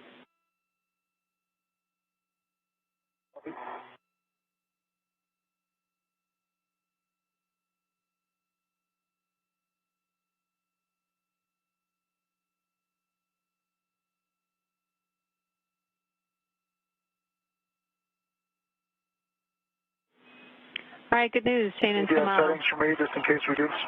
We are go for our Rosa release. I have next steps for you. What was your last? PGT settings. This is Mission Control Houston. So to recap where we've been for the past hour, about an hour ago there were two separate issues technically with Shane Kimbrough's suit. One involved a loss of data to his display unit called a display control module, or DCM, that provides any spacewalker with insight into the condition of his suit while out in the void of space. He was ordered to return to the Quest airlock. He went back on an umbilical, did what is called a warm restart of that display unit, and it came back to life. The other issue has been the evaluation of a momentary, minor blip and a spike of pressure for the sublimator unit in Kimbrough's suit, which provides cooling for the crew member. That sublimator reading spiked ever so slightly for just a moment and then returned to normal. So after a series of tests with that equipment, the suit is holding steady and is apparently in good shape now, and Flight Director Ron Spencer has directed that we proceed with the spacewalk as planned, Kimbrough's suit in good shape. He was never in any danger during the course of this diagnostic evaluation, while Thomas Pesquet, as you see on the right-hand side of your screen, has been hanging out in a foot restraint at the end of the Canadarm2 robotic arm, waiting for the green light to proceed with the extraction of the ISS rollout solar array from its flight support equipment. Cooling and glove heaters are good. I'll keep the baggage down for now. Copy. Ensure your heels are secure in the APFR and your gauntlets are down. Yep, the heel seems secure. I'm sure Shane can have an eye on them, but it's still good. And gauntlets are covering the restraints. Copy. Maintain control of iRosa while Shane releases the final FSE bolt and installs the scoop and repositions for your upcoming GCA. You can give him a go when you're ready.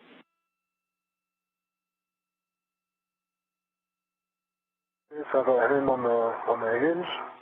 And now have control of my rotor. Hey, Tom, I'm going to drive the bolt. How many turns am I looking for? 24 to 26. The bolt will spring out when released. Copy.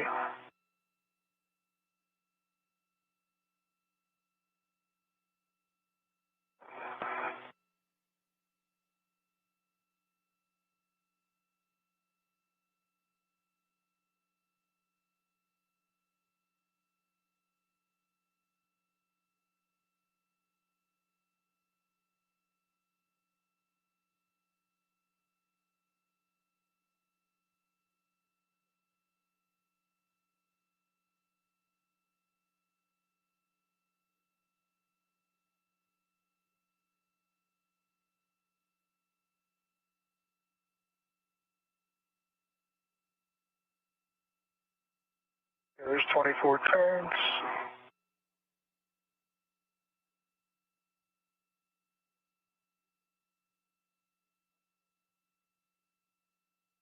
Let me give a few more on it. We copy 24 turns, and you're giving it a couple more.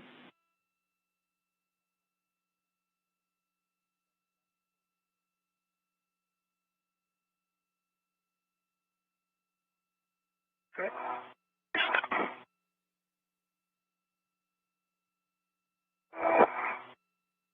Put away, come on, I'll get this set up for you. I copy Charlie 1 is fully released. Was that any more than 24 turns? Yep, 27. Copy 27 turns. So you're stowing your PGT, and you're right, you can install the score scoop. Make sure the handle is pointing zenith towards Tomas. Okay, where's it at, Tomas? Near your hand? Oh, no, it's near your hand. This guy right here. Yeah. Okay, got it. It's a bit far away for you. That's what I was asking. Yeah, it is. It's actually wide. The other one is on the my far left. This one is on my far right, but it'll be okay.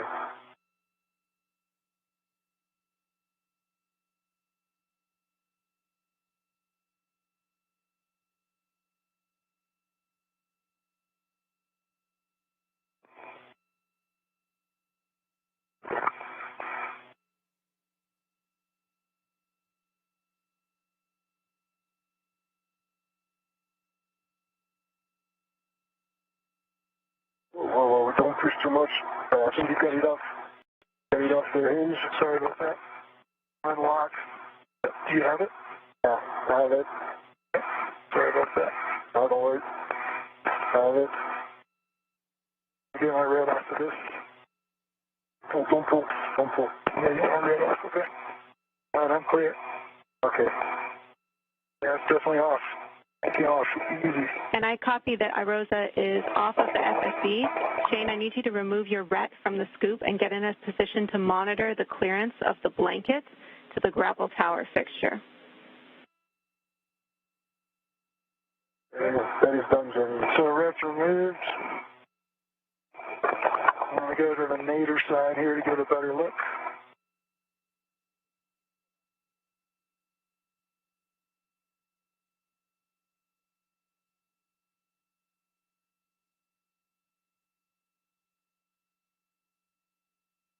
Yeah, I'm going to get position.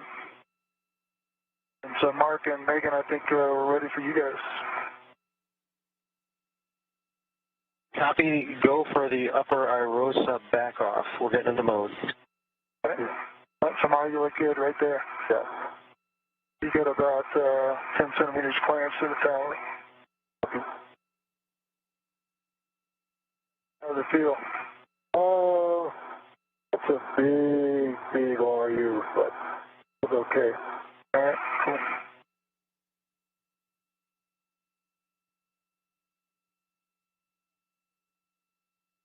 Okay, we're getting ready to start this manual maneuver. It's not a GCA, and again, I want to check for your go. You are go, Mark. Starting motion.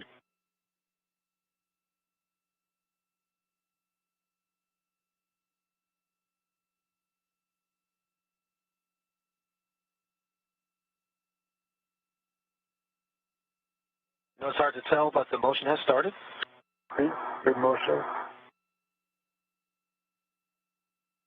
And again, we're backing away from structure, so it's not a GCA. You can talk about other stuff. Understood. Shane, we just want you to keep an eye on the tower grapple fixture and the clearance with the top of the iRosa blanket. Let Thomas know if he needs to adjust it in any way to clear. I'm tracking, thanks. Looks really good right now. This is Mission Control Houston. We're closing in on the 4-hour mark in today's spacewalk. To bring you up to date, the two spacewalkers, Thomas Pesquet and Shane Kimbrough, put their suits on internal battery power at 7:11 a.m. Central Time, 8:11 a.m. Eastern Time to begin work to release and install at the P6 truss the first of the two iRosa or ISS rollout solar arrays delivered to the station 2 weeks ago on the SpaceX Cargo Dragon vehicle. Most of the work throughout the day has been the use of a pistol grip tool to release a series of bolts that were essentially launch restraints for the array, the first of these two arrays, as they sat in the flight support equipment that you see Thomas Pesquet hovering over at the end of the Canadarm2 robotic arm. About an hour and 10 minutes ago, two issues were detected with Shane Kimbrough's suit, not yet fully explainable. One was the loss of data on his display control module, which is essentially a data box on his spacesuit that provides information about the condition of his suit systems.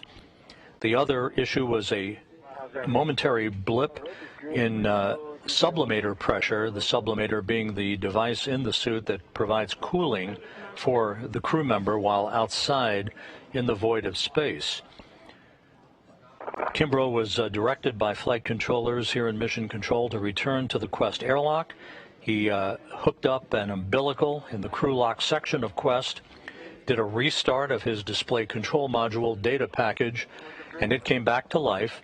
And he recharged his sublimator, and that seemed to stabilize the situation, with rock-solid readings now being received both on suit data and the sublimator in particular.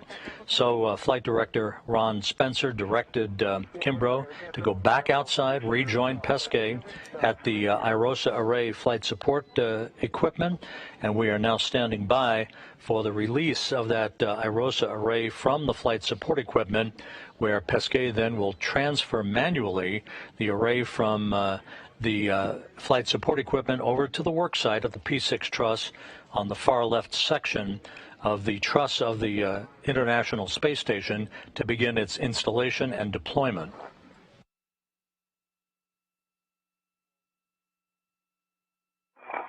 So Jenny, to answer your question, it's clear of the tower.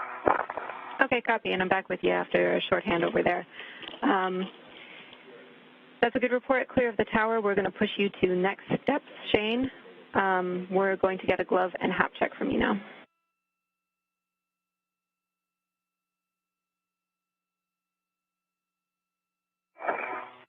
Okay, left glove good, right glove just a few of those black smudges on there, but no damage to the glove. Hat is dry.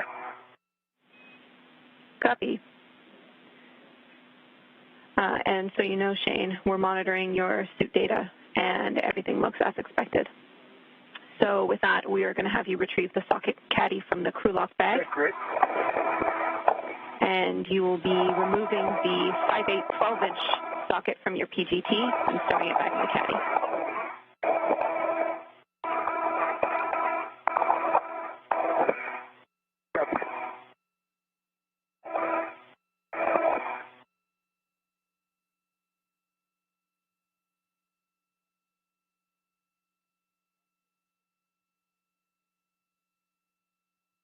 Come on, have a good ride. All right.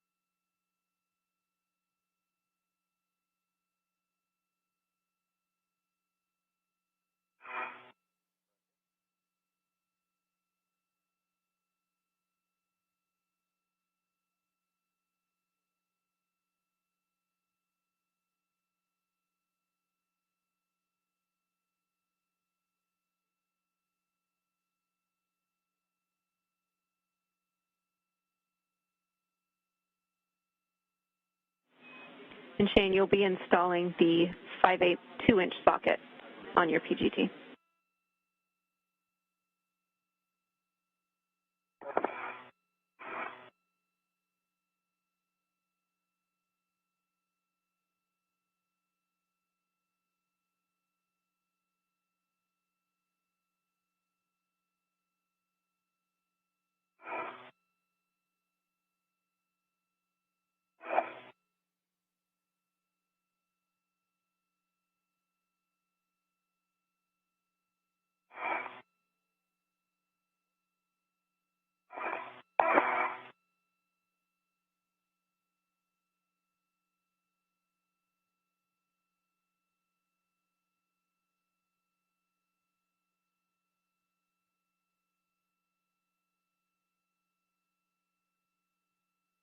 Somehow we are setting up for a couple joint LCASs.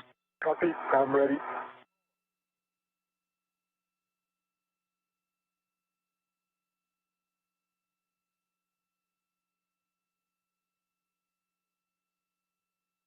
Okay, good pull test on the 12-inch on the socket caddy. Copy. Good pull test, 12-inch on the socket caddy.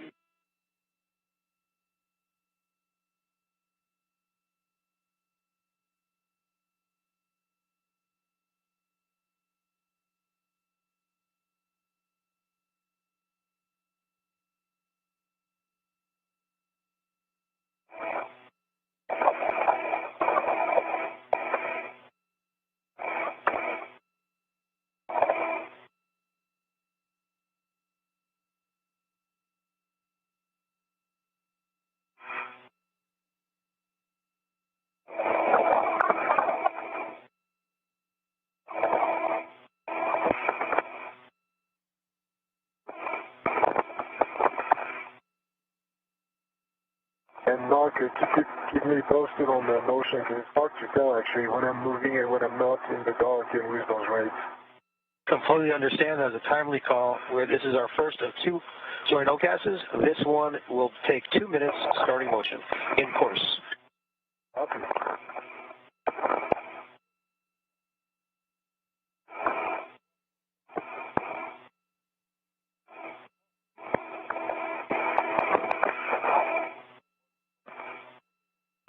That's a good motion. I can tell it's in course.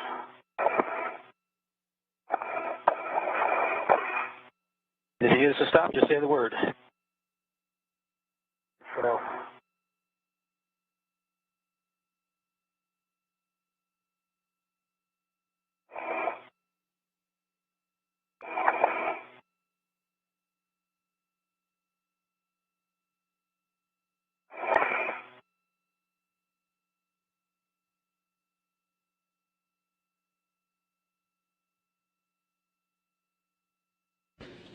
Affixed to the end of the Canadarm2 robotic arm, Thomas Pesquet holding the 750-pound IROSA solar array, the first of 6 such augmenting arrays that will be installed on the International Space Station to enhance the power capability for the complex for the rest of its lifetime. He will be driven over to the P6 truss work site. Megan MacArthur is at the controls of the robotic arm, being assisted by Mark Vandehei from a robotics workstation inside the Destiny laboratory of the International Space Station.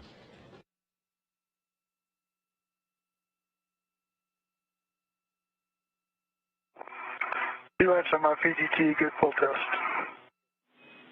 Copy. You can stow the green PGT on your swing arm, and then we will have you retrieve Thomas' green hook.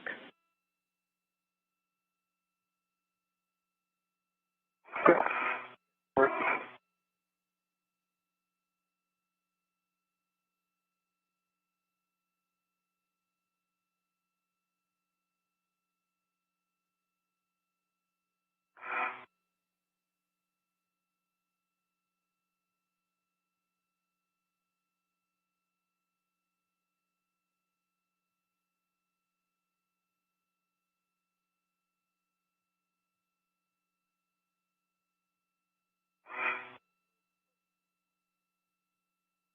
Set up that second joint LCAS, Thomas. Copy. I'm ready.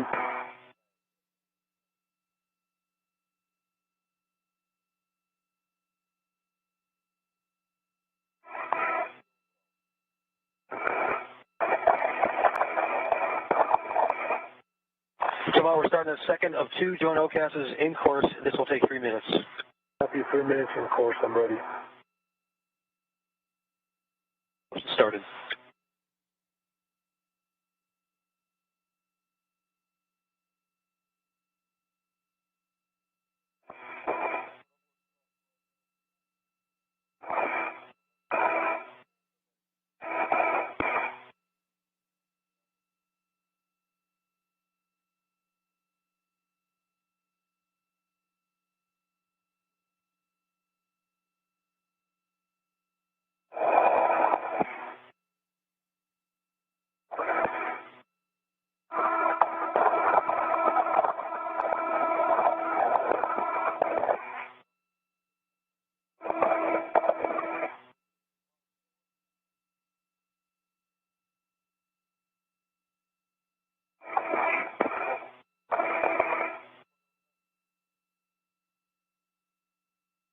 Yeah, I'm off the FSC, going to get some green hook. A-firm Shane, when you pick up that green hook, make sure you attach it to a waist tether, D-ring extender, or your green reel.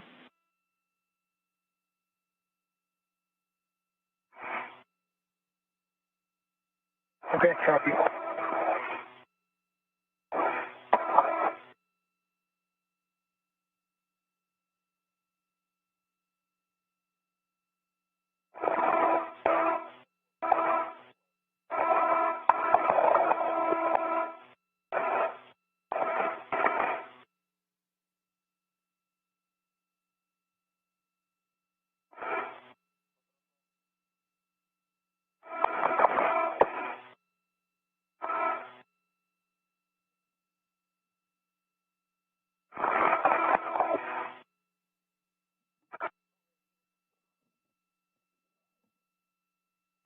Okay, you got the green hook on my D-ring, left D-ring extender. Copy, and check the reel is unlocked, and you can continue upward.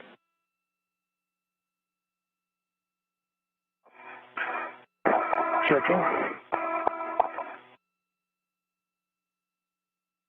Reel is unlocked, and I'm heading outboard. Copy. You're looking for the first handrail outboard of P5. So that's P6, handrail 5309, and we're going to drop green hooks at that location.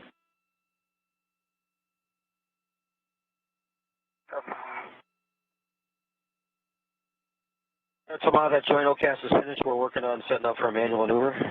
Copy. And Shane, I'll take a gauntlet check as well. Station Houston for the EV and Gauntlets are in position. for EV and IB crew, just a heads up.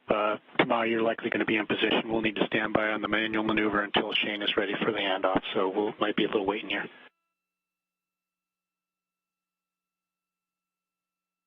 That sounds good. I'll just say. And robotics copies as well. We'll wait for your go. Copy all, and we copy the gauntlets checked, Shane.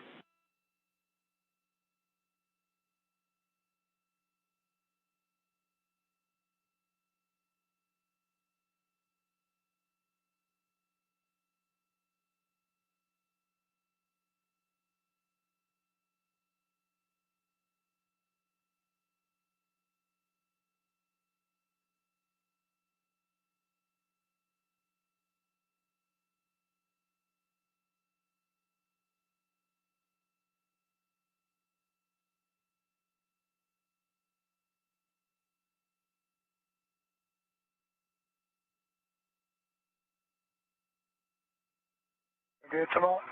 Doing good. I'm in position, Shane. I see you at PA5 from here. Having the dark. Oh, you're already there. Yeah, I'm already there. Sweet.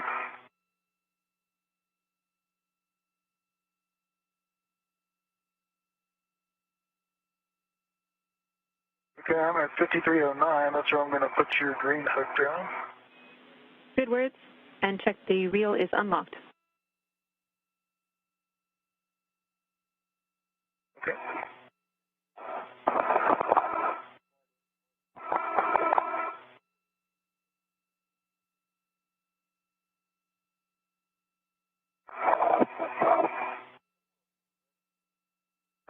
Okay, green hook is on 5309. Copy. Reel is unlocked. Copy. And you can attach your green hook, Shane, to 5312.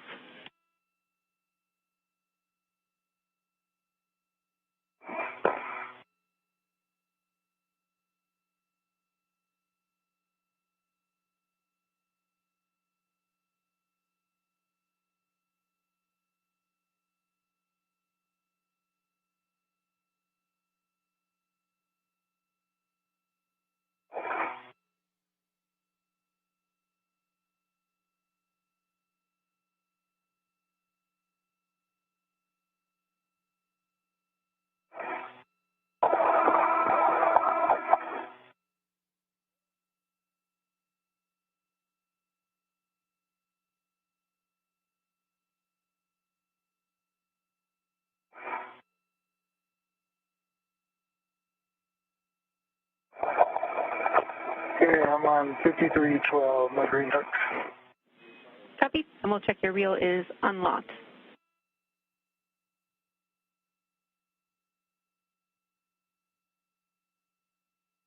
You're talking green hook reel?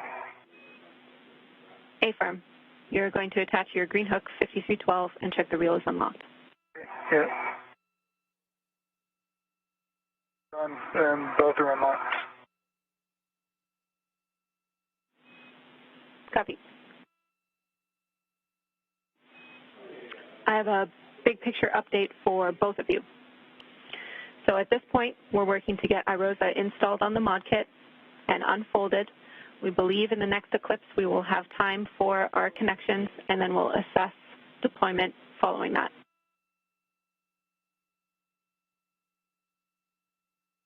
Copy. Thanks, Jenny.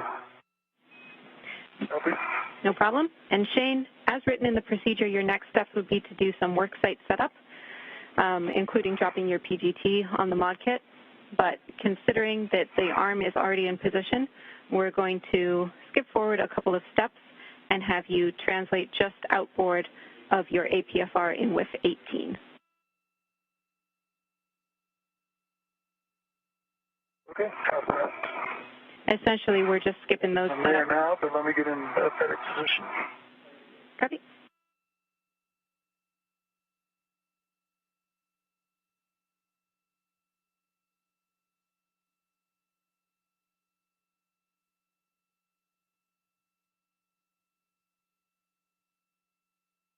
Yeah, so you're looking good, but your face together is behind your place. Yeah. All right. Thank you. And Shane, could you double check your Turn left? towards your left shoulder. Shane, double check your left gauntlet, please. Okay, will do. Oh, you want me to rotate to the left? Yeah. Do 180 to your left. Be right there. I don't know if I can do that from here. Oh, you'll have to go. When you do APFR in grass, it's going to be okay if you go towards your right. Like around the APFR, you're right. Okay, to my right.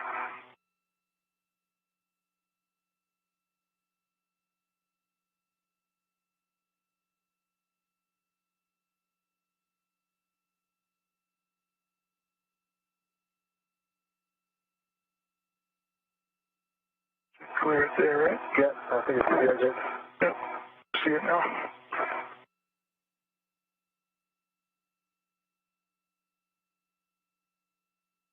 I'm going to get my gauntlet down on the left. You just cut that. Copy. Check those spawning.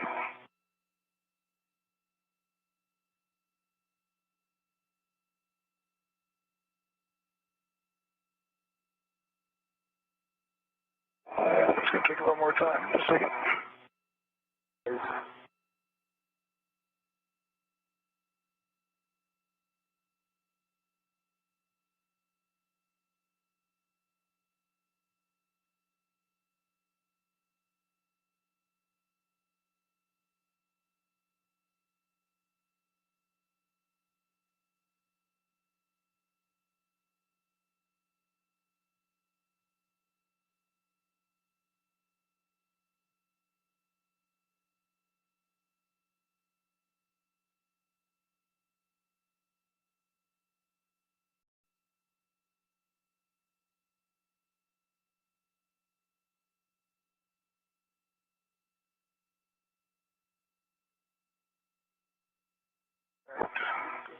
for now. Copy, Shane. Your next step is to put in a fair lead in your safety tether, just outboard of your APFR. Okay. We're looking for handrail 5345, which is on the MMOD side.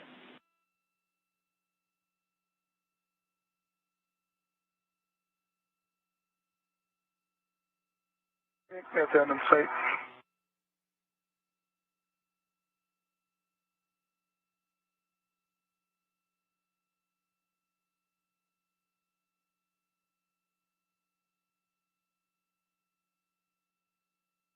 Alright, and I guess I'll use a rep for this since my adjustable's gone. Your 49.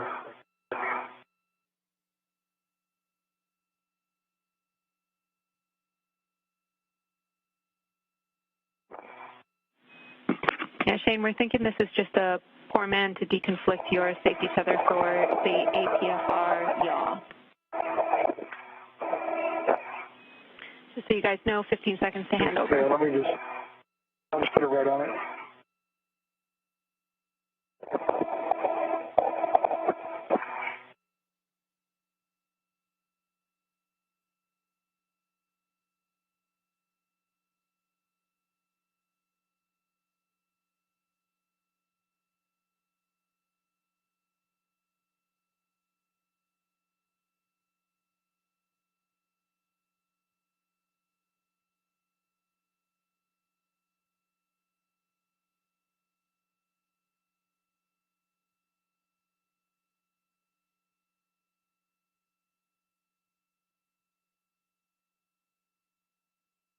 Take it on to get over there tomorrow.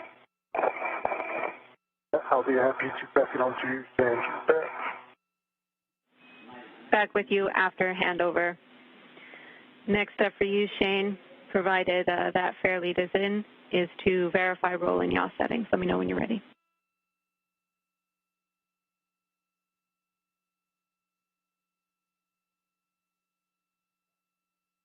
Okay, I'm ready. Looking for Fox 4. Copy. Box 4 is verified. Gotta get the I'm ready for you to ingress the APFR. site out. We're stuck on there pretty good.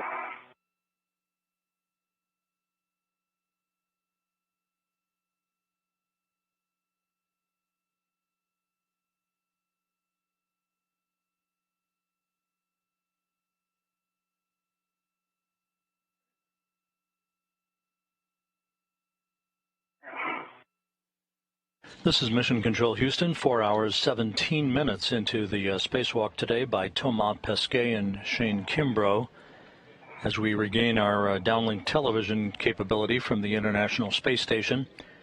Pesquet has finished his journey at the end of the Canadarm2 robotic arm holding the IROSA solar array. Shane Kimbrough is putting his feet in a portable foot restraint on the P6 truss, ready to receive a handoff of the array from Pesquet, while Pesquet then will dismount, if you will, from the end of the robotic arm to put himself in a position to assist Kimbrough with the installation of the IROSA array on the so-called mod kit, which is a bracket upon which the array will be mounted and bolted into place. That mod kit was installed at the base of the P6 array on a previous spacewalk.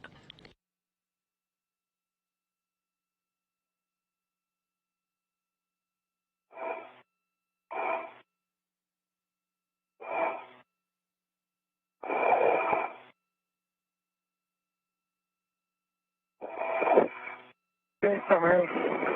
All right. Ingress 8 is tucked in. Copy. You are in the APFR and the ingress aid is stowed. I have some other checks for you. Make sure your tools and tethers are clear. Okay, tools and tethers are clear. We have about 12 minutes until installation, so make sure your visor, glove heaters, and cooling are set. Okay, I'll put my visor down. And everything else I'll keep. Copy. Ensure your heels are secure in the APFR and your gauntlets are down. Those are secure. Gauntlets down. Now it's coming back up again. I'll fix it. Okay. Yeah. No further action on your left gauntlet, Shane. We're satisfied there. I think those are good checks. So you can work with SSRMS to move iRosa in proximity for the handoff. Yeah, Megan and Mark, I'm ready for the handoff position. Copy. This is a GCA to a published. It'll be 1.7 meters body in for Thomas. And Shane, we don't have any good clearance views for the iRosa itself, so we're counting on you for that. And we'll start the GCA on your command. I am ready for the GCA. And I'm ready. Start GCA.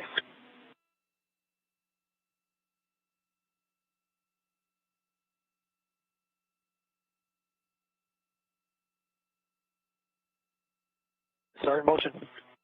I see good motion. I can tell.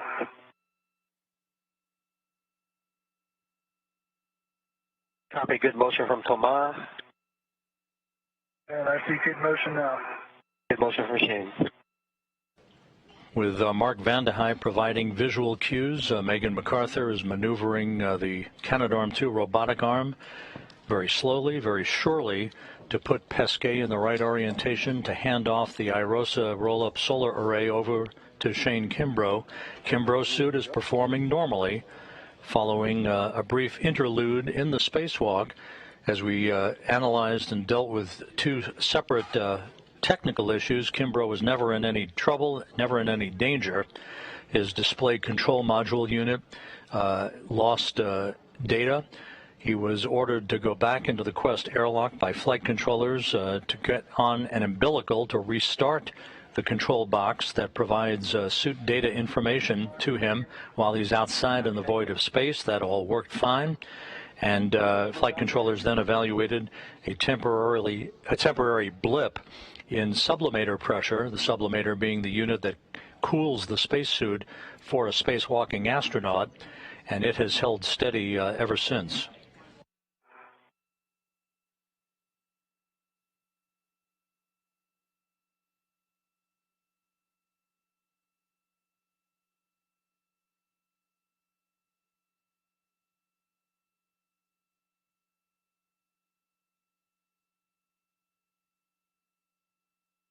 What do you think about rolling this? I think it's going to be okay, but not now. Yeah, I'm just thinking which way you want to go. Oh, it doesn't matter for me. Clear to go.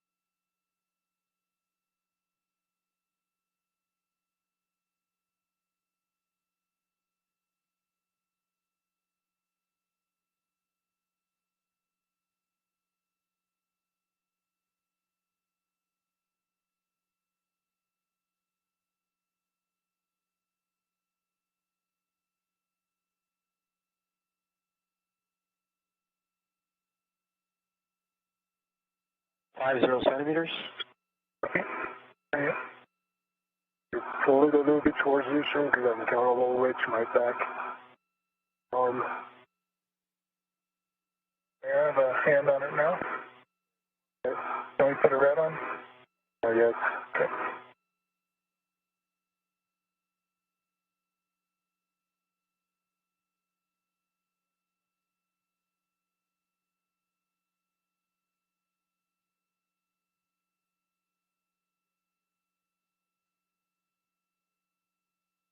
I think now the iRosa is not moving, it's just me going back in the arm. I think we could stop here. Stop there, Mark. Okay, we are stopping motion. Copy. You happy with your control share of that position? Yeah, I'm going to have to move it a little bit, obviously. We're going to rotate it, right? Yeah. Do you want to keep your red on? And while we're rotating it, I can keep my red on, or you can put yours on. I'll put mine on too. Is that a good position? Can we call this GCA complete? Complete. Copy GCA complete. Ground copies, GCA complete. A warning for both of you, don't put your fingers... Red on it somehow? Go ahead, Jenny. I need to read you guys a warning not to put your fingers in the iRosa pin slots. Other than that, you are go to perform your ret swap, and you guys are exactly right. You are going to be reorienting iRosa to blanket's heads-up position and transferring control to EV2. Yeah. I'm going to remove my red chain. You have a red on it. I have a red. Which I'll keep it really, really stable. Looks like it's straight to you, but we'll rotate since it's biased to me a little bit. To your left. Yeah, to my left, to your right. Yep. Ready? No, I'm removing my red. Stand by. Okay.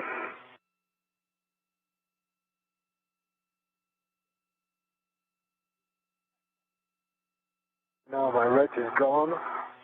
My left to your right, really slowly. You ready? Ready. Gone.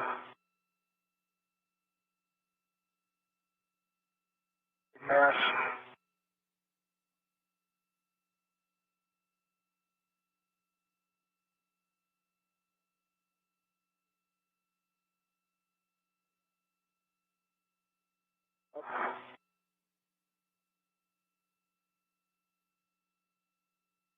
Zoom.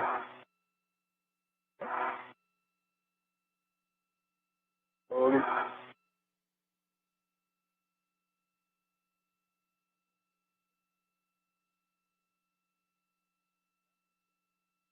Yeah, I have it tomorrow. You have it? Is it in the right orientation for you? Yes. Okay, you have control. I have control. I keep it really stable. Ground copies. Right, and Mark and Megan, I'll be happy to go to the egress back-off position now.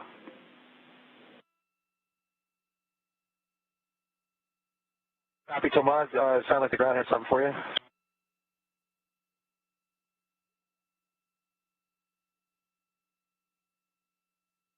All right, nothing heard. We got copy to go for the post handoff back off. Copy.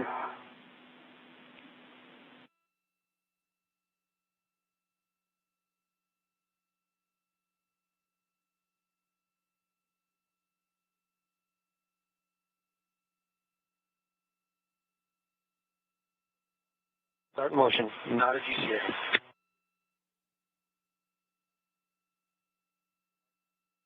We'll see you in a minute tomorrow. See you in a minute. Feel good motion. Copy.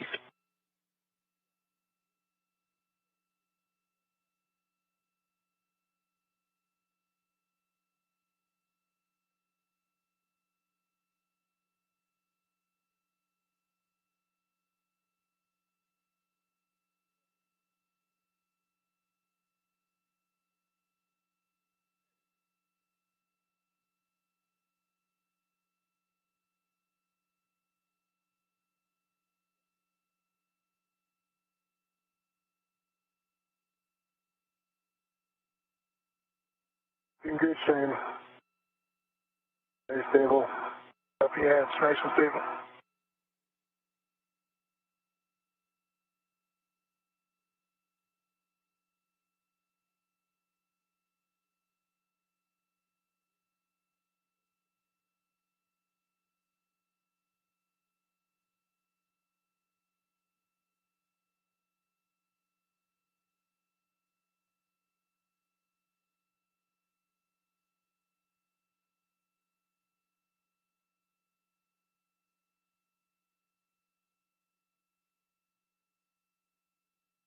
Tomorrow we are setting up a journal cast. Copy. I'm ready.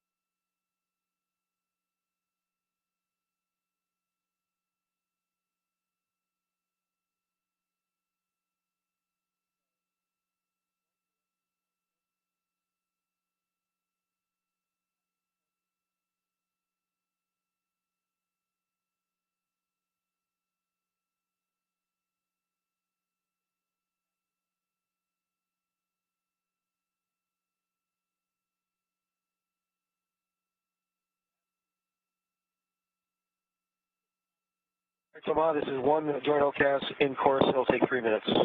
Copy. Ready.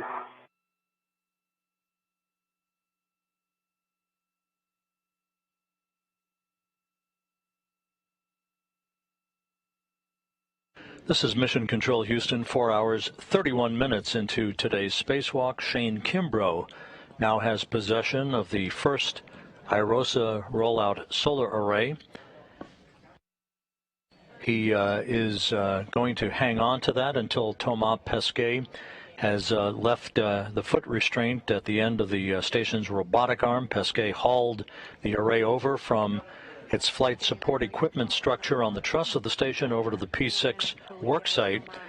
And now the two crew members will begin the installation of this array to the P6 2B channel mast canister mounting bracket, or a mod kit as it is called, that was installed to accommodate this first IROSA array on a previous spacewalk. The second of these two IROSA arrays for the 4B channel on the P6 truss is scheduled to be attended to by Pesquet and Kimbrough during the next spacewalk that is scheduled for Sunday.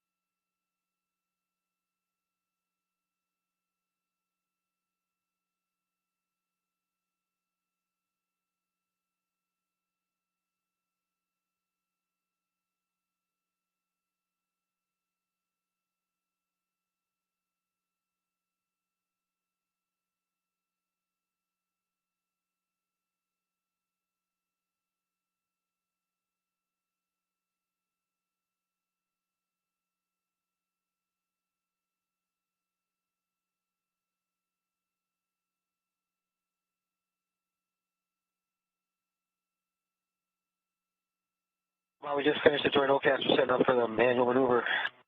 Copy. This one eventually will be a GCA.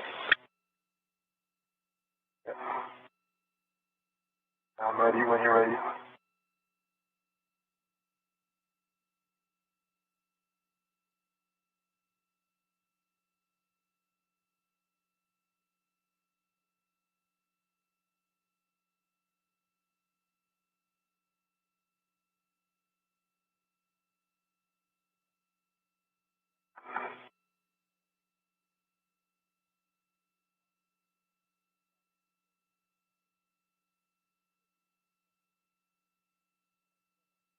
All right, Thomas, on your go, we will do the GCA to the published egress manual maneuver position, which is 4 meters, body in.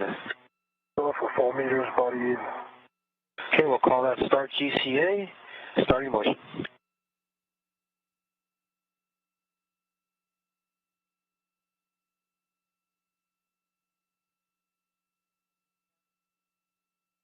Motion.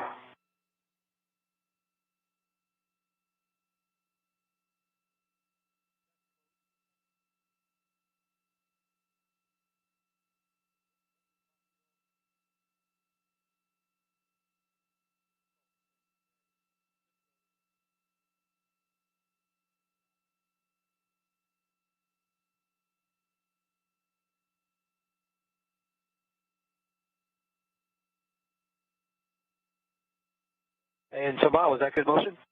Yeah, that was good motion. Continuing.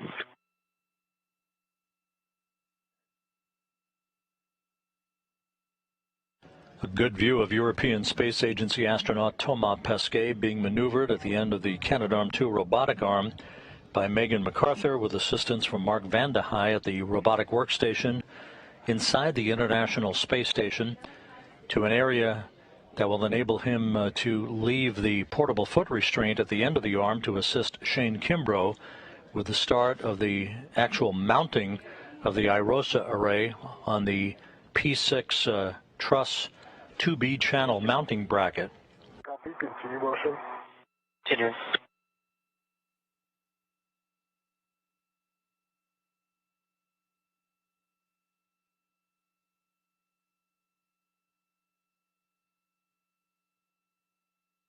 How you doing, Shane?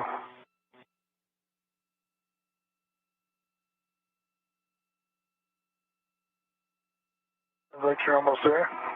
Yeah.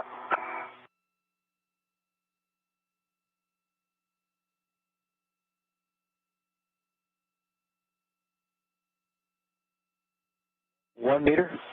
Copy, continue.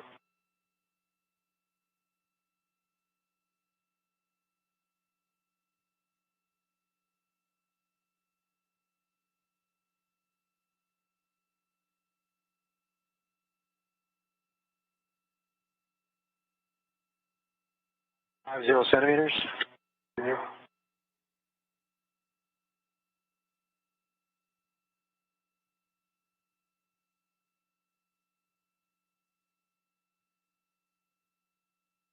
$25. Yeah.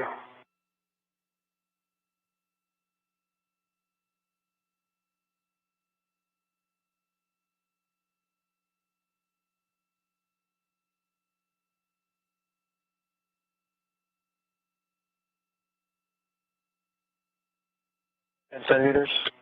Yeah. 5.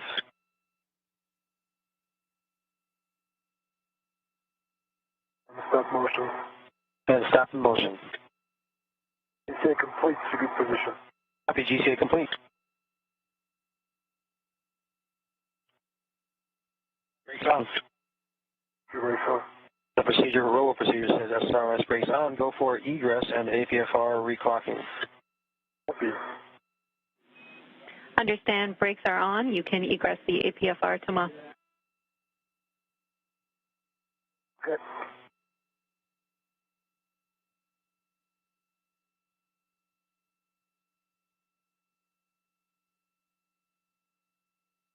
And I've egressed the APFR. I have a local, no trust. Copy. Place a waist tether on handrail 5309 and lock it.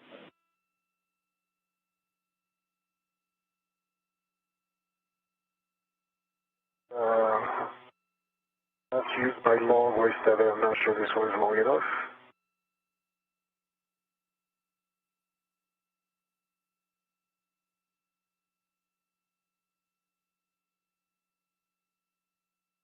This one's not long enough.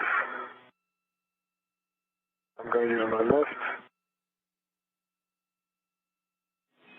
Copy, Thomas. Our next step is to My left waist tether on 5309 and locked. copy. So that's your new load path to structure. Now we need to build back your tether pack. You'll need to reach your yellow hook from the SSRMS Lee. You might need to GCA to reach it. Let me know if you do. Yeah, it would actually be nice to get 2 centimeters or few dozens of centimeters station zenith. Let's say 40 centimeters station zenith for the GCA.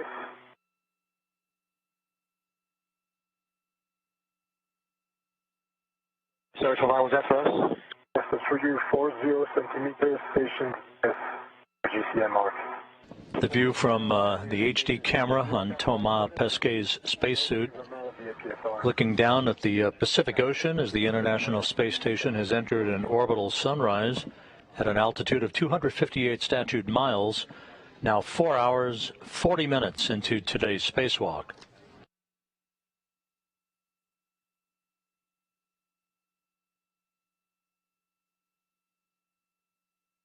Copy, thanks. I'm sure it's going to take a couple more minutes. Yeah, I heard, no problem. Right, so now we're going to call it a start GCA, 40 centimeters, body up on the hand controller. Copy, start GCA. Starting motion. Good motion.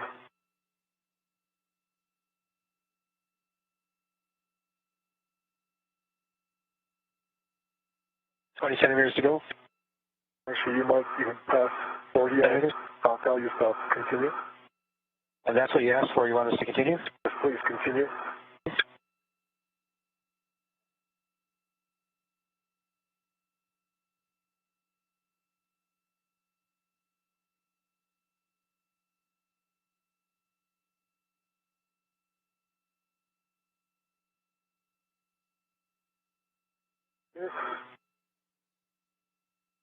Say again, Tom, was that a stop motion? No, it's a continue. How much farther do you want us to go? 20 more centimeters or 30. 20 centimeters, continuing. Let's make it 30. Copy, 30 centimeters, continuing.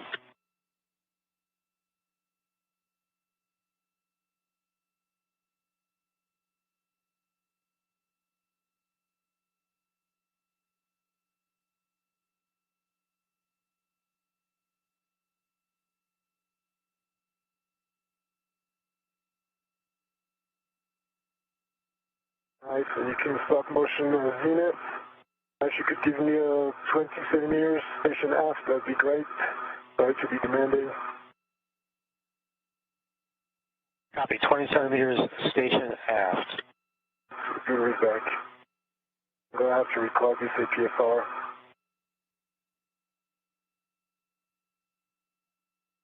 Tomorrow we're doing 20 centimeters, station aft. Copy.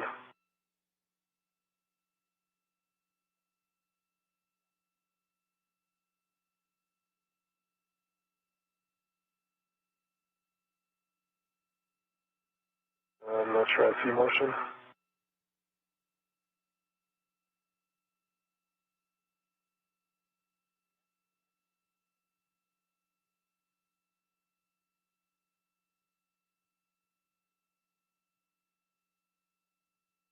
That's a good motion. Good motion, thanks. 10 centimeters to go. To the end. Sorry, say again. Continue to the 10. Okay, another 10 to go. And you can stop motion. Stop motion. Jenny, so my step is to retrieve my yellow hook, correct? That's Affirm, Tomas. You can set the brakes on. You'll be retrieving your yellow hook. ECA complete, brakes on. I copy, brakes on. You'll retrieve your yellow hook and attach it to your green tether reel, and then I'll take your checks.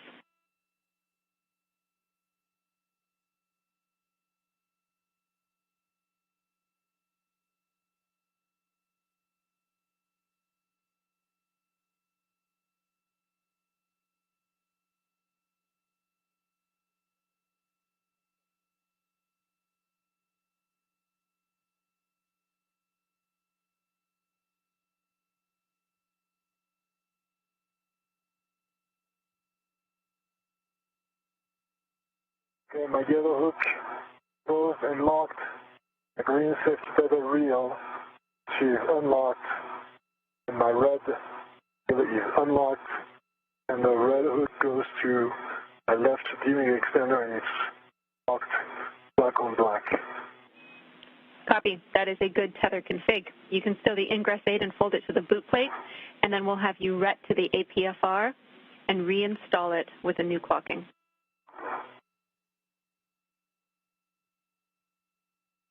Okay.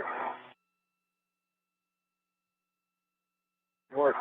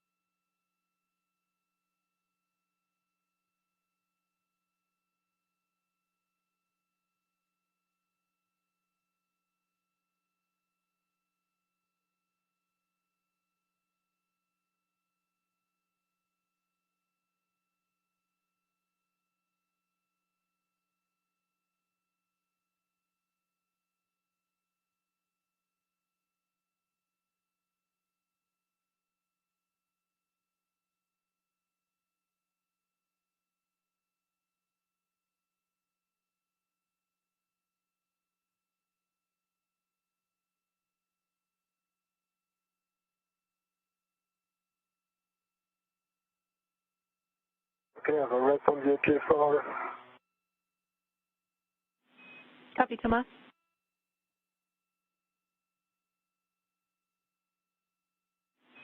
We're looking to reinstall that APFR with a clocking of 6.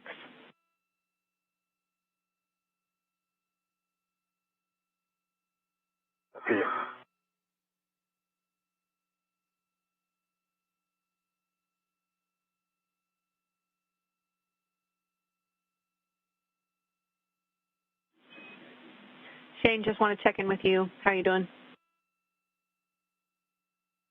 Well, thanks, Jimmy. On from Here's Magic. Copy.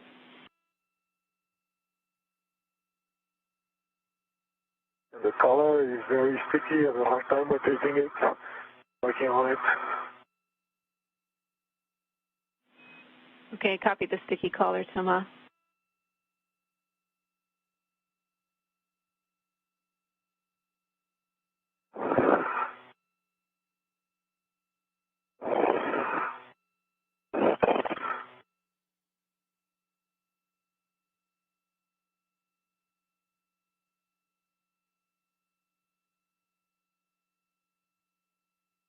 Okay, I got it.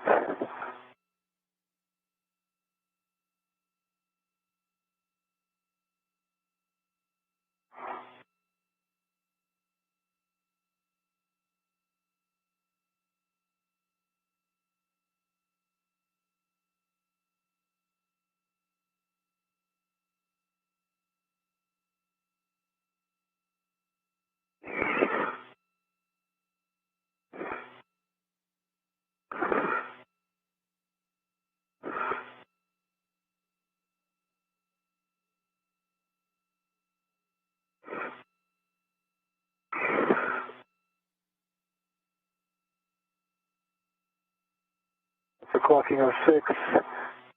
Have a good pull and tuck test. A good install. Copy, Toma. Retrieve your red. Check your tools and tethers are clear. Around 30 seconds till handover.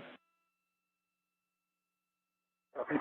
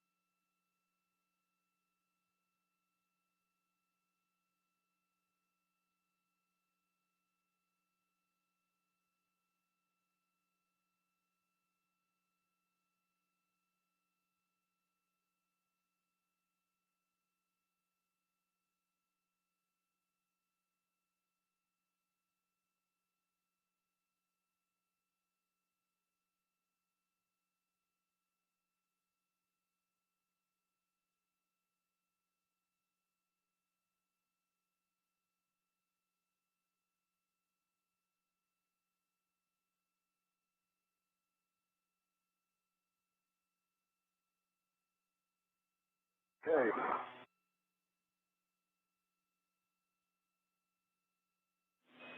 Back with you after handover. The tools and tethers are clear. And I see the clocking of 6. You are go for the the back-off position, Mark and Megan. Copy. Megan is doing that maneuver to the P6 back-off position. Copy. All right, over to Shane. All right, I'm ready. Break on motion, standby. Copy, standby. Could we just get a double check on the APFR settings? We may have missed them, and we just want to verify that we're as expected with the clocking, new clocking and the other settings. Clocking is at 6. And the other settings, it's tapa. There might be a bit of yaw, but it's less than 10 degrees. It's 10 or 20 degrees yaw. The English said if you're pointing towards the lee. I can fix that if you want, but I think it looks okay.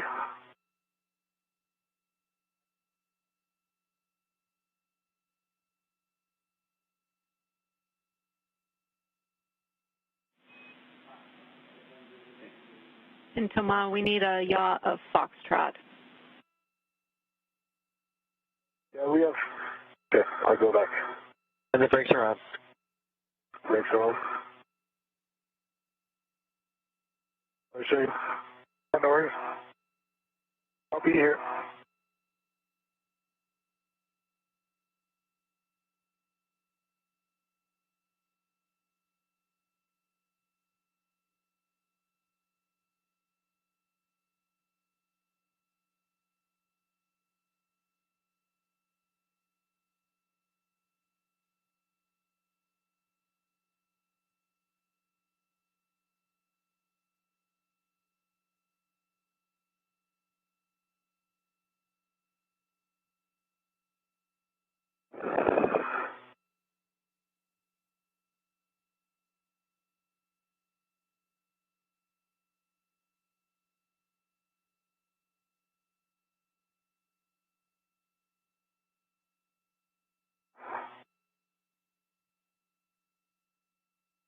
Okay, settings are 12, Papa Papa, Foxtrot, and 6.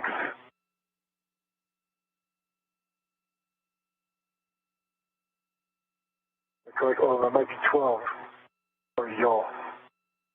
6 is facing towards the lee. Toma, those are good settings. We are happy to continue.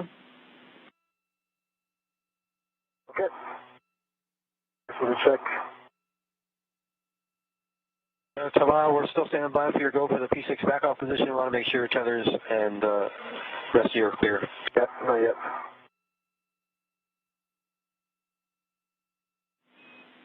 Right. Marking now the go for the P6 egress back-off position.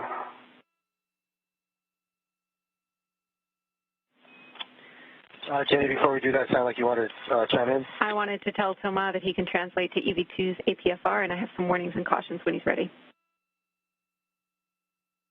Ready. Starting the motion. Affirm.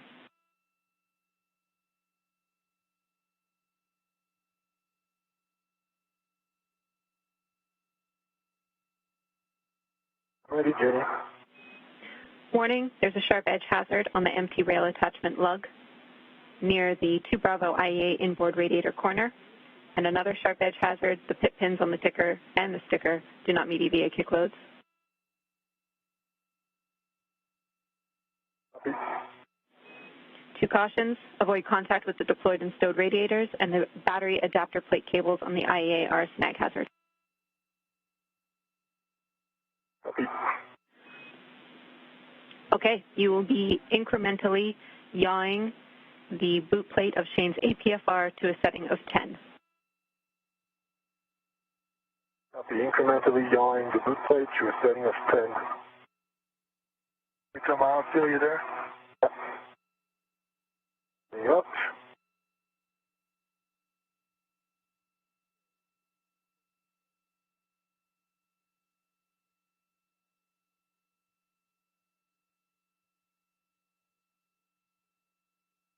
Okay, Shane, yaw your right boot.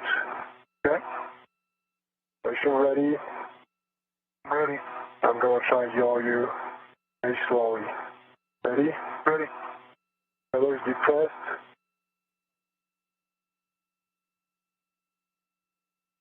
Still moving slowly, that's good pace.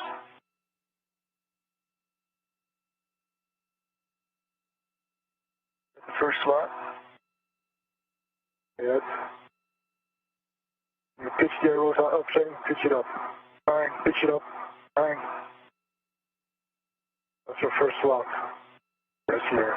Okay. Stop. You see clearance with the actual service. Sorry, I'm yelling the wrong side. My bad. We're good. You done? I'm yelling you back to the outside. Back to your. I'm yelling you to your right. Right? No. Yeah. There's a solar right to your left. Yeah. Don't let the clearance to your left. Yeah, Jenny, can you double check me on this? The solar array looks really close. We're checking now, Toma.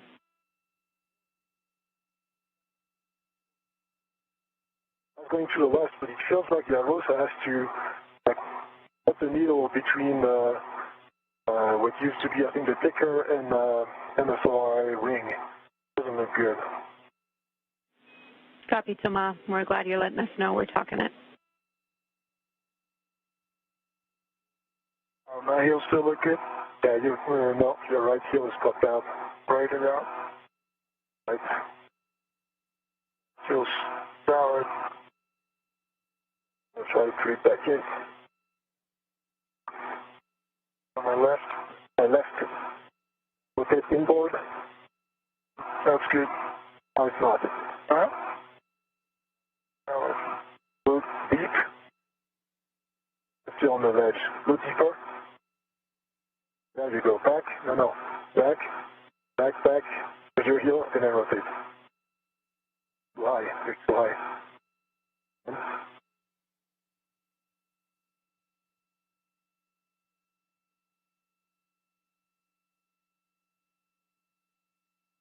Right heel is solid. Okay. Thanks. Not in. And you have to go back. Yes. Wait, you're in. Nicely done.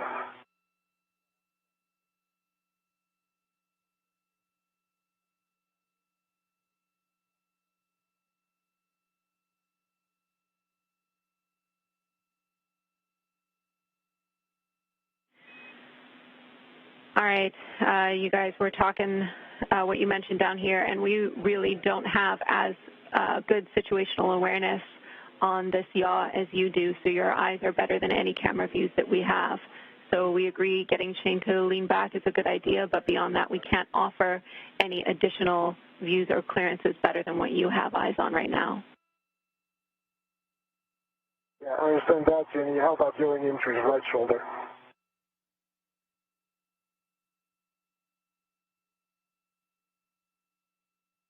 There's nothing there.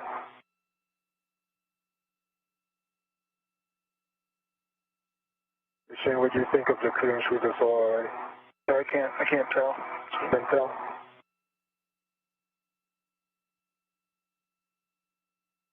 I can't see it. It's right, come to us already, right in, like 10 o'clock for you? I see the one below me, but I can't see the one above me. One pointing to the earth, you mean? But towards my feet, I can see that. You can see this one towards your feet, but not the other one? Correct. Okay, that's the other one that we have a clearance problem with. And to confirm, you guys can go whichever way you choose here, where you have the best clearances. We just have to make sure that the tether is clear and that you have eyes on it. Which tether are you talking about, Jenny? Shane's safety tether? Yep, you can move to Shane's left or Shane's right to a setting of yaw 10. We just have to make sure that Shane's safety tether check, which you'll be keeping an eye on, is clear. Yeah. Okay. Shane, how about I yaw you to your right? Okay. And keep the same position? Yeah, keep the same position. Okay. And we're going for one click. Copy. Going.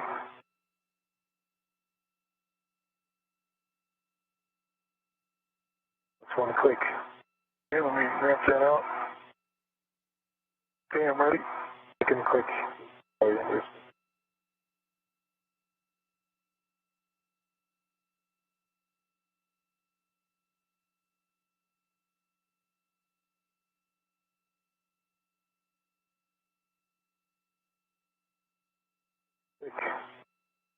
Okay, let me ramp that out a bit. Okay, I'm ready. Click. That looks good. I can't see anything, Tom. Another question. What are you talking about? Clearance look okay? There's nothing there. You're in free space. Copy.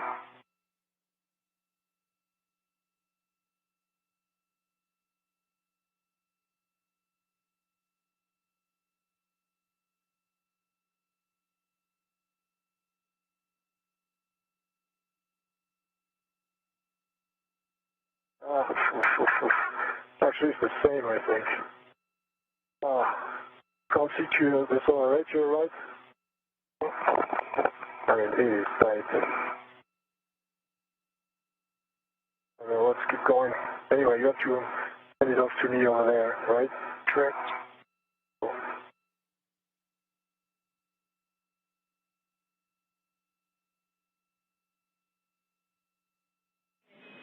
We copy, Toma. You're saying you have the same clearance concern going in this direction. Do you guys agree that this is a good clearance? I just want to be sure we're doing the right thing.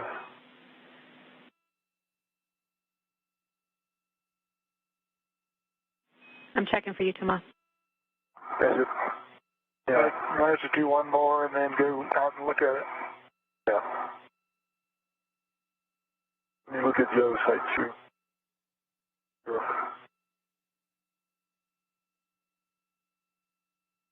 Are we going? No, we're not going. Okay. So our information is telling us that we do have the clearance. Shane can, again, lean back in order to help. but we should have the clearance to continue. If you really think it's no-go, that's a different situation because you have eyes on it.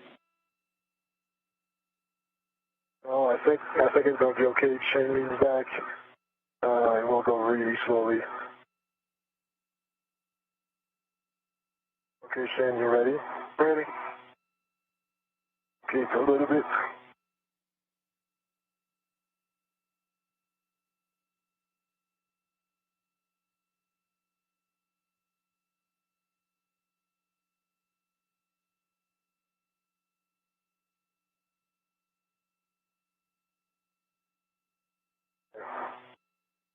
Before one click.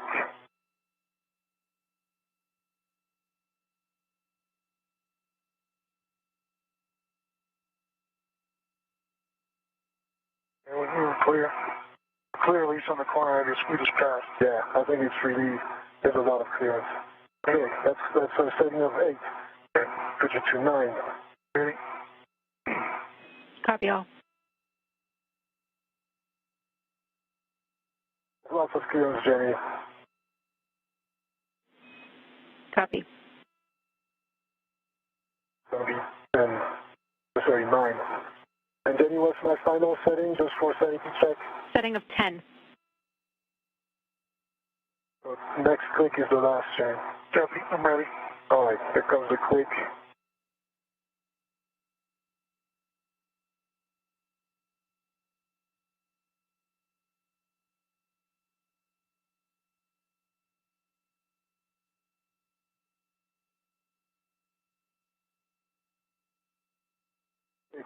You're at 10. Okay, we're looking at your APFR. That's good. Okay. Well done. All right, copy. We understand you're at a setting of 10, and as a sanity check, Tama, that looks good for you for the alignment for the next handoff, correct? It does. Looks great. Excellent. We're really happy to hear that. Well done, you two. Tama, you can double-check Shane's tether. All we're looking for there is for you to verify that it's clear and give him words about how to deconflict it when he egresses the APFR after the next handoff, and then I can get you to translate to your APFR. Yeah. So your set tether is clear, Shane. It's kind of going back and around the APFR, and then to your belly, but that's not going to be a problem, I think. Okay, thanks. Copy all. And with that, I'm crossing over to the other side of the IEA. Hey, firm, you can fair lead around the IEA corner. Let me know if you need handrail numbers for that fair lead. I think I'll be good, Jenny. Thanks. No problem. You're headed just outboard of your APFR to fair lead before checking settings.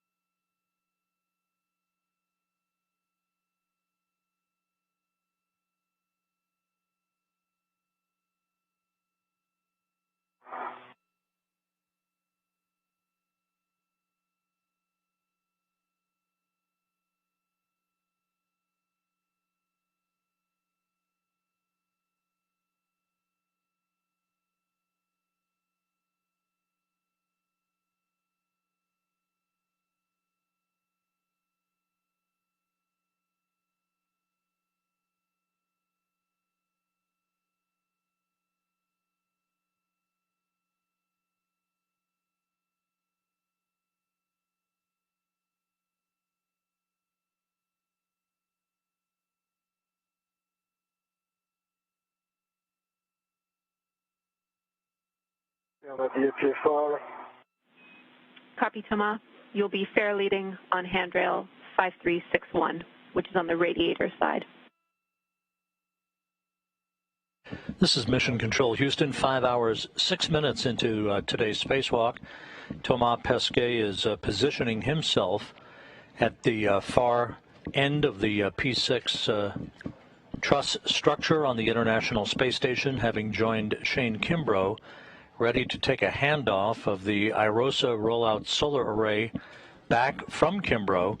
Pesquet handed the array off to Kimbrough after delivering it to the NASA astronaut while transiting at the end of the station's robotic arm that was being driven by Megan MacArthur from a robotics workstation inside the International Space Station. Now we're at the second handoff position where Pesquet will receive the array once again as the two crew members will prepare to install the array on a mounting bracket at the base, basically the mast canister portion of the P6 solar array truss structure.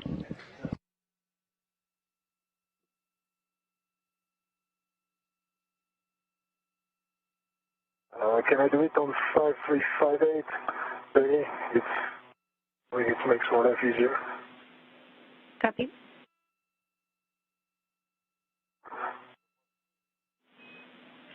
That's going to be a 4-man fair lead. Stay firm. That's fine. What settings do you want on the APFR?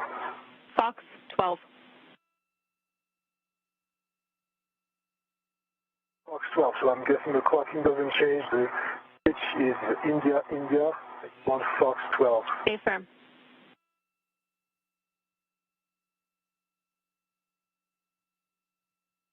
That's what it's at, Jenny. That's Fox 12. Copy, good settings. You can ingress the APFR, Thomas, and I have a big picture update for both of you.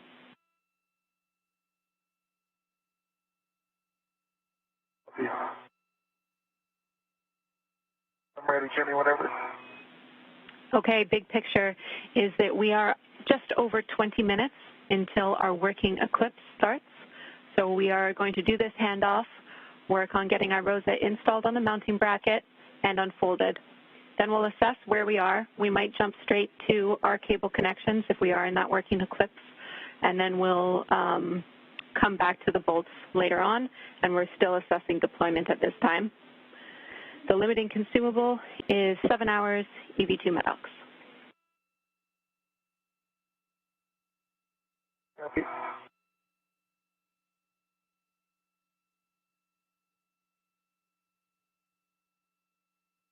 Jenny has the good settings. Has a local tether to the APFR. Extended the English.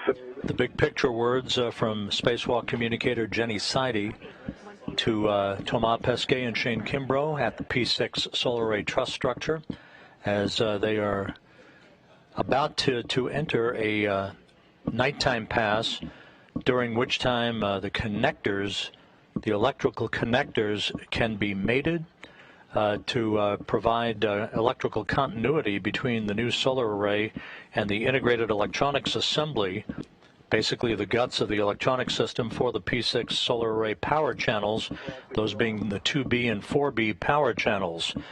We lost an hour while we were evaluating the condition of Shane Kimbrough's suit while he had to restart his display control module that had an issue of undetermined nature, and making sure that his cooling system in his suit, basically called the sublimator, was operating properly, and that cost the crew time. So downstream here, for the remainder of the spacewalk, we are watching consumables, and later we'll determine whether we can complete all of the work associated with the unfolding of the array, which is basically folded up in half.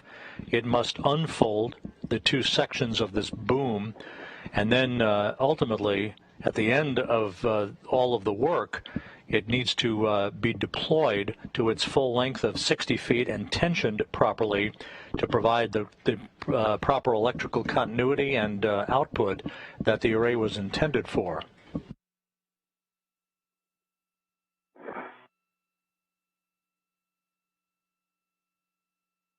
And then, nice. Okay, our two antennas are cleared. Our cooling is good for now. Copy. Ensure your visors and glove heaters are set. Visors are off and visor is down. Copy. I understand your heels are secure in the APFR, and we'll do a gauntlets check. And my gauntlets are down. Okay, copy. I'll let you work with Shane to take control of Irosa. You will be performing a RET swap, and it's important, Thomas, that you attach your mini workstation RET to the scoop, which will be in your left hand. Copy. Shane, can you yaw the Irosa at your left a little bit? That looks good.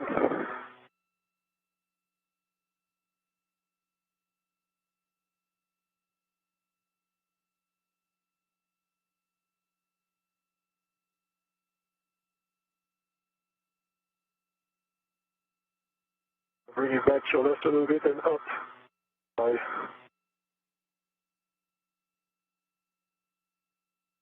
Okay, I have a red on it. Nice work. I have my hand on it. Come back to the right? Yeah.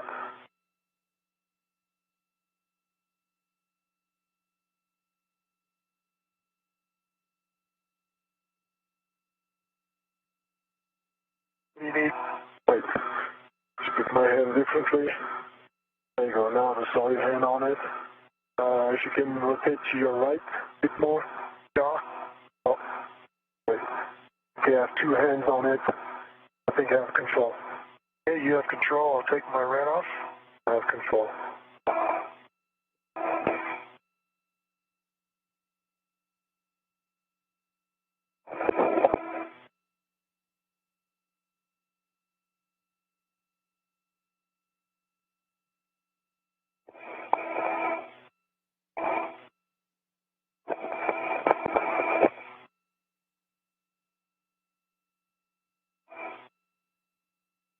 All right, Tomas, the red is gone. You have control.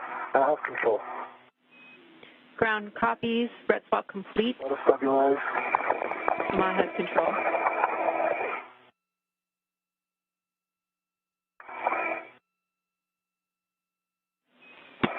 Shane, you can egress the APFR and release your fair lead. Copy.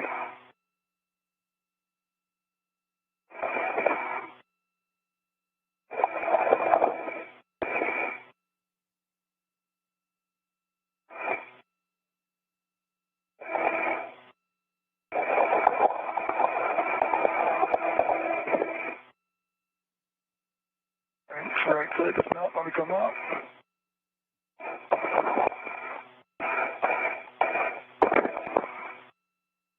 I'm up. Copy, Shane.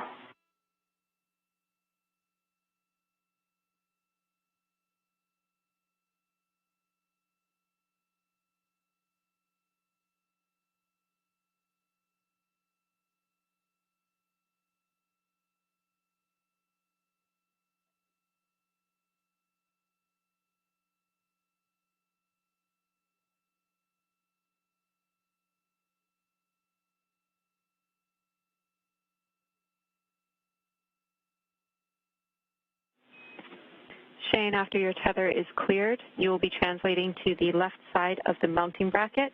I have a warning and some cautions for you both. Okay. Work on this tether first.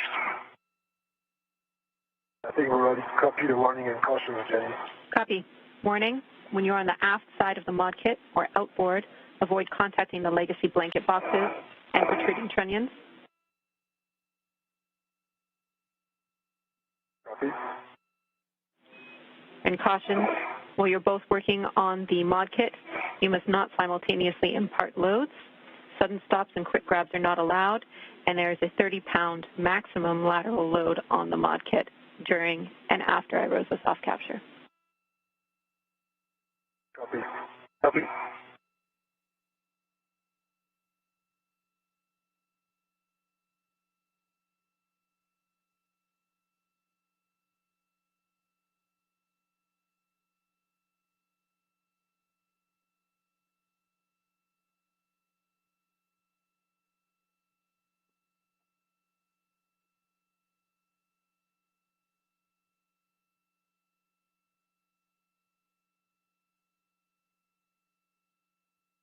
I'm getting my tether back up fairly. Come on, I'll be right there.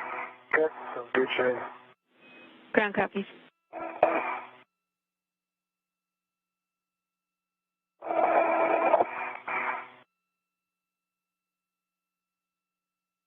At the 5-hour, 17-minute mark in the spacewalk, a good look at the first IROSA ISS rollout solar array that is being mounted to a mod kit, as it's called, basically a mounting bracket at the base of the P6 solar array truss structure.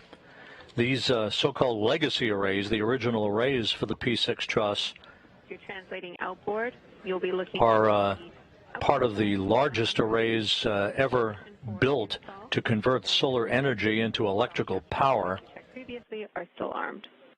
27,000 square feet in total for the old arrays, more than half of the area of a football field, 112 feet long, 39 feet wide. Once they unfurl, the IROSA arrays will be about 60 feet long, each to provide 20 additional kilowatts of power for station operations. Shane did not stow his PGT on the crew lock bag handrail, and he did not retrieve a long-duration tie-down tether, which is a contingency item. It's something we do now or we do after? And we're not concerned about that at this time. We're just going to go for install on the mounting bracket. Okay. All right, so let me check the mounting brackets. So the ROSA is right next. Okay, everything looks good there. Okay, copy. And Shane, you want to position yourself on the outboard side of the mounting bracket. Copy your good checks. I'll bring it really slowly. Okay.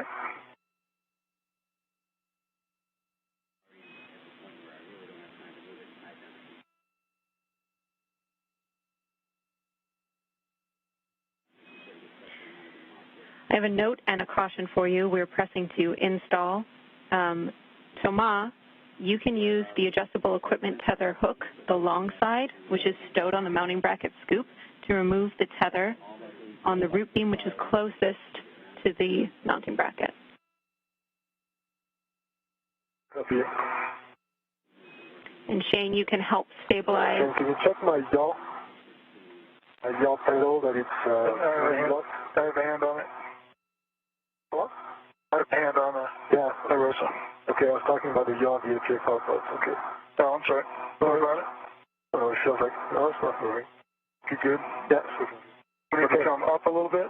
Yeah, we need to remove the scoop. Okay, I'll hold right here. Okay, you're holding it? I have it.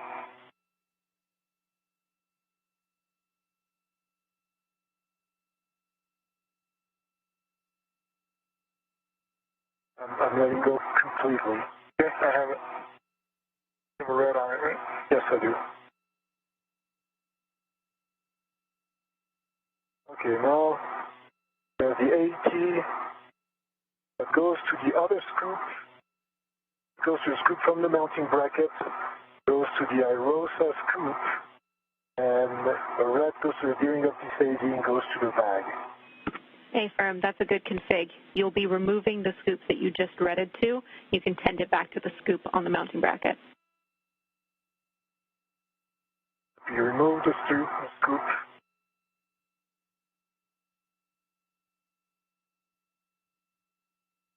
Nice. Back. Okay.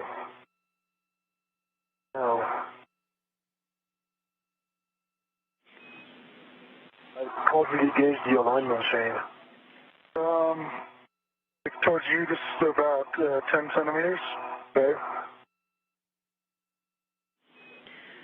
Like that.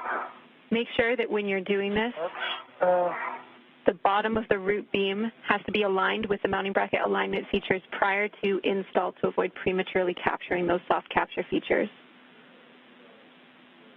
Okay. Towards you some more. Towards me some more. That should be good right there. Okay. I have it kind of holding it down on the platform, the mounting bracket platform. Now it's lower it to your right. Oh, to my right now. It's too low. Mine is not on the mountain. Something is contacting. You taking it off? Okay.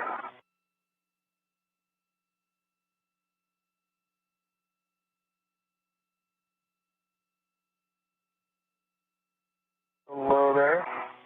It's a bit low on your side, I see. Yep, now I'm good. Okay, now I'm on the ledge. Wait.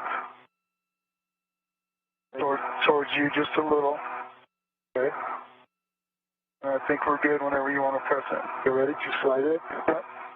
Okay, 3, 2, 1. Right. Now it's going up. Too high. Too high.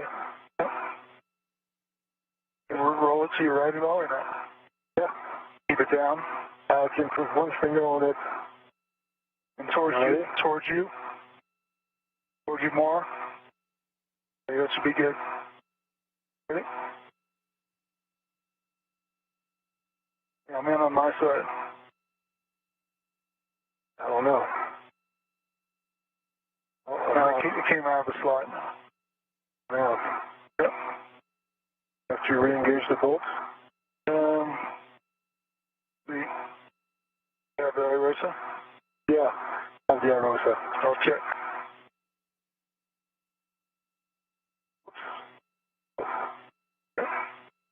The helmet is closed.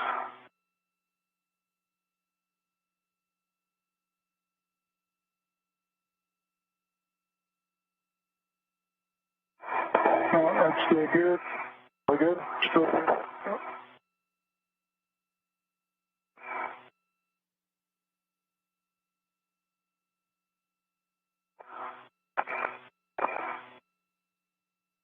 Have a hand back on it now. We're lined up nicely. Okay. Gotta keep contact on it, right? Yeah, slowly. I'm blocked by something. Got some contact. Something will line up. Yeah, we're right in the hole on my side. I'm hitting something on my side. Huh. Let's see. Now you're in.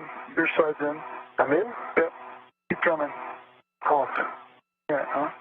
I have solid contact. There you go. Now I'm in. Now you're in. And you need to get, when you get my side in, all the way. But I don't think the detent is in, Shane. It's still moving. No.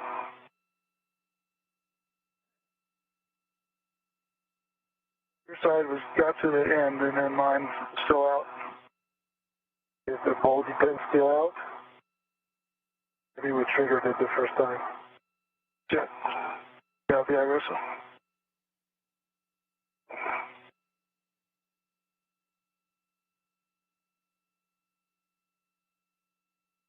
Yeah, this one is out.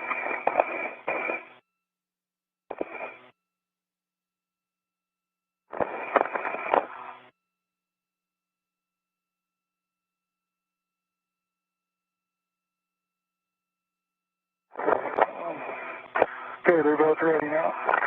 Okay. Copy. We're following along with you guys.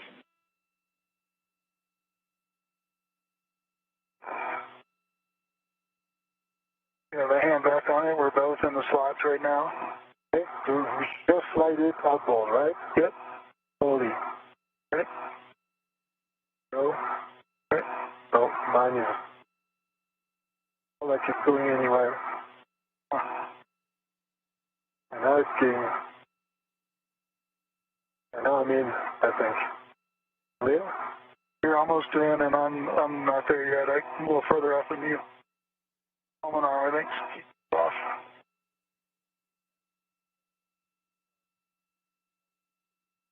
I can't put much more force on it, so I don't know. Maybe we triggered those detents. Can you yaw to your right? Yaw to my right?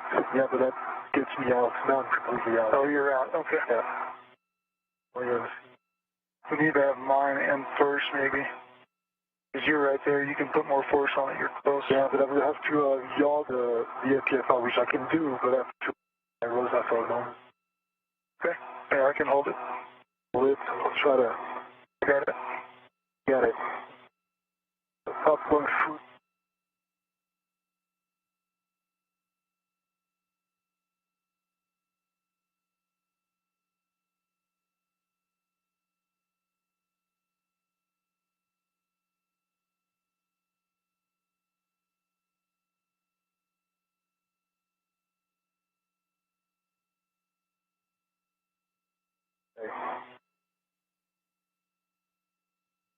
Let me know when you have it again, and then I'll go check to make sure we're in the arm position. Okay. Get my heels back in.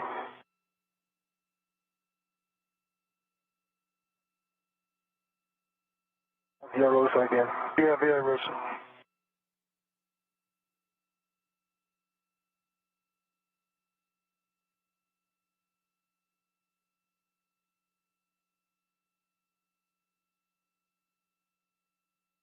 I triggered. And I see nothing from where I am shooting. Let me back it out so that we don't trigger it just. Yeah, they both got triggered on that last one. Okay, you're in a good position now. Okay.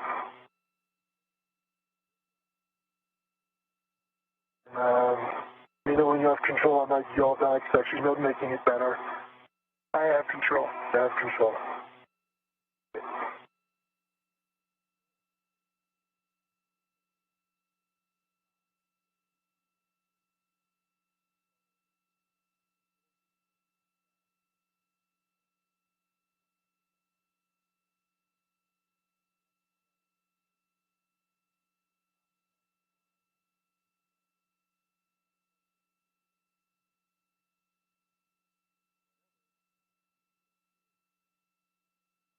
Okay, it's yaw back position. I'll put my foot back in.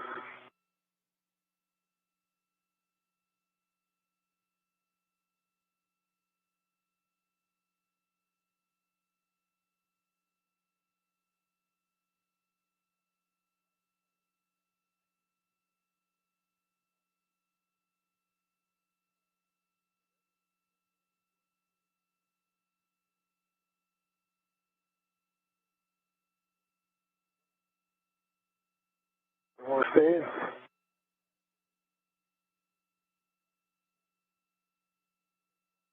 There you go. Okay. Are you ready? Ready.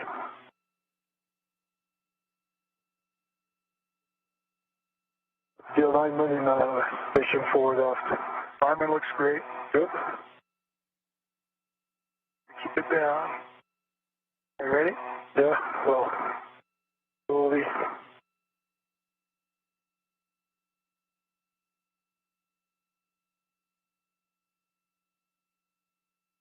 We're both in. Coming. We're 4 or 5 centimeters. Oh, that's when I hate to stop right here. I think we're in, but I'm too much either forward or aft. Yeah. I can't go anywhere from here. Oh. We have some margin forward or aft. Yeah, we have margin my way. Go away? Yep. And which means you probably do on your side too. I don't see, but okay. Let me push it towards you. No, it's going to go towards you. Oh, okay. My way, so towards me. Okay, that's what it seems. And then, there we go. And then outboard, but I think we've triggered it again. You have the IROSA? Have IROSA. I think I might be in. You see on my side what's going on? Because I have zero view sharing, I'm sorry. No, I'm not either. That's great. Put your head on the other side. Okay. So mine is not triggered. Yours is not triggered. Okay. How about the lateral alignment? Is it good? Yeah, I mean, we're going right in the hole. Every time it just stops for me. And we copy you too that the alignment features are aligned, but the soft capture features are not triggering to secure IROSA. We are talking that down here. Okay. You want to go your side first, maybe? Yeah. It triggered a couple times, Jenny, but didn't capture it. Yeah, we did see them trigger a couple of times, once on the first try and then prematurely trigger in later on. But we agree with you guys, what you guys are doing, and we're talking other options. Go for it, Shane. But we're lined up really well right there. Come on. Yeah. I go. Ready? 3, 2, 1. Stop moving it. There we go. I'm in, I think. I think I'm in too. Avia-Rosa. Avia-Rosa. I'm going to go check, see if the pins. Yeah. Pull it. And Shane, if you get one of the soft capture features deployed properly, you can try and push the other one in, so manually trigger it. Okay, they're both in right now, Jenny, so I think we got it on that last try. Nice. Okay, copy. Great job. Anywhere. Great job, you two. I understand that we are installed with the soft captures triggered. So with that, Shane, I'm going to have you finger start M31 through 34, which are the M bolts on the bottom side of the mounting bracket. Got it. And so we are all on the same page. We are working toward getting iRosa in a structurally sound config, and we will not be doing electrical connectors during the CPA. Okay. And what's my next step, Jenny?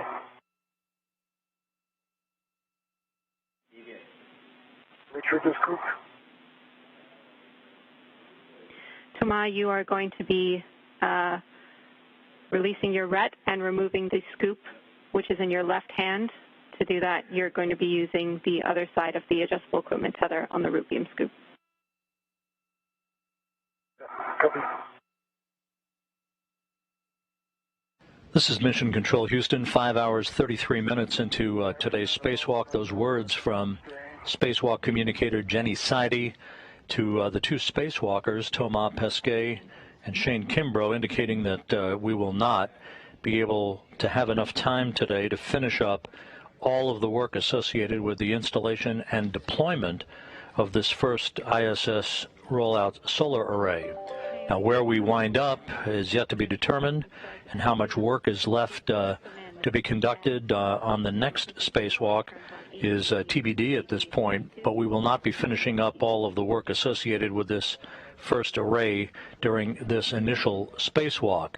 The next spacewalk is scheduled for Sunday by Pesquet and Kimbrough, but what that will consist of, whether we will press ahead to complete this power channels work with this particular array or leave it in a tied down configuration and move ahead from scratch with the next solar array for the 4B power channel is a subject for future discussion. Just release. Back to the crew load bag, Shane. Put it. Copy, Thomas.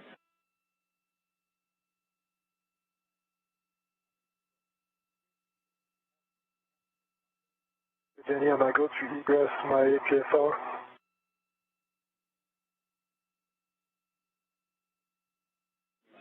Affirm, egress your APFR, Thomas. We're talking next steps here. Okay.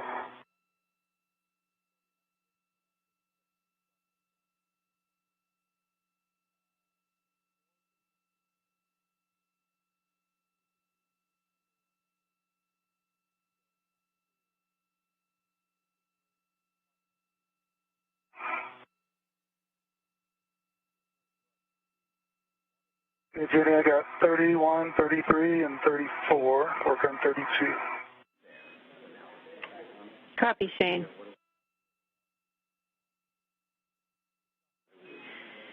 The reason why we're pausing here is we're trying to determine whether we're going to unfold iRosa or not. So I will have next steps for you both soon, but it is the correct direction that we've gotten those M bolts. Thank you, Shane. Okay, all four of those bolts are in. 3 times.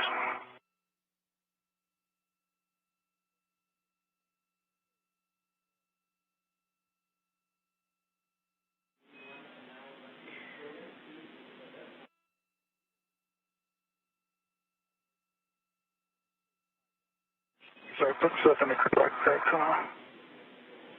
And Tuma, could you repeat your last, we want to make sure that you're in the right position to do this. We need you to release the final hinge restraint bolt, which is R6.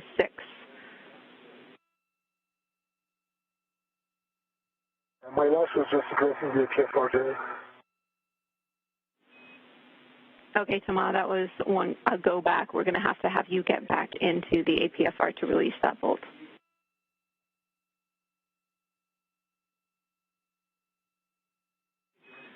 And Tama,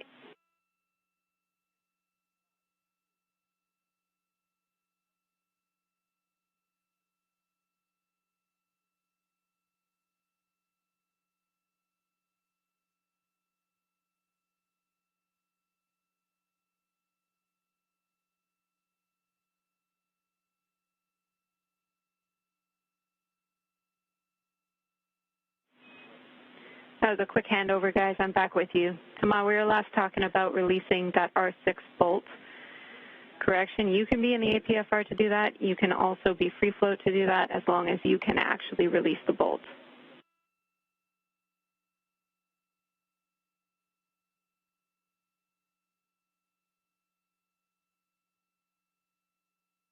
I think it's better in the APFR, Jenny.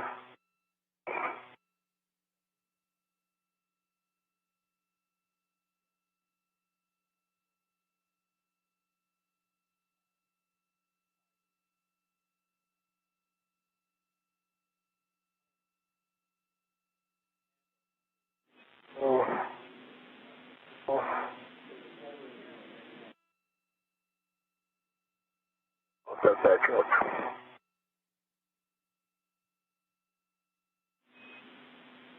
And Tama, if you can reach the bolt otherwise and successfully release it without being in the APFR, that is also fine. We're just looking at your reach to R6.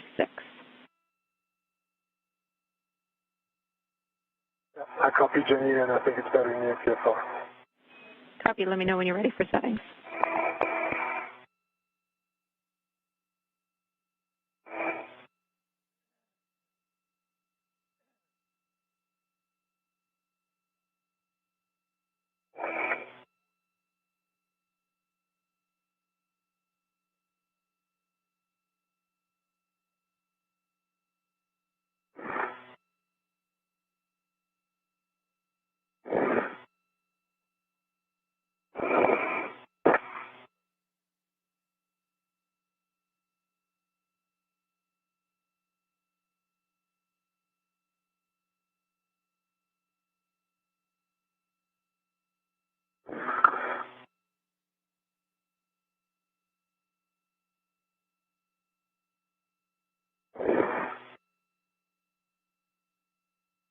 Jenny, I'm one foot in the APFR. It's going to be okay. I'm ready for setting. Bravo 2, counter 2.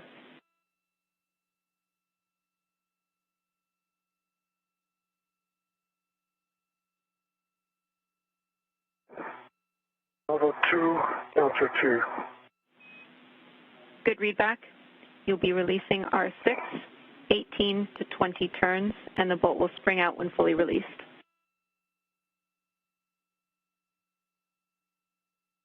One. No. Pass, Bravo 2, counter 2. 5 hours, 40 minutes into the spacewalk, Thomas Pesquet using a pistol grip tool to release a final hinge restraint bolt. One of the final steps before the IROSA solar array can unfold. It's basically folded in half. Needs to unfold first as they continue work to mount it to a modification kit mounting bracket at the base of the P6 solar array truss structure. 18 to 20, copy. Thank you.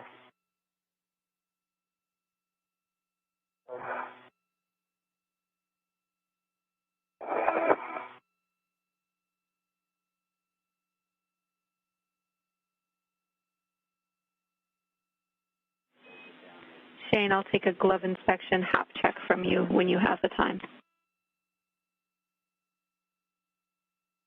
Okay. Gloves look good, no change, and dry hat. Copy, good checks. Thanks, Shane.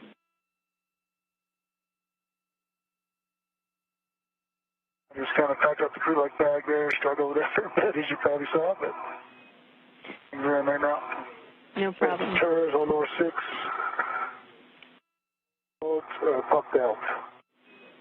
Copy. R6 is released. You can stow your PGT, Thomas. At this point, we are going to push to unfold Irosa. I go to egress the APSR this time, Jerry. Yes, Thomas. Now you egress the APSR, retract and stow the ingress aid to the boot plate. Cool. All right. This works, Thomas. On.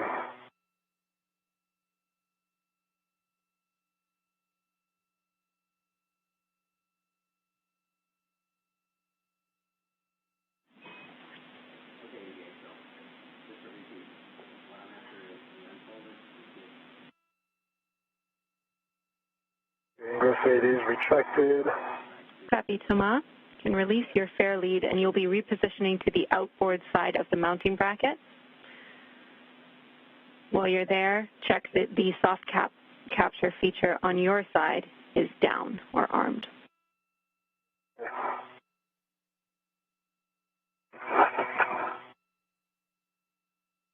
Okay. Lead is released, and I'm translating to the outboard side of the mounting bracket. I'll take your next words, Jenny, once I'm there.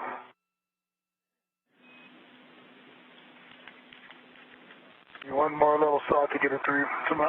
Yep. Copy. A warning for you both when you're ready. Down local.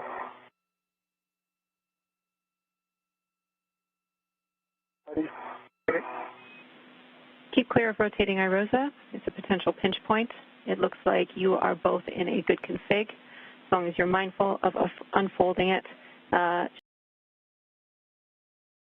When you're ready. Down local.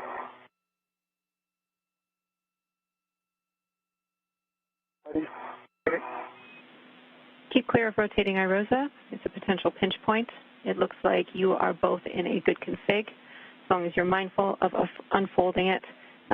Shane, you can initiate and pivot Irosa to the unfolded position. We're looking to engage the right alignment tab and right side soft capture closest to Thomas.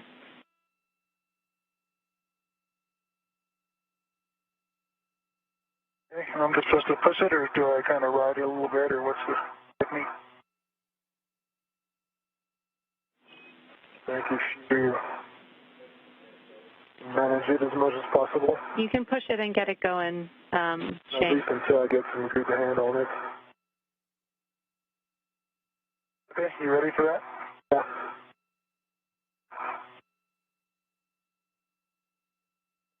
Actually, I can rotate it myself, Shane. I get it. Do you? Yeah. Okay, it's already going. I can't reach it now. No, it's okay. I got it. Nice. So you come here, maybe assist for the end. Oh yeah. Oh no, just for safety. If I can. Very nicely for now.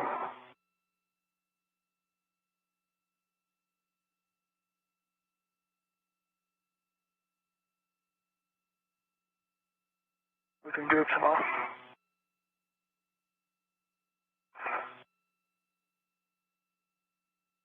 See something. Yeah, I think you just got to keep going. Well, I think it's just hitting that the pen. There we go. Yes. No, it's push that handle up, Thomas. It's right here behind the strap. Is it in? It's not completely in yet. No. Is the handle out? I don't see it. Handle, it's in arm position.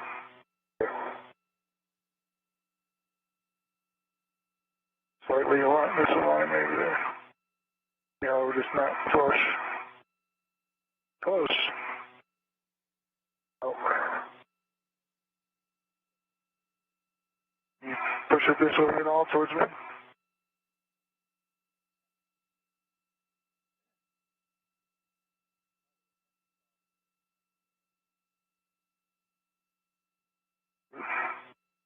I think it's hitting something in the back. Oh, there's nothing back there, but Yeah, but I don't have a stable position. Let me rotate. Move towards me.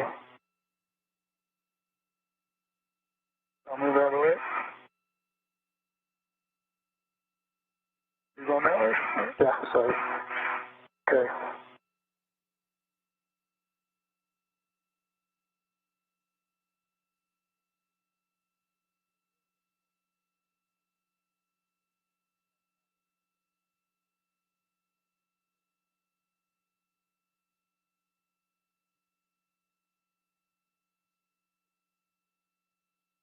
Towards you or your previous position.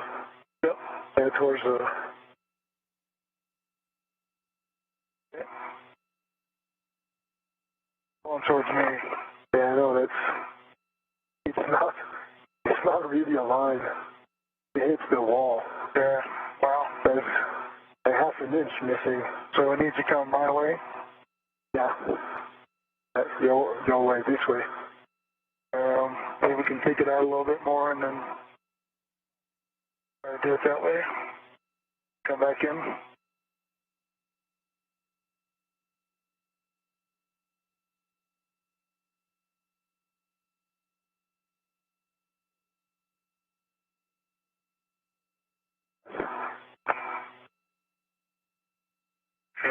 You'll swing it back out and then no, it's not going to change much. We need to, as we swing it open, we need to push it towards you. Okay. Pull towards you. Okay. And I can pull it. I'll get a pretty good position to pull towards me here. Okay. So if you're ready, on the count of 3, let's try. Okay. 1, 2, 3. Just like an 1/8 of an inch. Almost.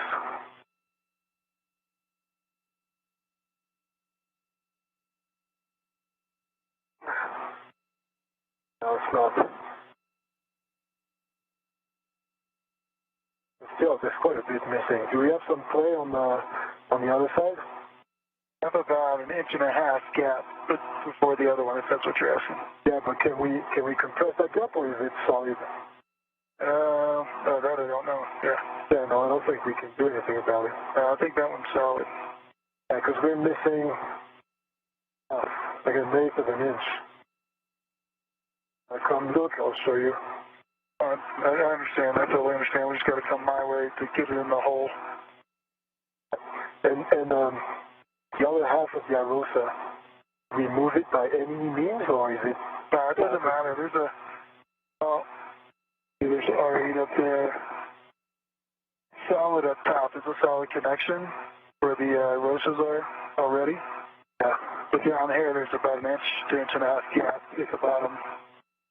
I thought we could play with, but it looks like no gap up top. Well, that's just the rotating mechanism up there.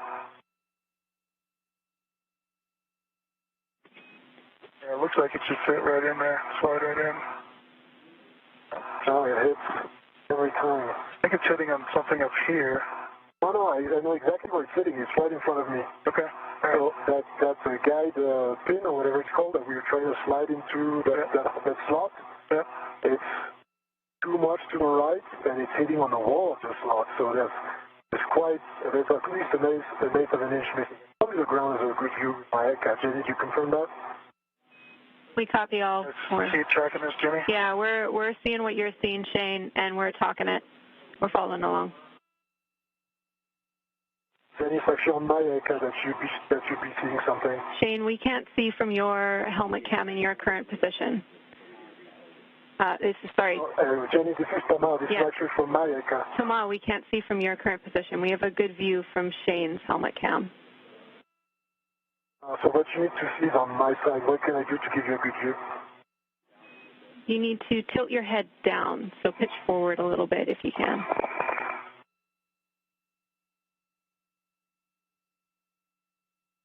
Okay, do you see now? Slot? All right, that's better. We're looking. You see the slot, Jenny? Yeah, they're checking it. Yeah. We can see the alignment feature on the mod kit, the mounting bracket, but we can't see the slot on the iRosa root beam. Okay, so what do I need to do to give you a view of this?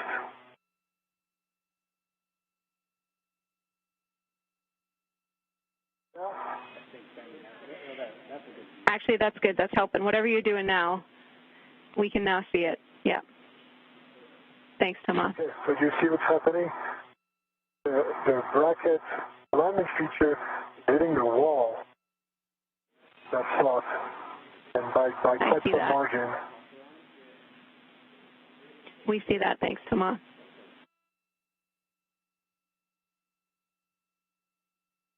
We've tried to slide it as much as we can to the right on your view, but see there's a lot missing. Copy.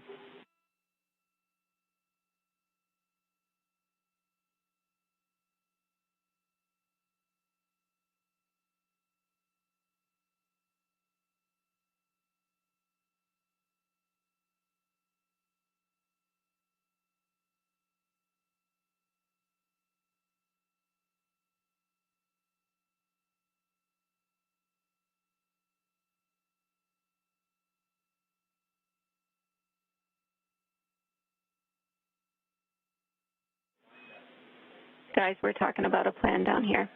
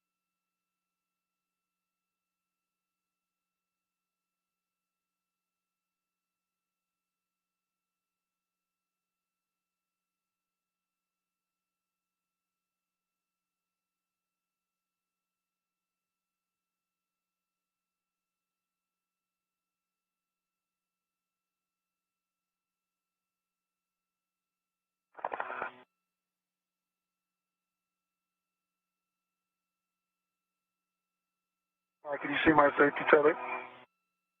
Right behind me when I after that handoff. No, I don't see a shade. Okay, it's behind you. Right. Check it out when the sun comes up. When it's day, maybe. Right now, I cannot really move because I have my hand on the Arosa. Yeah, no worries. Just don't know if you can see it. Thomas, that's a great view that you're giving us right now. We're still talking down here.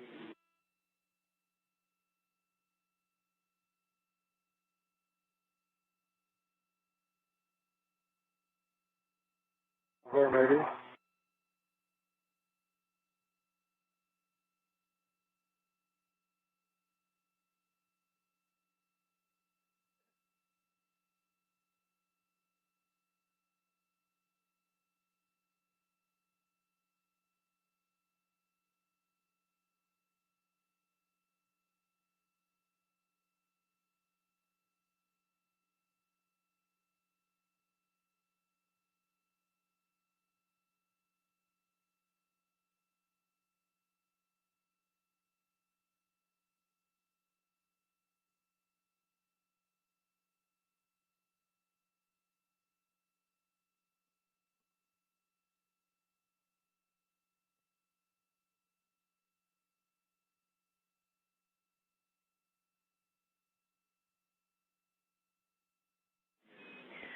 All right, guys, we have a forward plan. We're going to ask you to take pictures of the misalignment at a bunch of different angles. We really like the angle you're giving us now, Thomas, but as many as you can manage, we would really appreciate.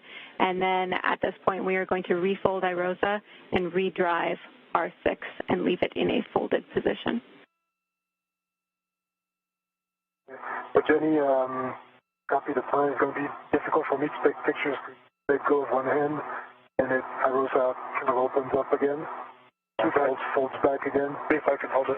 So it's staying here because I'm maintaining it with my two hands, like one on the mounting bracket and one on Irosa. I could push it towards the mounting bracket now. Yeah? Okay. Yeah. We copy, Thomas. Let's try pictures. This is Mission Control Houston, approaching the 6-hour mark into today's spacewalk. Thomas Pesquet and Shane Kimbrough have begun work to attempt to unfold the two halves of the folded IROSA roll-up solar array that has been mounted on a mounting bracket on the base of the P6 truss structure. However, they have encountered some interference with a piece of equipment on that mounting bracket, and so the recommendation is to refold the array back into its folded position and then bolt it in place to leave it for further analysis on a subsequent spacewalk. So we will not be completing all of the work associated with the deployment of this array today. That was determined after spending almost an hour troubleshooting a couple of issues with Shane Kimbrough's suit, one with a display control module, basically a data box on his extravehicular mobility unit suit, and a momentary spike in pressure in his cooling mechanism called a sublimator in his suit. His suit has been functioning perfectly since that troubleshooting occurred, but we lost time in the process of doing that troubleshooting, and that cost the two spacewalkers valuable time in being able to complete all of the work for today. When that work will be picked up will be the subject of further discussions in the next day or so. Oh, it's the light is my helmet light. Yeah, and as I'm taking pictures, I'm blocking it. I think there's a single good one. I got good video though, they can definitely use that. Yeah. Hey, firm, I'll mention again we had a really good view from your helmet cam, Toma. Best effort here. Okay, so first, pictures, Jenny, by night with helmet light, that's not working. Copy. Shane will also get you to look up, if you can understand you're maintaining control right now.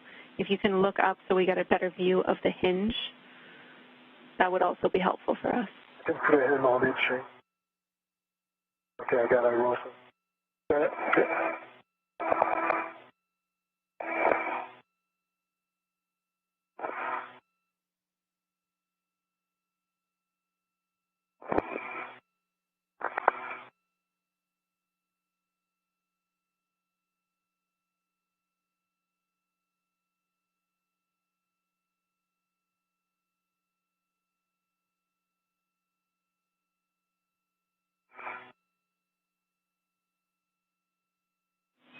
Thank you, Shane.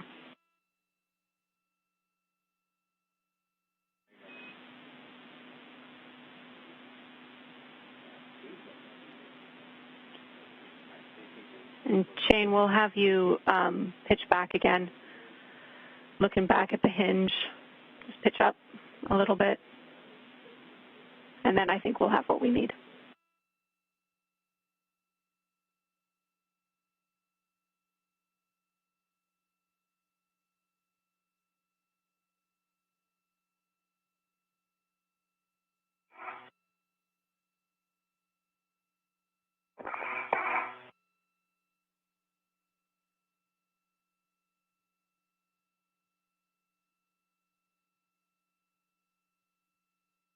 Once again, we've just crossed the 6-hour mark into today's spacewalk.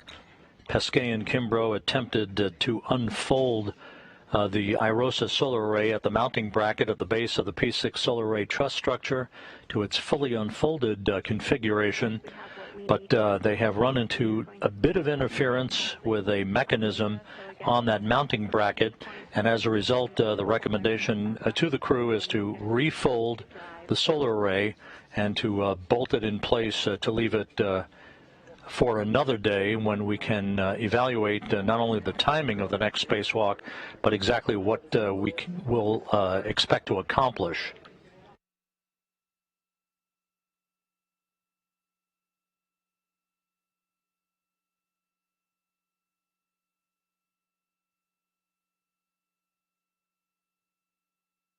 It's not unfolding. Oh yes, there we go.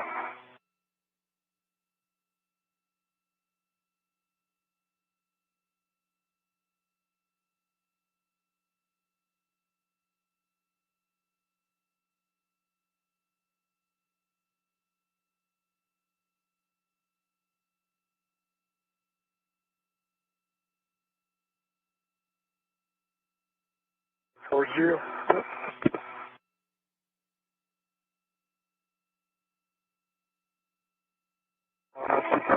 here. You have a hand on it? No, I don't have anything to grab. A little closer I can. Underneath.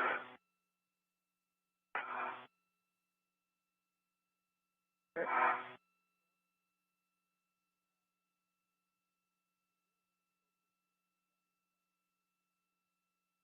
All right, we're lined up. Okay.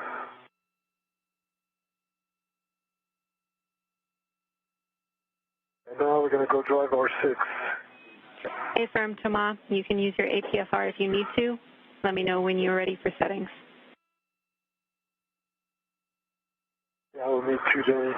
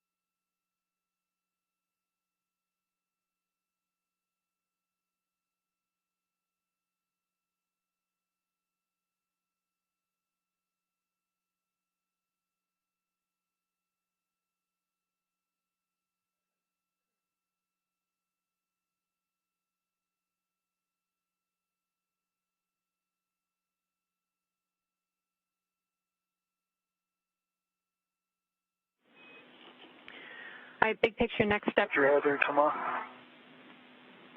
Big picture next steps for you guys. I see Thomas getting in the APFR. Shane, we're going to have you hold that position to help Thomas until he can drive R6, and then we're probably going to have you torque down the M bolts that you finger started previously. You'll use your PGT for that, Shane. Okay.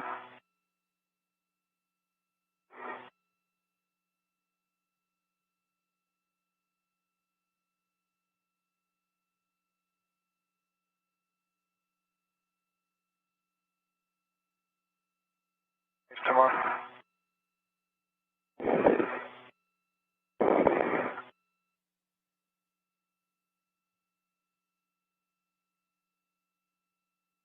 Don't go back anymore. Bend your knees and go to your left.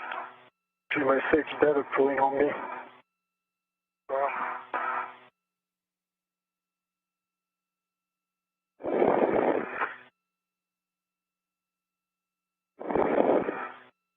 It's real. Do it again. You want to to your right. You kind of you're hitting it when you come up. I know if I should have come up, my 6 is pulling me. That twists me. Oh, gotcha. Okay.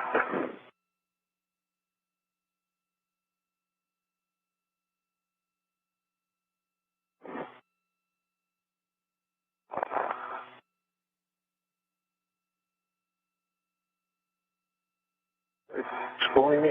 Yeah. Wow. It's happening before.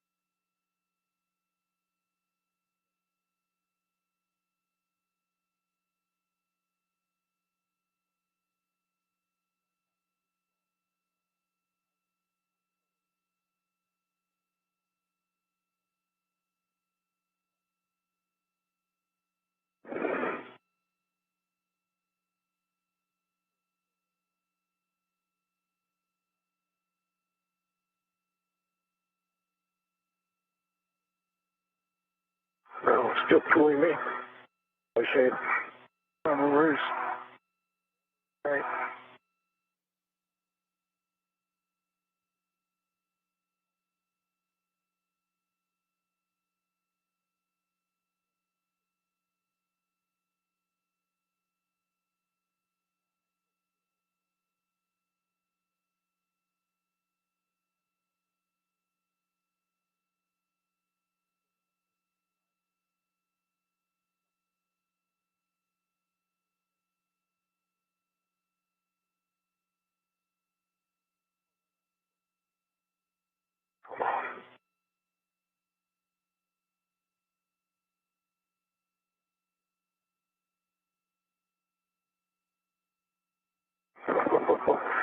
I'm sorry. Mind him come.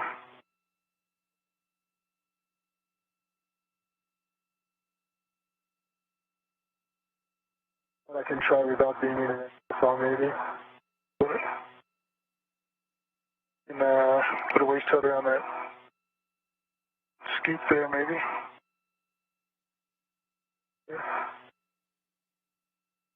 6 hours and 8 minutes into today's spacewalk, a view of NASA astronaut Shane Kimbrough from an HD helmet camera worn by European Space Agency astronaut Thomas Pesquet, with the challenges of today's spacewalk. The crew is in the process of folding up and bolting into place the first IROSA ISS rollout solar array that was removed from a flight support structure on the truss of the International Space Station, having been delivered with one of two such arrays on the SpaceX Cargo Dragon vehicle 2 weeks ago that was launched from the Kennedy Space Center in Florida on the latest SpaceX resupply mission to the station.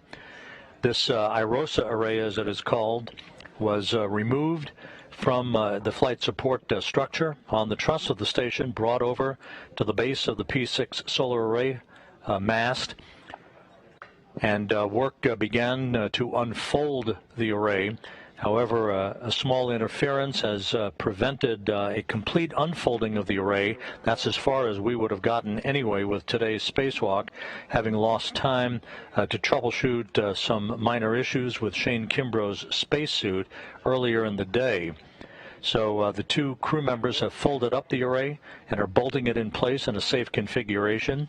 And where we go from here with the next spacewalk in this series to get these solar arrays installed and unfurled to begin the augmentation of power to the International Space Station will be a subject of further discussion by mission managers. There is no urgency to get these arrays mounted and unfolded and activated. These arrays are designed to augment the current power supply of the existing legacy solar arrays, not to replace them. The station is operating in perfect fashion with the electrical output currently being generated by the station. The augmentation is required to handle the future loads for both science utilization and additional modules to be launched to the International Space Station in the months and years to come.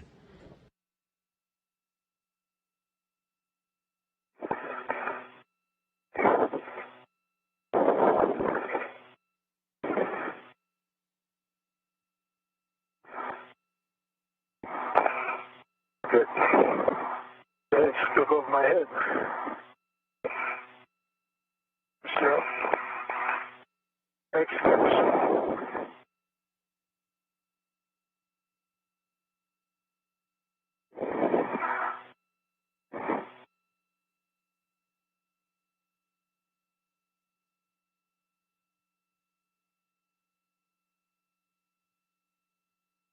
Deeper.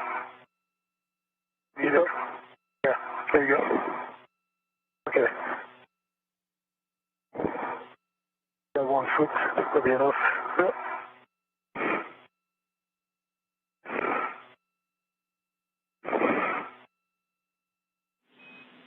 Once again, the two spacewalkers were able to soft dock the IROSA rollout solar array to the mounting bracket at the base of the P6 solar array truss structure. And then they made an attempt to unfold the two halves of the boom, if you will, for the solar array. They were unable to completely unfold and line up the bolts. So after using some time to troubleshoot that issue, they folded the array back, and you can see that in the view from a truss camera on the International Space Station.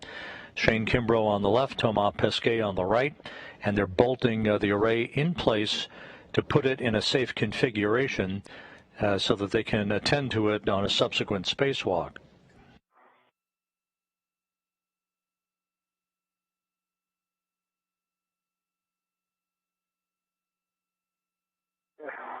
I am ready for settings, Jenny. Alpha 3, clockwise 2, 18 to 20 turns. Alpha 3, clockwise 2.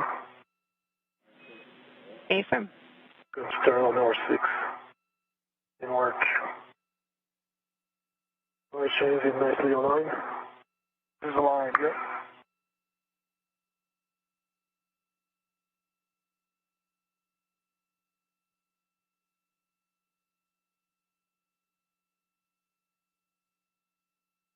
Three, 4, 5.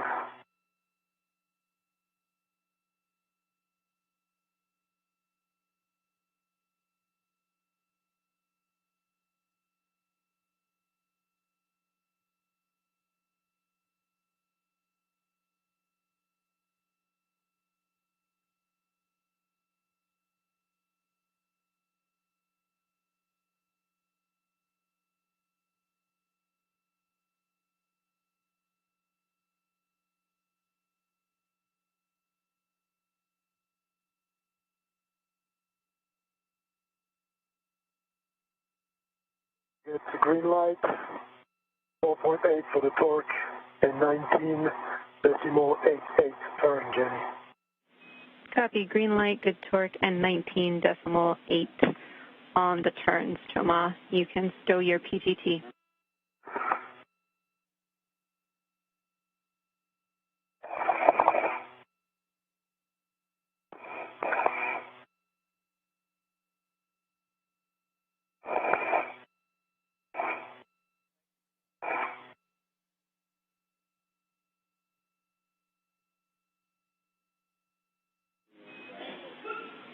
Thomas, I'm going to get a glove inspection, hap check, and gauntlet check from you. And Shane, now that IROSA, that hinge bolt is secure, you can ready your PGT and we'll drive the M bolts to torque, which you finger started previously. Those are good, hap is dry, and gauntlets are covering the wrist.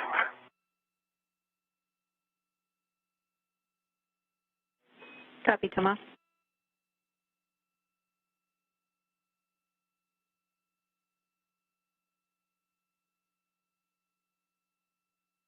All right, just give me a second on the PGT, Jenny.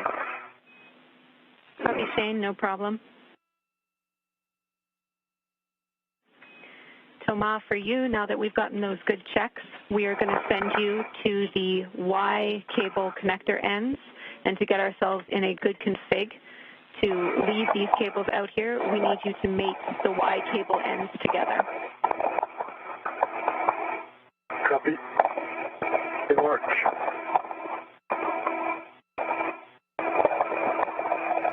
This is Mission Control Houston, 6 hours, 16 minutes into the spacewalk today by Pesquet and Kimbrough. They're in the process of driving the final bolts to structurally secure the IROSA rollout solar array to the mounting bracket at the base of the P6 solar array truss structure. You see those huge solar arrays that are deployed out of the top of your screen on this view from an external truss camera on the station. The actual unfolding of the two halves of the solar array boom and its ultimate unfurling of the array after it's electrically mated to the integrated electronics assembly on the International Space Station is forward work that will be left to a future spacewalk. 5, clockwise 2. Correction, Shane, we're changing the settings. Alpha 6, clockwise 2. Copy Alpha 6, clockwise 2. Affirm. Okay, that's set. Copy. We understand these bolts have been finger started, but nominally we would expect 11 to 13 turns. We're driving them all to hard stop with the black line flush. Copy. And then Jenny, I'm at the Y cables. Copy, Thomas.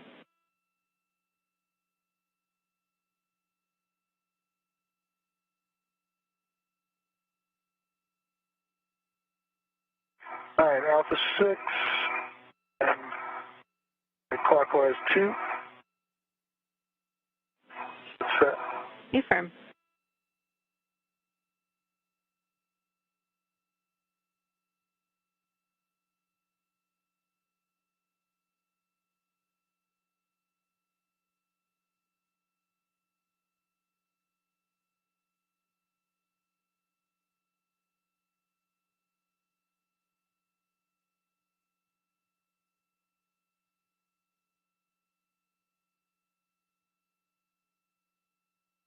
Okay. A low torque message on the PGT there. That was at for 11.96 turns. Copy, Shane, and which bolt was that? Did I get a green light there or not? 34. That was M34, and that was a low torque? Yes. Copy, I'm checking for you. And Thomas, I can give you your cable connections. You can start when you're ready.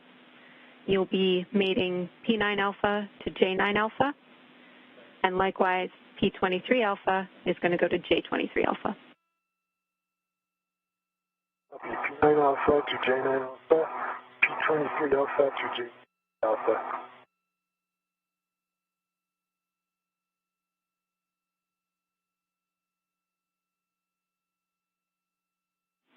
That's a good readback, Thomas.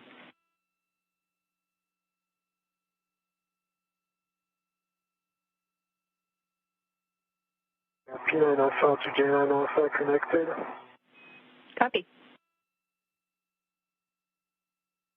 Did you get the same message on M33? 12.08 turns. Copy, same message on M33.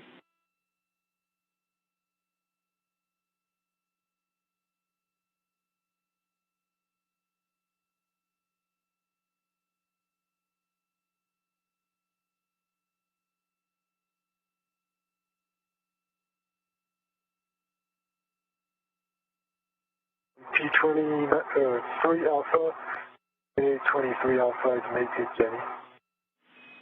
Copy, good work, Thomas.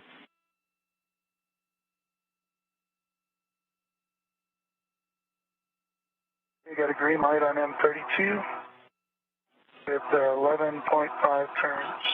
Copy, green light on M30. 24 on the torque. M32, that's good torque and a green light. And Shane, I can confirm now we're going to need a green light on all of those bolts. So we might have to go back to 33, 34. Okay, I'll do that now.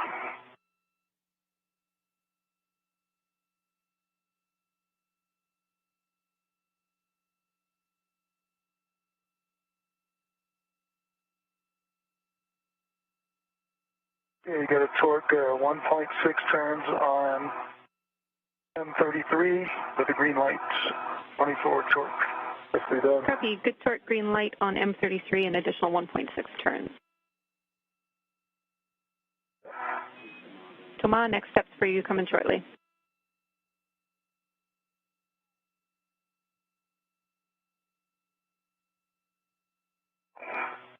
Green light and about half a turn on M34. Nice. Copy, green light, half a turn, M34. Just looking for M31 now. Okay.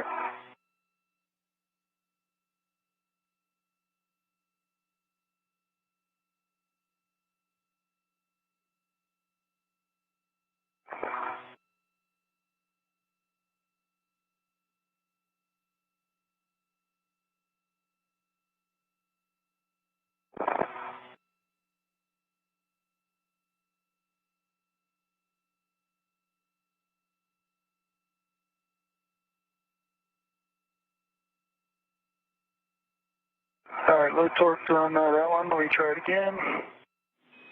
Copy, Shane, low torque, trying M31. That was 11 and a half turns. Copy, 11 and a half.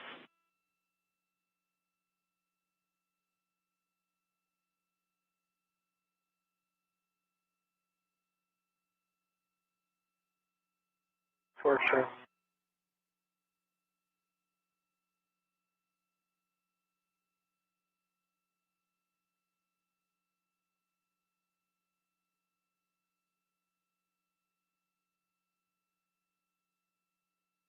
Tough angle on this one. See if we can come the other way.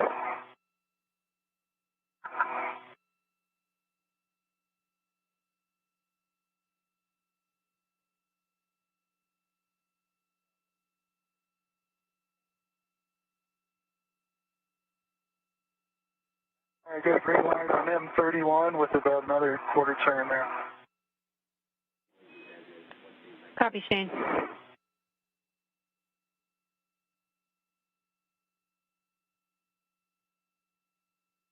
Done.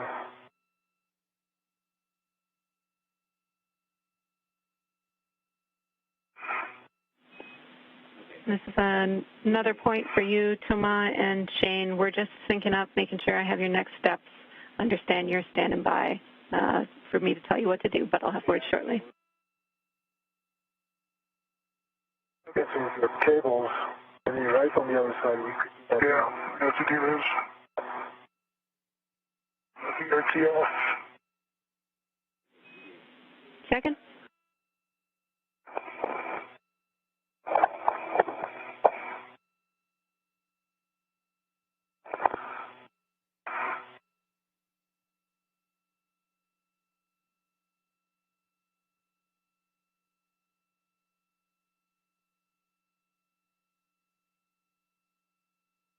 Safety tether behind me? Yeah, it's actually to your left, along your left leg. It's nice. Okay, good. It's to the seat, or I think it's just right down the leg. It goes to the corner where your fair LEDs, I think, maybe. I didn't, but it must have just caught on something. So it's good. It's good. Thank you. Yeah, I didn't remember before. Shane, I can confirm that you'll be headed outboard to connect your Y cables to one another to leave us in a good config.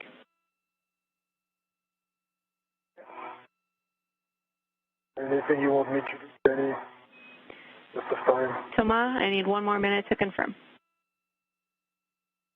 Okay, no problem.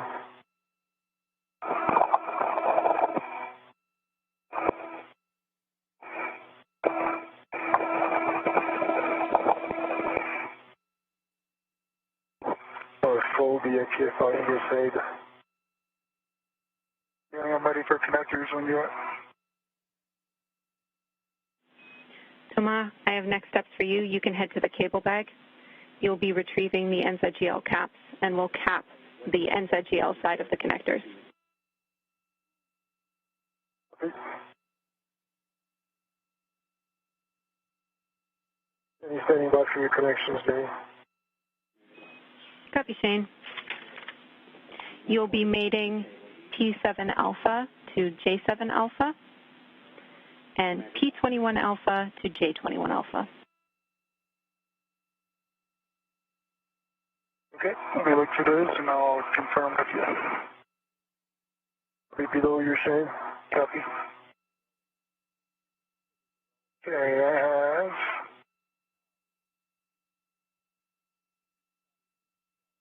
P21 and P21. Copy. The sides look good, no side, no pins, and EMI band looks good. Copy, Shane.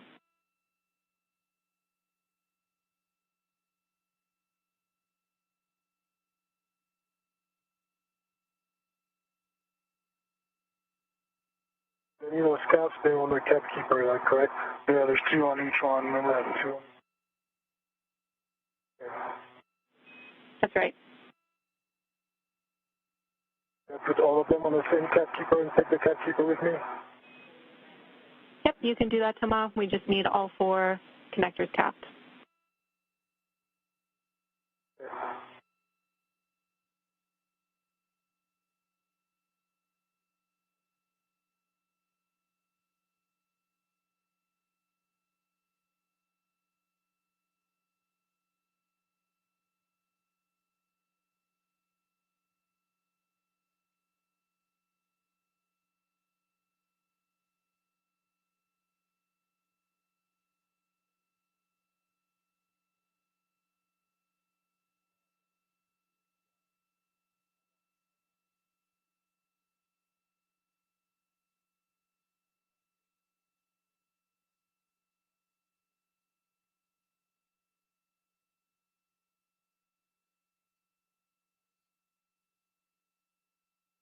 Three.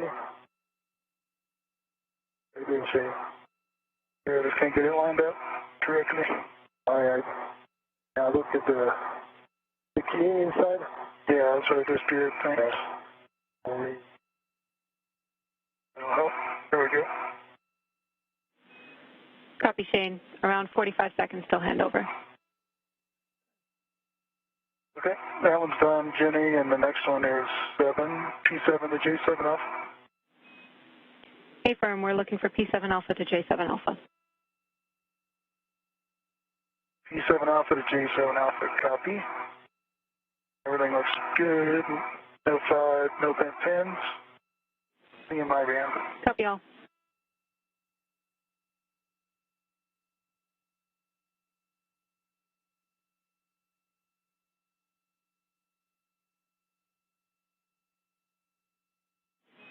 Short handover.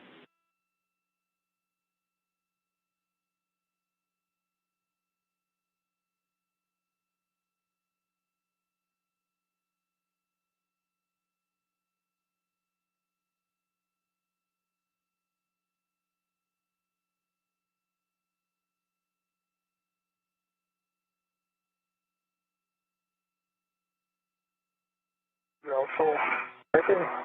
No, so, talking about the one up here? Or the one you brought over? I think that's it to you right here, sure, position. Yeah, I got 2 right here at least. Let me get all the one. I'll just take it with me. Better position for you. Back with you after the handrail. Okay, I have my red on the cap keeper. I release the AT from the bag and go back up with the cap keeper with those 4. And the GL caps. And break. Well, actually, We're going to stop your capping ops now. We are going to pick up the crew lock bags and the PGTs and head inboard. We are creeping towards our MEDOX limit. okay.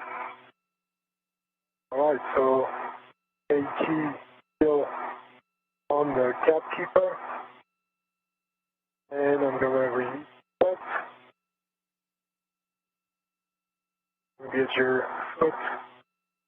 Yep, I see it on it. Send it back inside of the bag.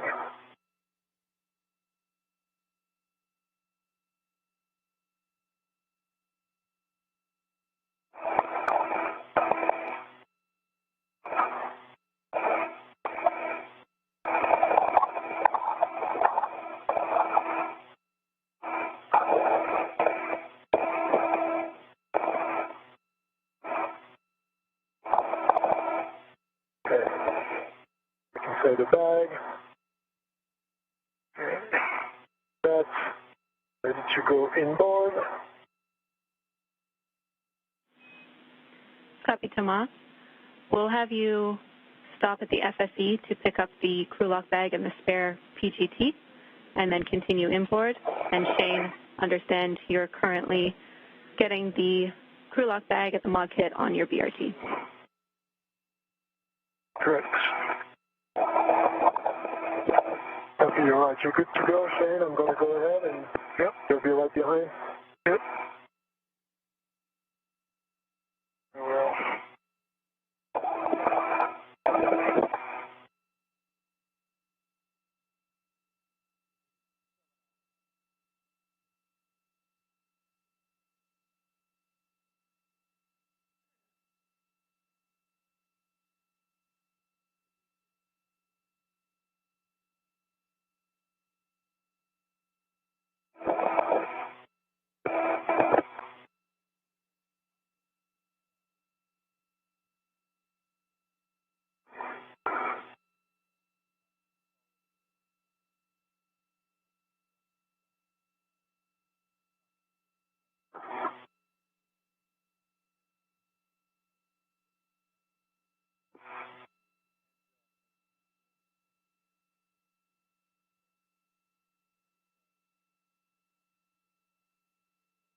All right, Shane, I see you at the crew lock bag. Yep. Copy, Shane.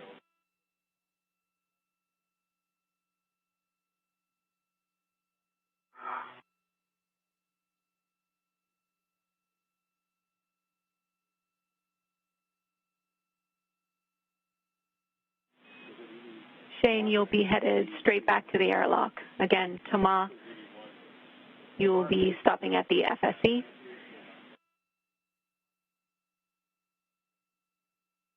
Copy.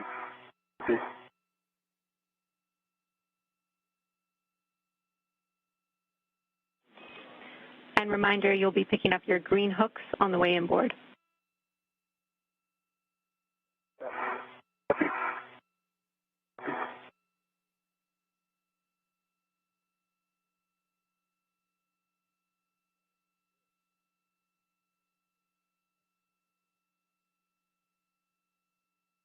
Okay, I see your green reel, your green hook, Shane. Okay.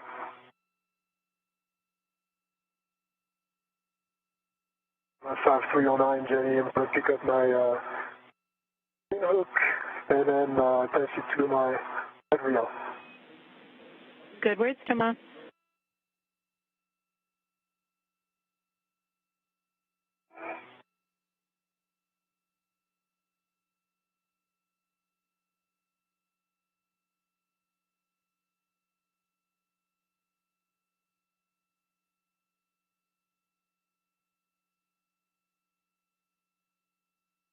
This is Mission Control Houston, 6 hours, 35 minutes and counting in today's spacewalk by Pasquet and Kimbrough. They now have left the IROSA rollout solar array in a safe configuration on the mounting bracket at the base of the P6 solar array truss structure, and will now begin to make their way back to the Quest airlock, collecting tools and tethers and making inventory of all of the items they took outside with them for this first spacewalk in support of the augmentation of the power system on the International Space Station.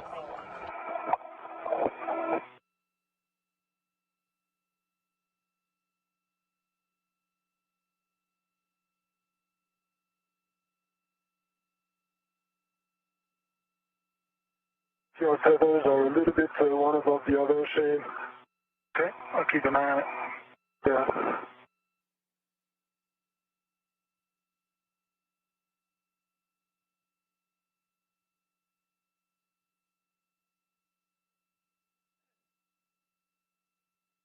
And my green hook is on my red reel, and both are unlocked. Copy. That is a good config, Shane. You can continue your translation inboard. You will be headed direct to the airlock. Copy.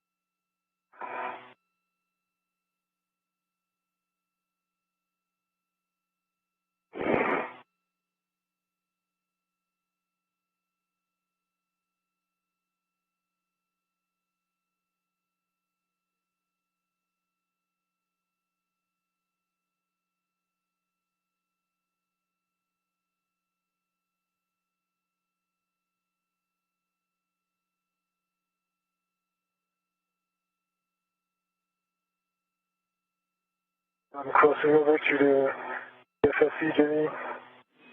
Copy, Thomas. You'll be picking up the crew log bag and spare PGT and stowing them on your BRT.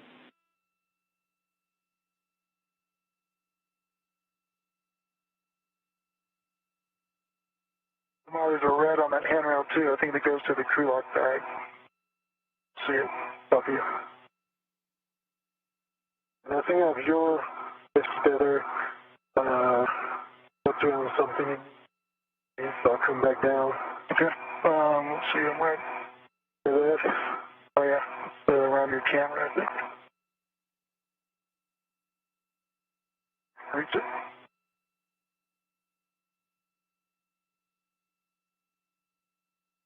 Couple twists in there. This is Mission Control Houston, approaching the 6-hour, 40-minute mark in the spacewalk. Just to recap, Shane Kimbrough and Thomas Pesquet placed their spacesuits on internal battery power at 7:11 a.m. Central Time, 8:11 a.m. Eastern Time today to begin the 239th spacewalk in support of space station assembly, maintenance, and upgrades. The focus for today was the first in an ongoing series of spacewalks to install and deploy and activate new solar arrays called IROSAs, ISS Rollout Solar Arrays, to augment 6 of the 8 power channels on the International Outpost. The 2 crew members worked to prepare the first of the IROSA arrays and to get it out of a flight support structure on the truss of the International Space Station, where it was delivered after its launch 2 weeks ago on a SpaceX cargo vehicle from the Kennedy Space Center. About 3 hours into the spacewalk, a couple of minor problems were detected with Shane Kimbrough's spacesuit. One was the loss of data on a display control unit that provides spacewalking astronauts insight into the health of their suit's systems. He was directed to go back into the airlock, put himself on an umbilical, and restart the display unit, and it has been operating just fine ever since. The other issue that was addressed but cost the crew members time outside was a momentary spike in pressure readings in Kimbrough's suit sublimator, a cooling unit for his spacesuit, but it also has stabilized and caused no further problems during the course of today's excursion. But all the time that was lost dealing with Kimbrough's suit resulted in the first of these 2 IROSA solar array units being removed from the flight support system and moved over to the base of the P6 truss to a mounting bracket. It was installed on the mounting bracket.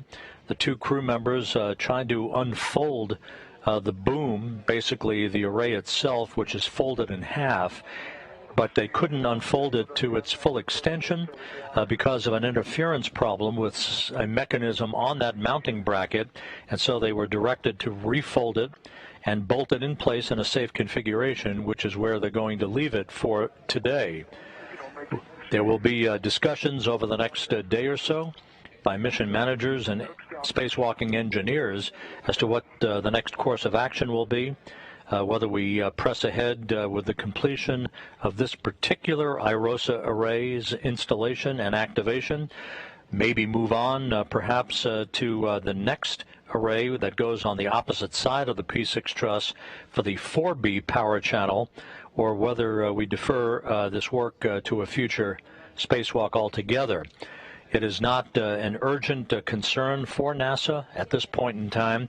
These IROSA arrays are designed to augment, not replace, any of the existing arrays, which are functioning just fine, providing all of the power required for station systems.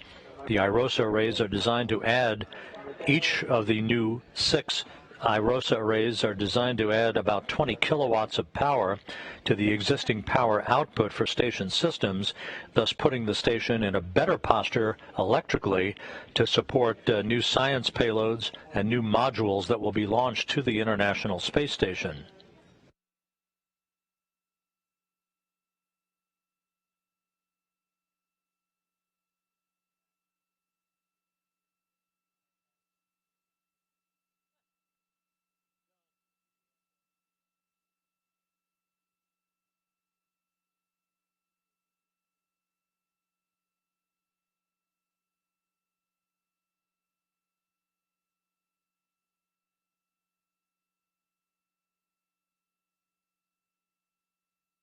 Okay, cool, back on the BRT.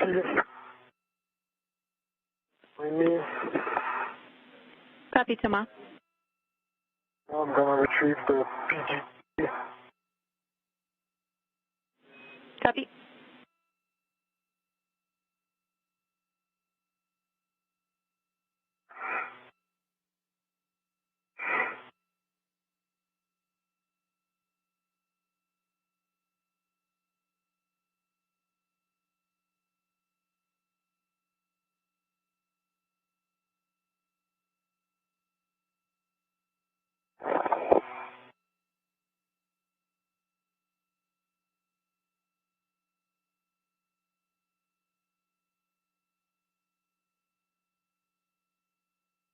Right on the PGT.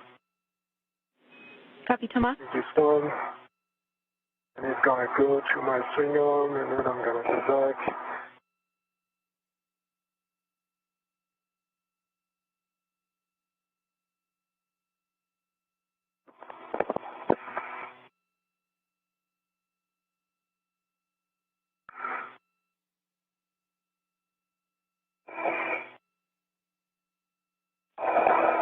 CB2's on the seat of spur.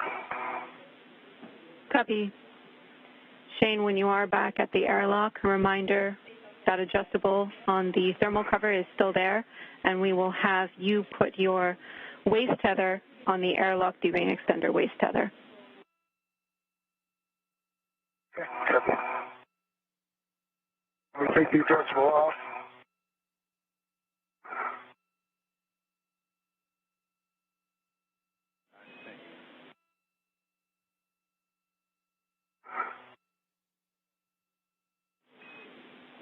We're checking for you, Shane. Okay.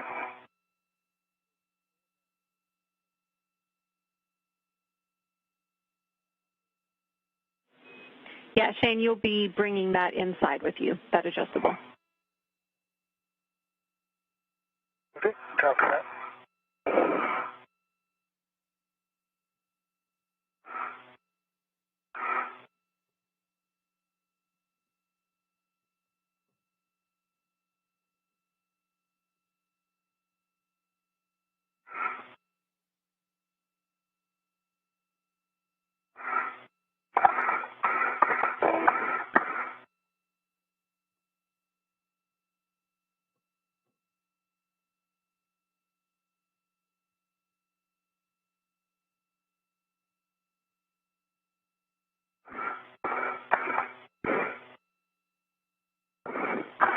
Okay, I have the adjustable thermal cover coming open. Copy, Shane.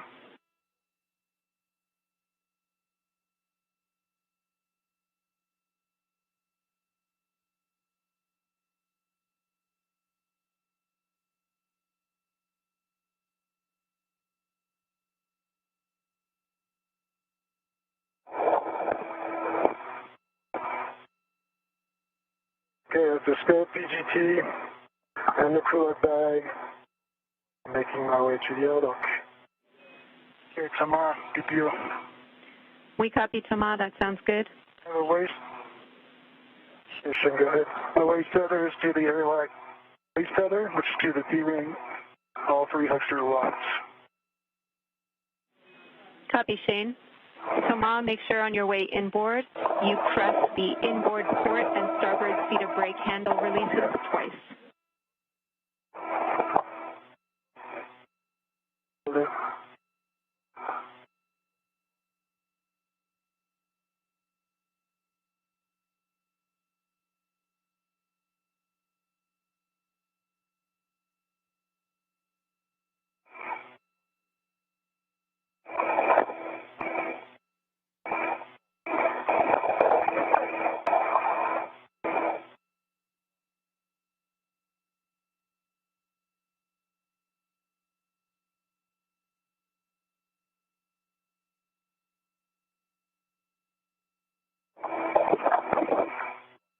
Inboard seat cart, any correct?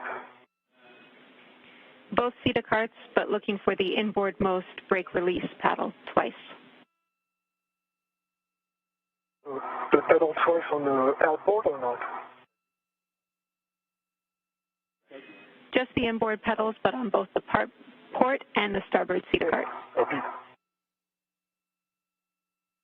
Okay, inboard pedals on both the cart. Affirm. For EV2, I'm in the airlock. The crew lock bag is on a strap attached to the airlock. Copy, Shane.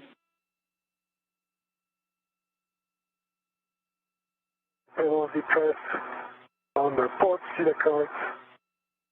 Going under the MT. Copy, Thomas.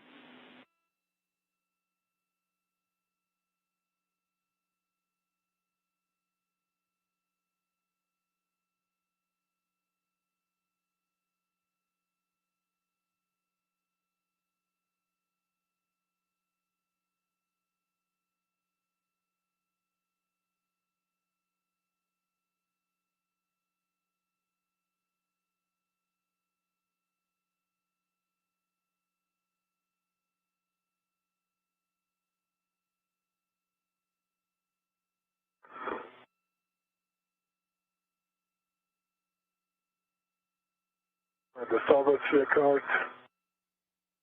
You want me to just hang tight till Tomas gets here, right?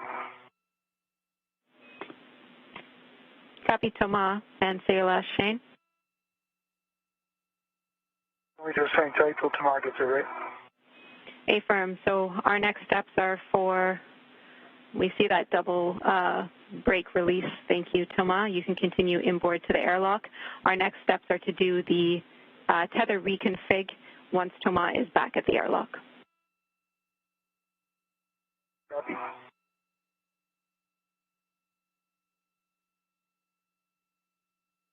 Okay.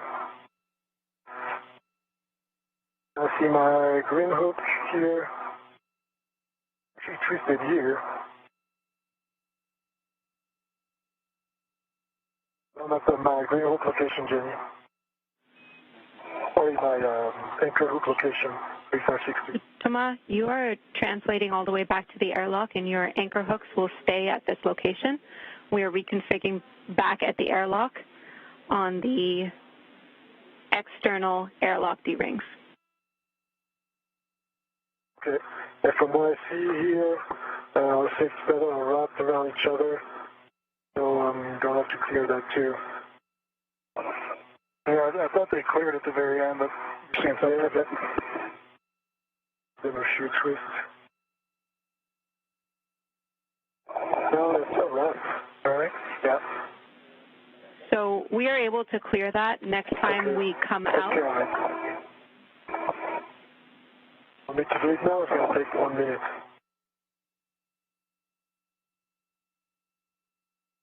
Go ahead and do it now, Jenny. That's fine. Copy, Thomas. If you are going to clear it now, that's fine. You need to put a tether on that hook. Okay. I have my waist tether to 3562 marks black on black. Copy.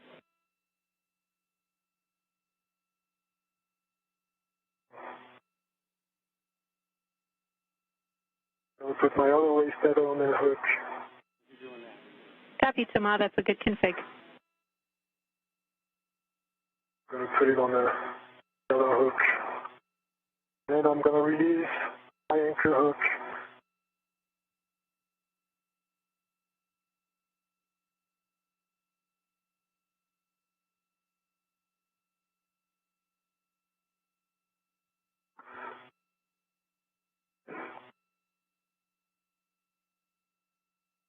Okay, so we attach it to 3562, locked, black on black. I'm going to go ahead and retrieve my waist tether. Copy, Thomas. Good words. How are you doing, Shane, at the airlock? That's right, Tomas. You're breaking up, sorry.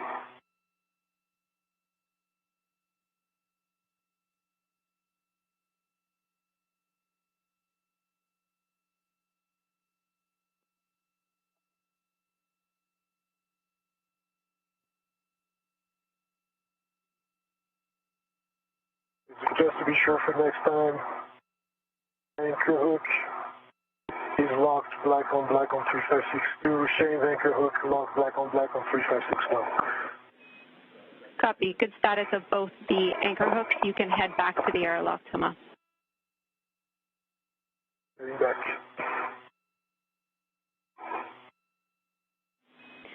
And Shane, since you are back at the airlock and in position, Thomas will meet you there, do the tether reconfig. So at this time, if you'd like to, you can remove the SCU from the stowage pouch and connect it to your GCM.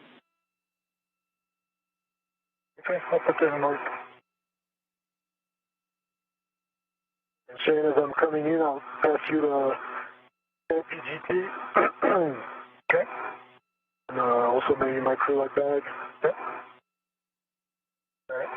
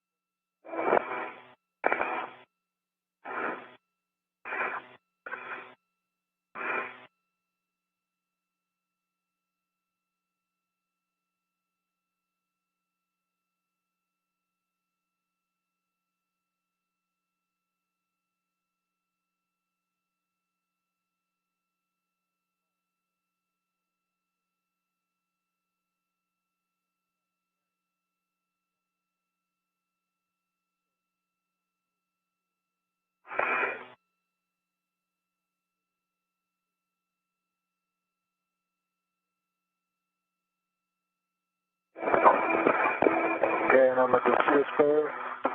Okay. Copy.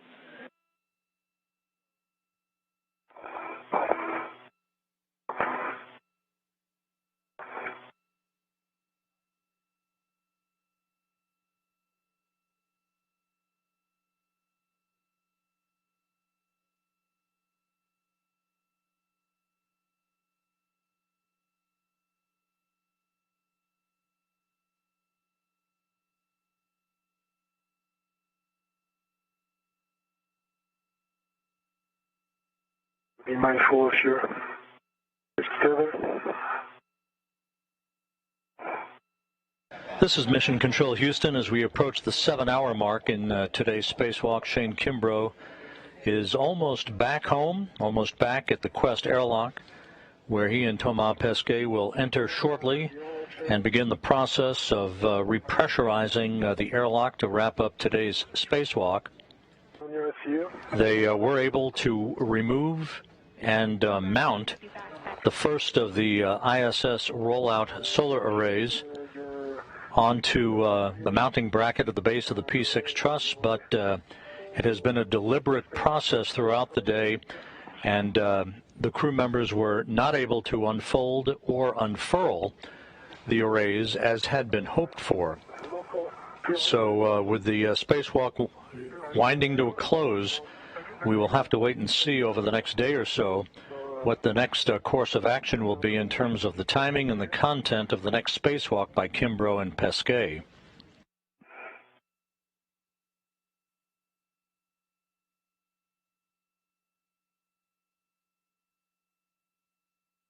The PGT. Got it.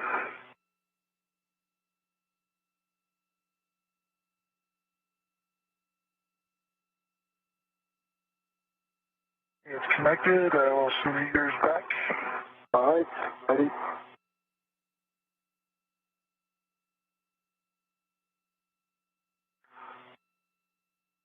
Okay, coming to you. Our coverage today will continue through the time that the crew begins the repressurization of the Quest airlock. That will mark the official end of today's spacewalk. We'll compile our usual plethora of statistics about where we stand with spacewalking activities at the International Space Station, and then we'll continue our coverage through the time that Kimbrough and Pesquet are back inside the equipment lock and they have doffed their helmets.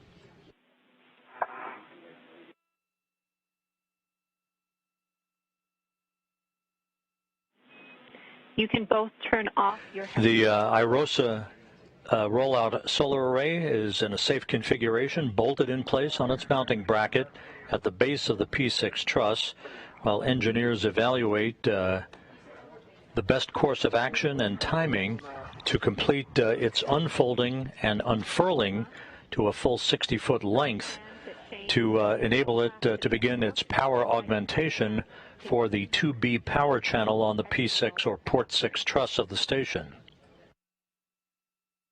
You're on the airlock gearing, the way setting? Yep, I am. Okay, your green hook goes aft, airlock gearing, arc. Stay firm.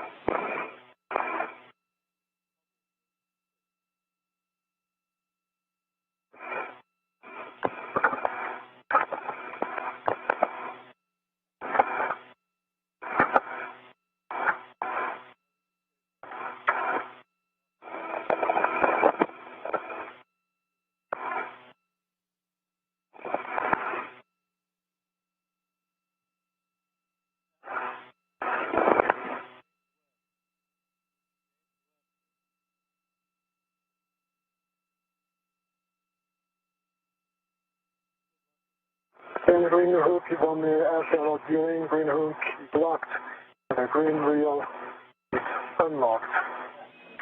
Copy. Those are good checks.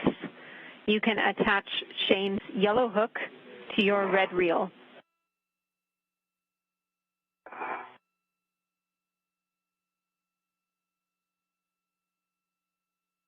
Copy.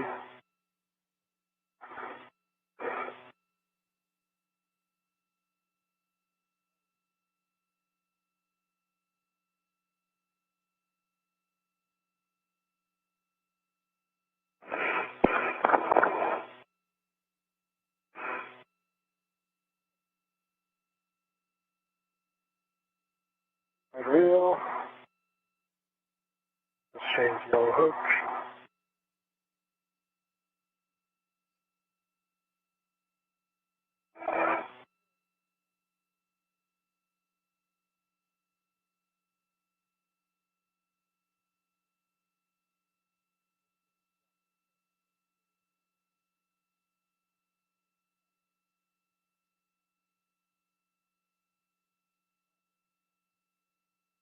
Jenny, my SEU is connected.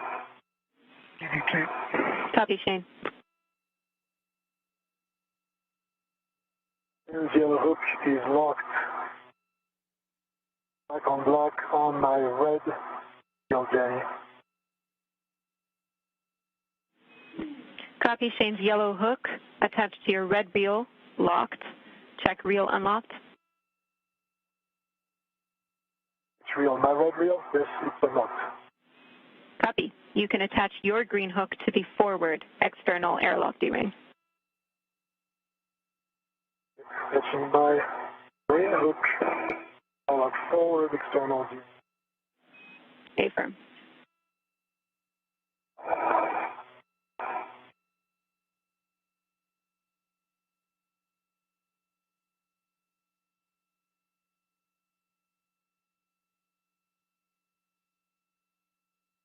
My green hook is on the airlock forward external D-ring.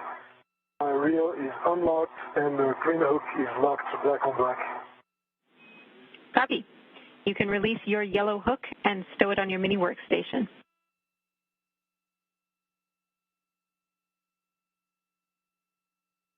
Yellow hook. As Thomas Pesquet makes his way inside the Quest airlock, at the other side of the hatch to the crew lock section of Quest in the equipment lock, Megan MacArthur on the left, Aki Hoshide with his back to the camera, and Mark Vandehei on the right are awaiting the crew members and the repressurization of the crew lock section of Quest that will enable them to open up the hatch and bring Shane Kimbrough and Pesquet back inside. Transferred in. So with that, Thomas, you can ingress the airlock, verify that the forward hatch pit pin is engaged. Copy.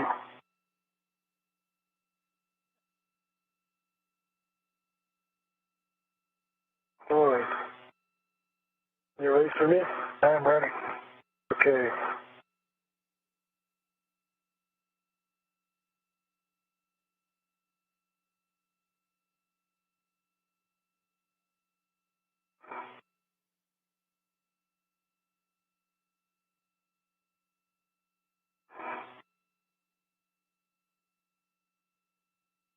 I think my place. No, it's good. Okay, the so down. L4 pin is engaged. Copy, Thomas. Close the hatch thermal cover. Attach the hook to the magnetic plate D-ring and cinch the strap until snug. Yep.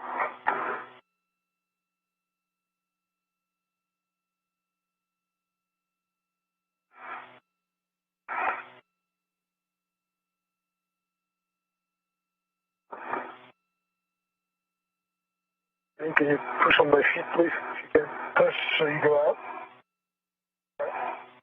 Push down, down, down.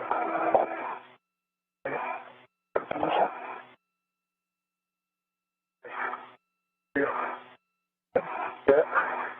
Going and yeah, okay. I don't see where the AT goes.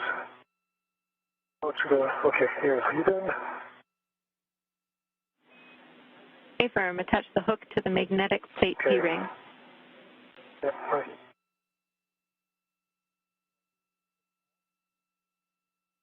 Hiding from me, Jenny.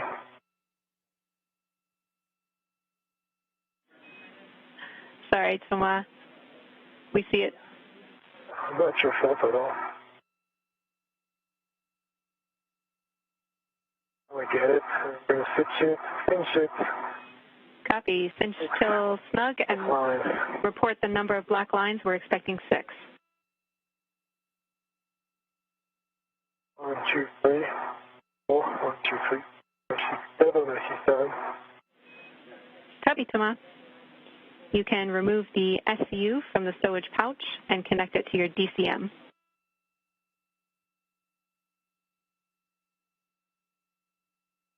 You have room tomorrow? Yeah. On my back. Right. Go from the pouch.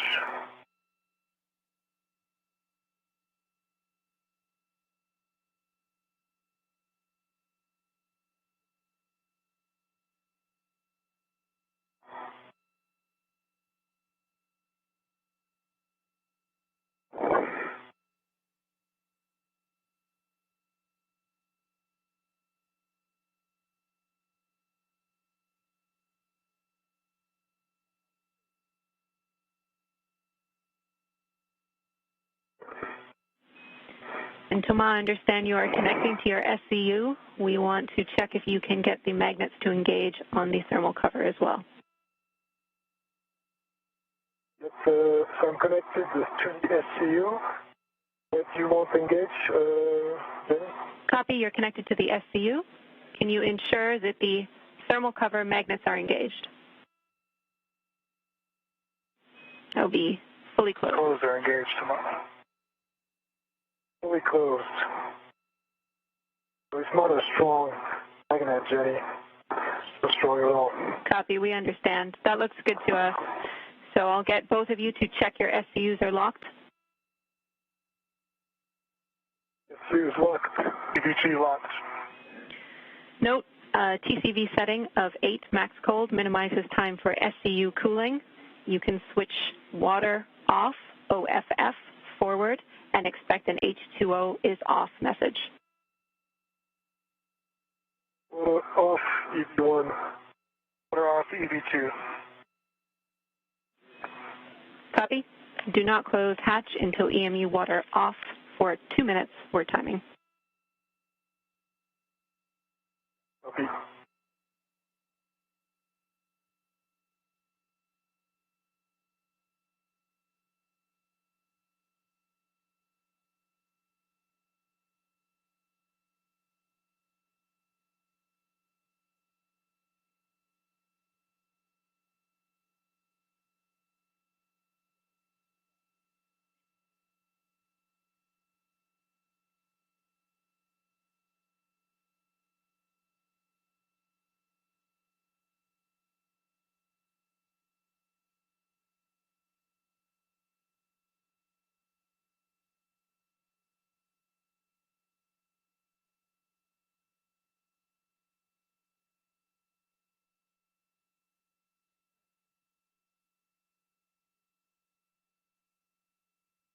Great job today, tomorrow. The whole team that was a really good job.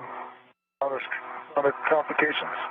It was very fighting for it and finding solutions. Proud of everyone. We completely agree. You guys did a fantastic job today. It's a complicated EVA. Good job, Jenny. Yeah, excellent work, Jenny. The team pretty good and everyone.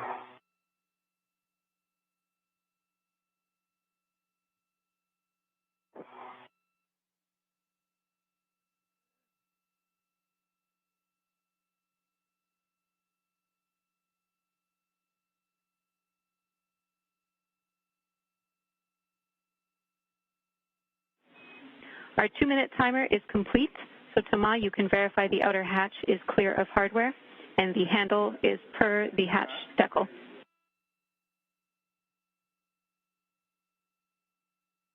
Okay. I think it's the back fully on nice to you, Shane. It's crew like that? Yeah. Okay, I'll hold them. Okay. All right. So the outer hatch is clear of obstruction. So let me go ahead and push the press button. Copy that the hatch is clear, and if the handle is per the decal, you can close and lock the hatch, Tama. Per the decal. Check me as nothing. Here. Good.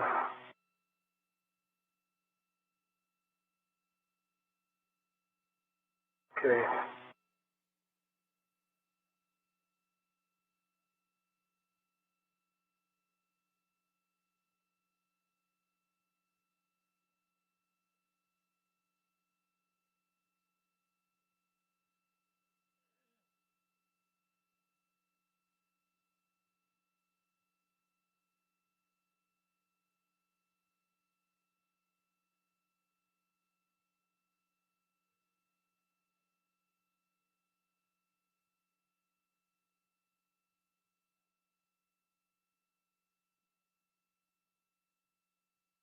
Flight today.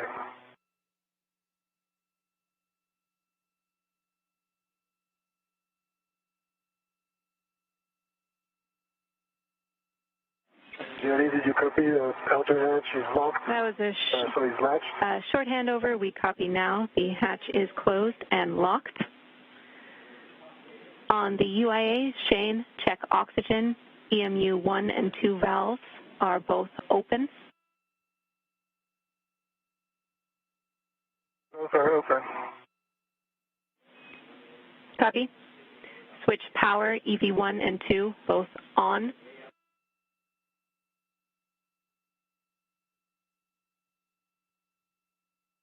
On 1 with the light, on 2 with the light. Copy, both on, and you see EMU LEDs 2 on. Check power, EV1 and 2 volts, 18 to 19. 18.6 on both. Copy, good numbers. On your DCMs, switch power to SCU, expect warning tone. This is Mission Control Houston. The clock continuing to tick on today's spacewalk. Now at the 7-hour, 13-minute mark, but we're in the home stretch. The outer hatch to the Quest Airlock's crew lock compartment is closed and locked. The crew now hooking up to umbilicals in the crew lock, and will soon begin the repressurization of that segment of the airlock to mark the official end of today's spacewalk. Thank you, Jenny. Thanks to all the team. There's a lot of work going into these days and a lot of work real time to react, and it was beautiful. Thank you. Thanks. Hey, Jenny, thanks. Fantastic work today, Jenny. And Tama and Shane, we are looking forward to getting our friends back inside. So here we go. Both of you take your O2 actuators to press. Copy.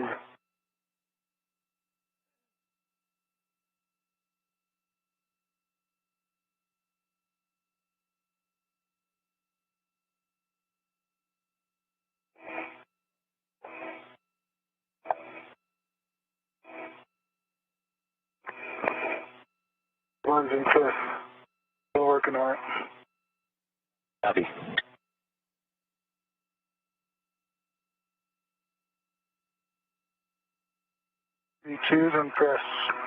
Both in press. Tomas, check that the EV hatch MPEV is closed. Hatch MPEV is closed. Okay, I'm about to start throttling the IV hatch equalization valve. Let me know if you want me to slow it down. Okay, copy.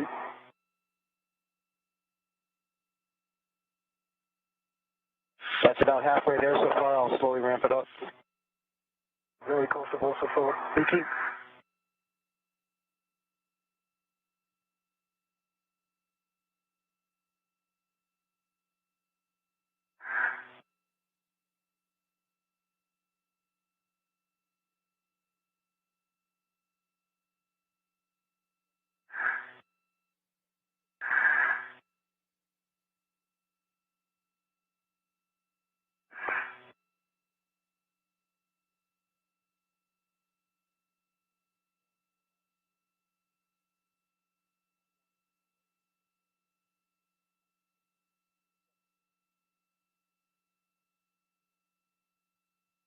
This is Mission Control Houston. The repressurization of the Quest airlock has begun at 2:26 p.m. Central Time, marking an end to today's spacewalk by Thomas Pesquet and Shane Kimbrough at 7 hours 15 minutes. Again, 7 hours 15 minutes for today's spacewalk. The EVA, or spacewalk, ending at 2:26 p.m. Central Time with the start of the repressurization of the Quest airlock. And we'll have additional statistics for you shortly.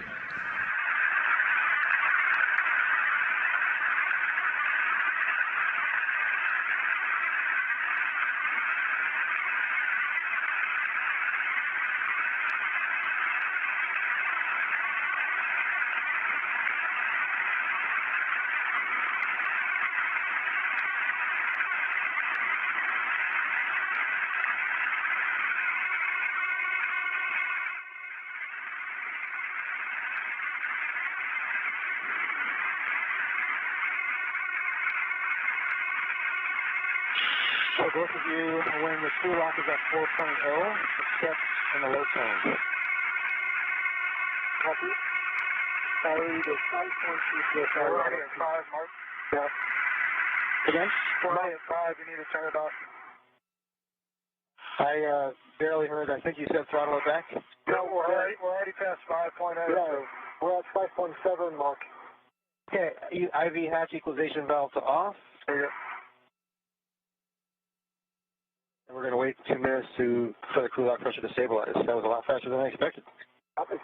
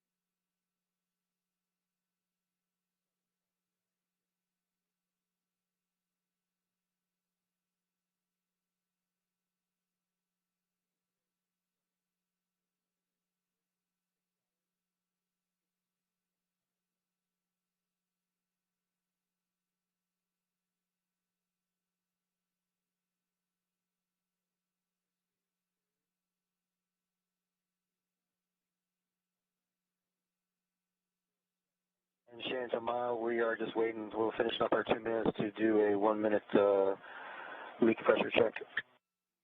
Copy, Mark.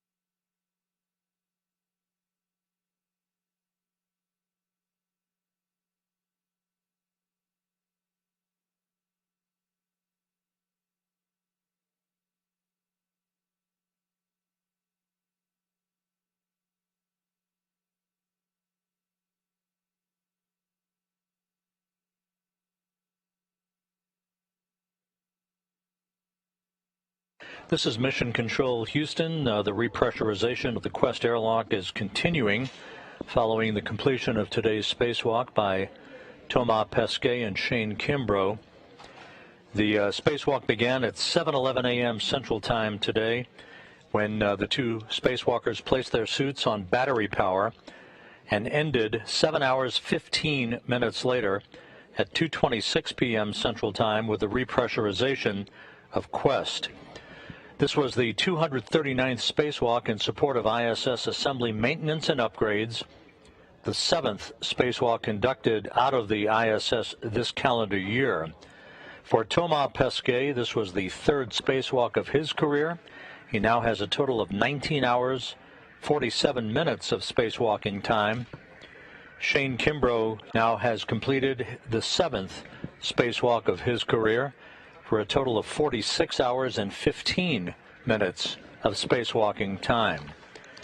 In all, the 239 spacewalks associated with ISS assembly maintenance and upgrades have equaled 1,506 hours and 28 minutes of spacewalking time, which is the equivalent of 62 days, 18 hours and 28 minutes of spacewalking since the first ISS spacewalk back in December of 1998.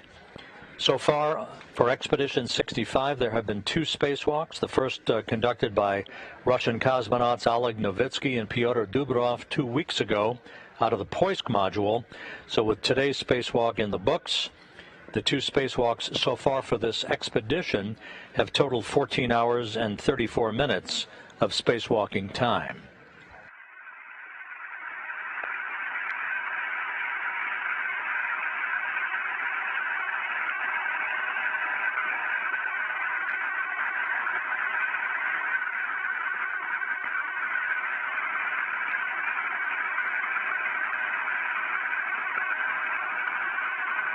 The spacewalk resulted in a mixed bag of results today.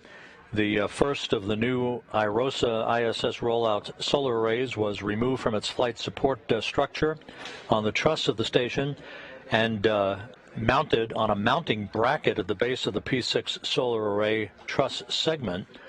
However, a couple of issues with Shane Kimbrough's suit that resolved themselves cost the spacewalkers some time, about an hour's worth of time, and they were unable to complete all of the work planned for today.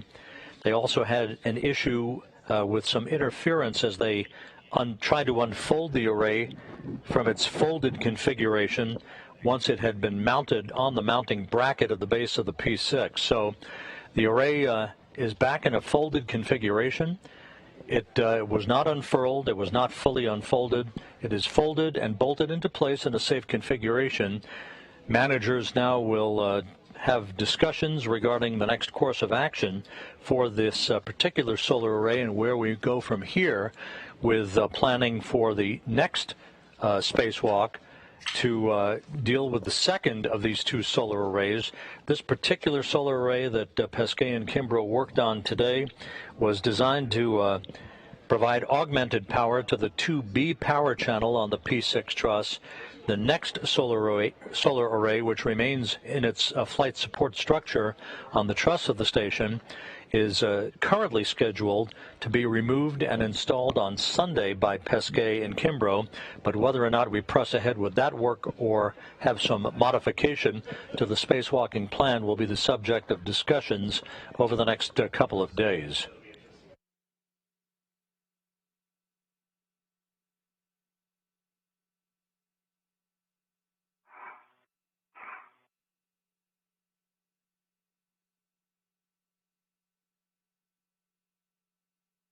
The Quest airlock is almost completely repressurized at this point, at which time Mark Van de Heij, as we see, is rotating the hatch handle and now is opening the hatch between the crew lock section and the equipment lock section so that he and Megan MacArthur can assist Pesquet and Kimbrough in re-entering the equipment lock so that they can have their safer simplified aid for EVA rescue backpacks removed from their spacesuits and then have photos taken, which is a typical course of action.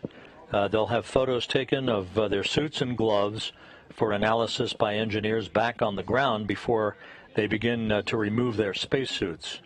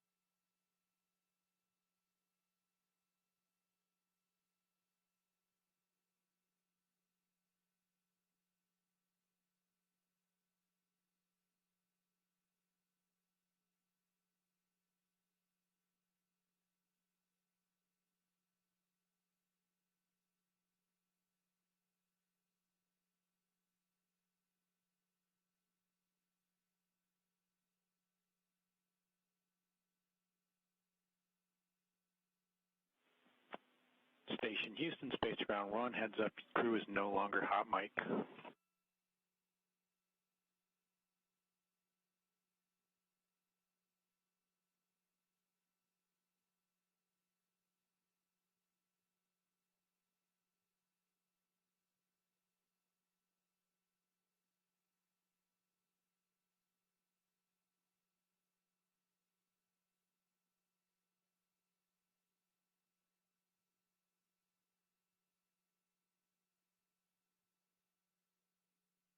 Shane Kimbrough back inside the equipment lock of the Quest airlock. Thomas Pesquet now being assisted back inside by Van de Heij and MacArthur.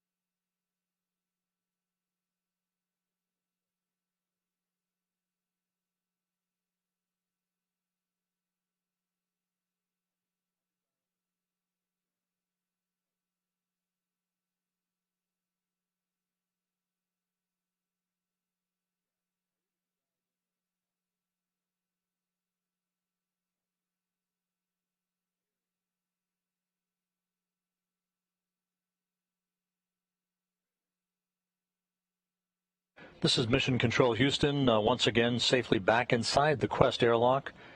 Astronaut Shane Kimbrough in the field of view on the left side of your screen, partially obscured at the moment by Mark Vandehei, and looking over the shoulder of Thomas Pesquet. They are being assisted in getting their gloves off. There will be photos taken of those gloves, as is normal standard practice, following a spacewalk. Megan MacArthur also assisting in the equipment lock section of Quest.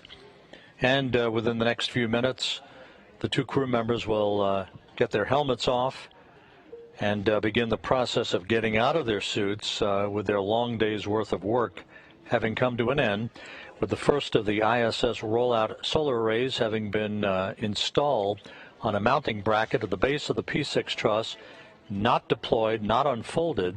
That is forward work yet to be evaluated by mission managers.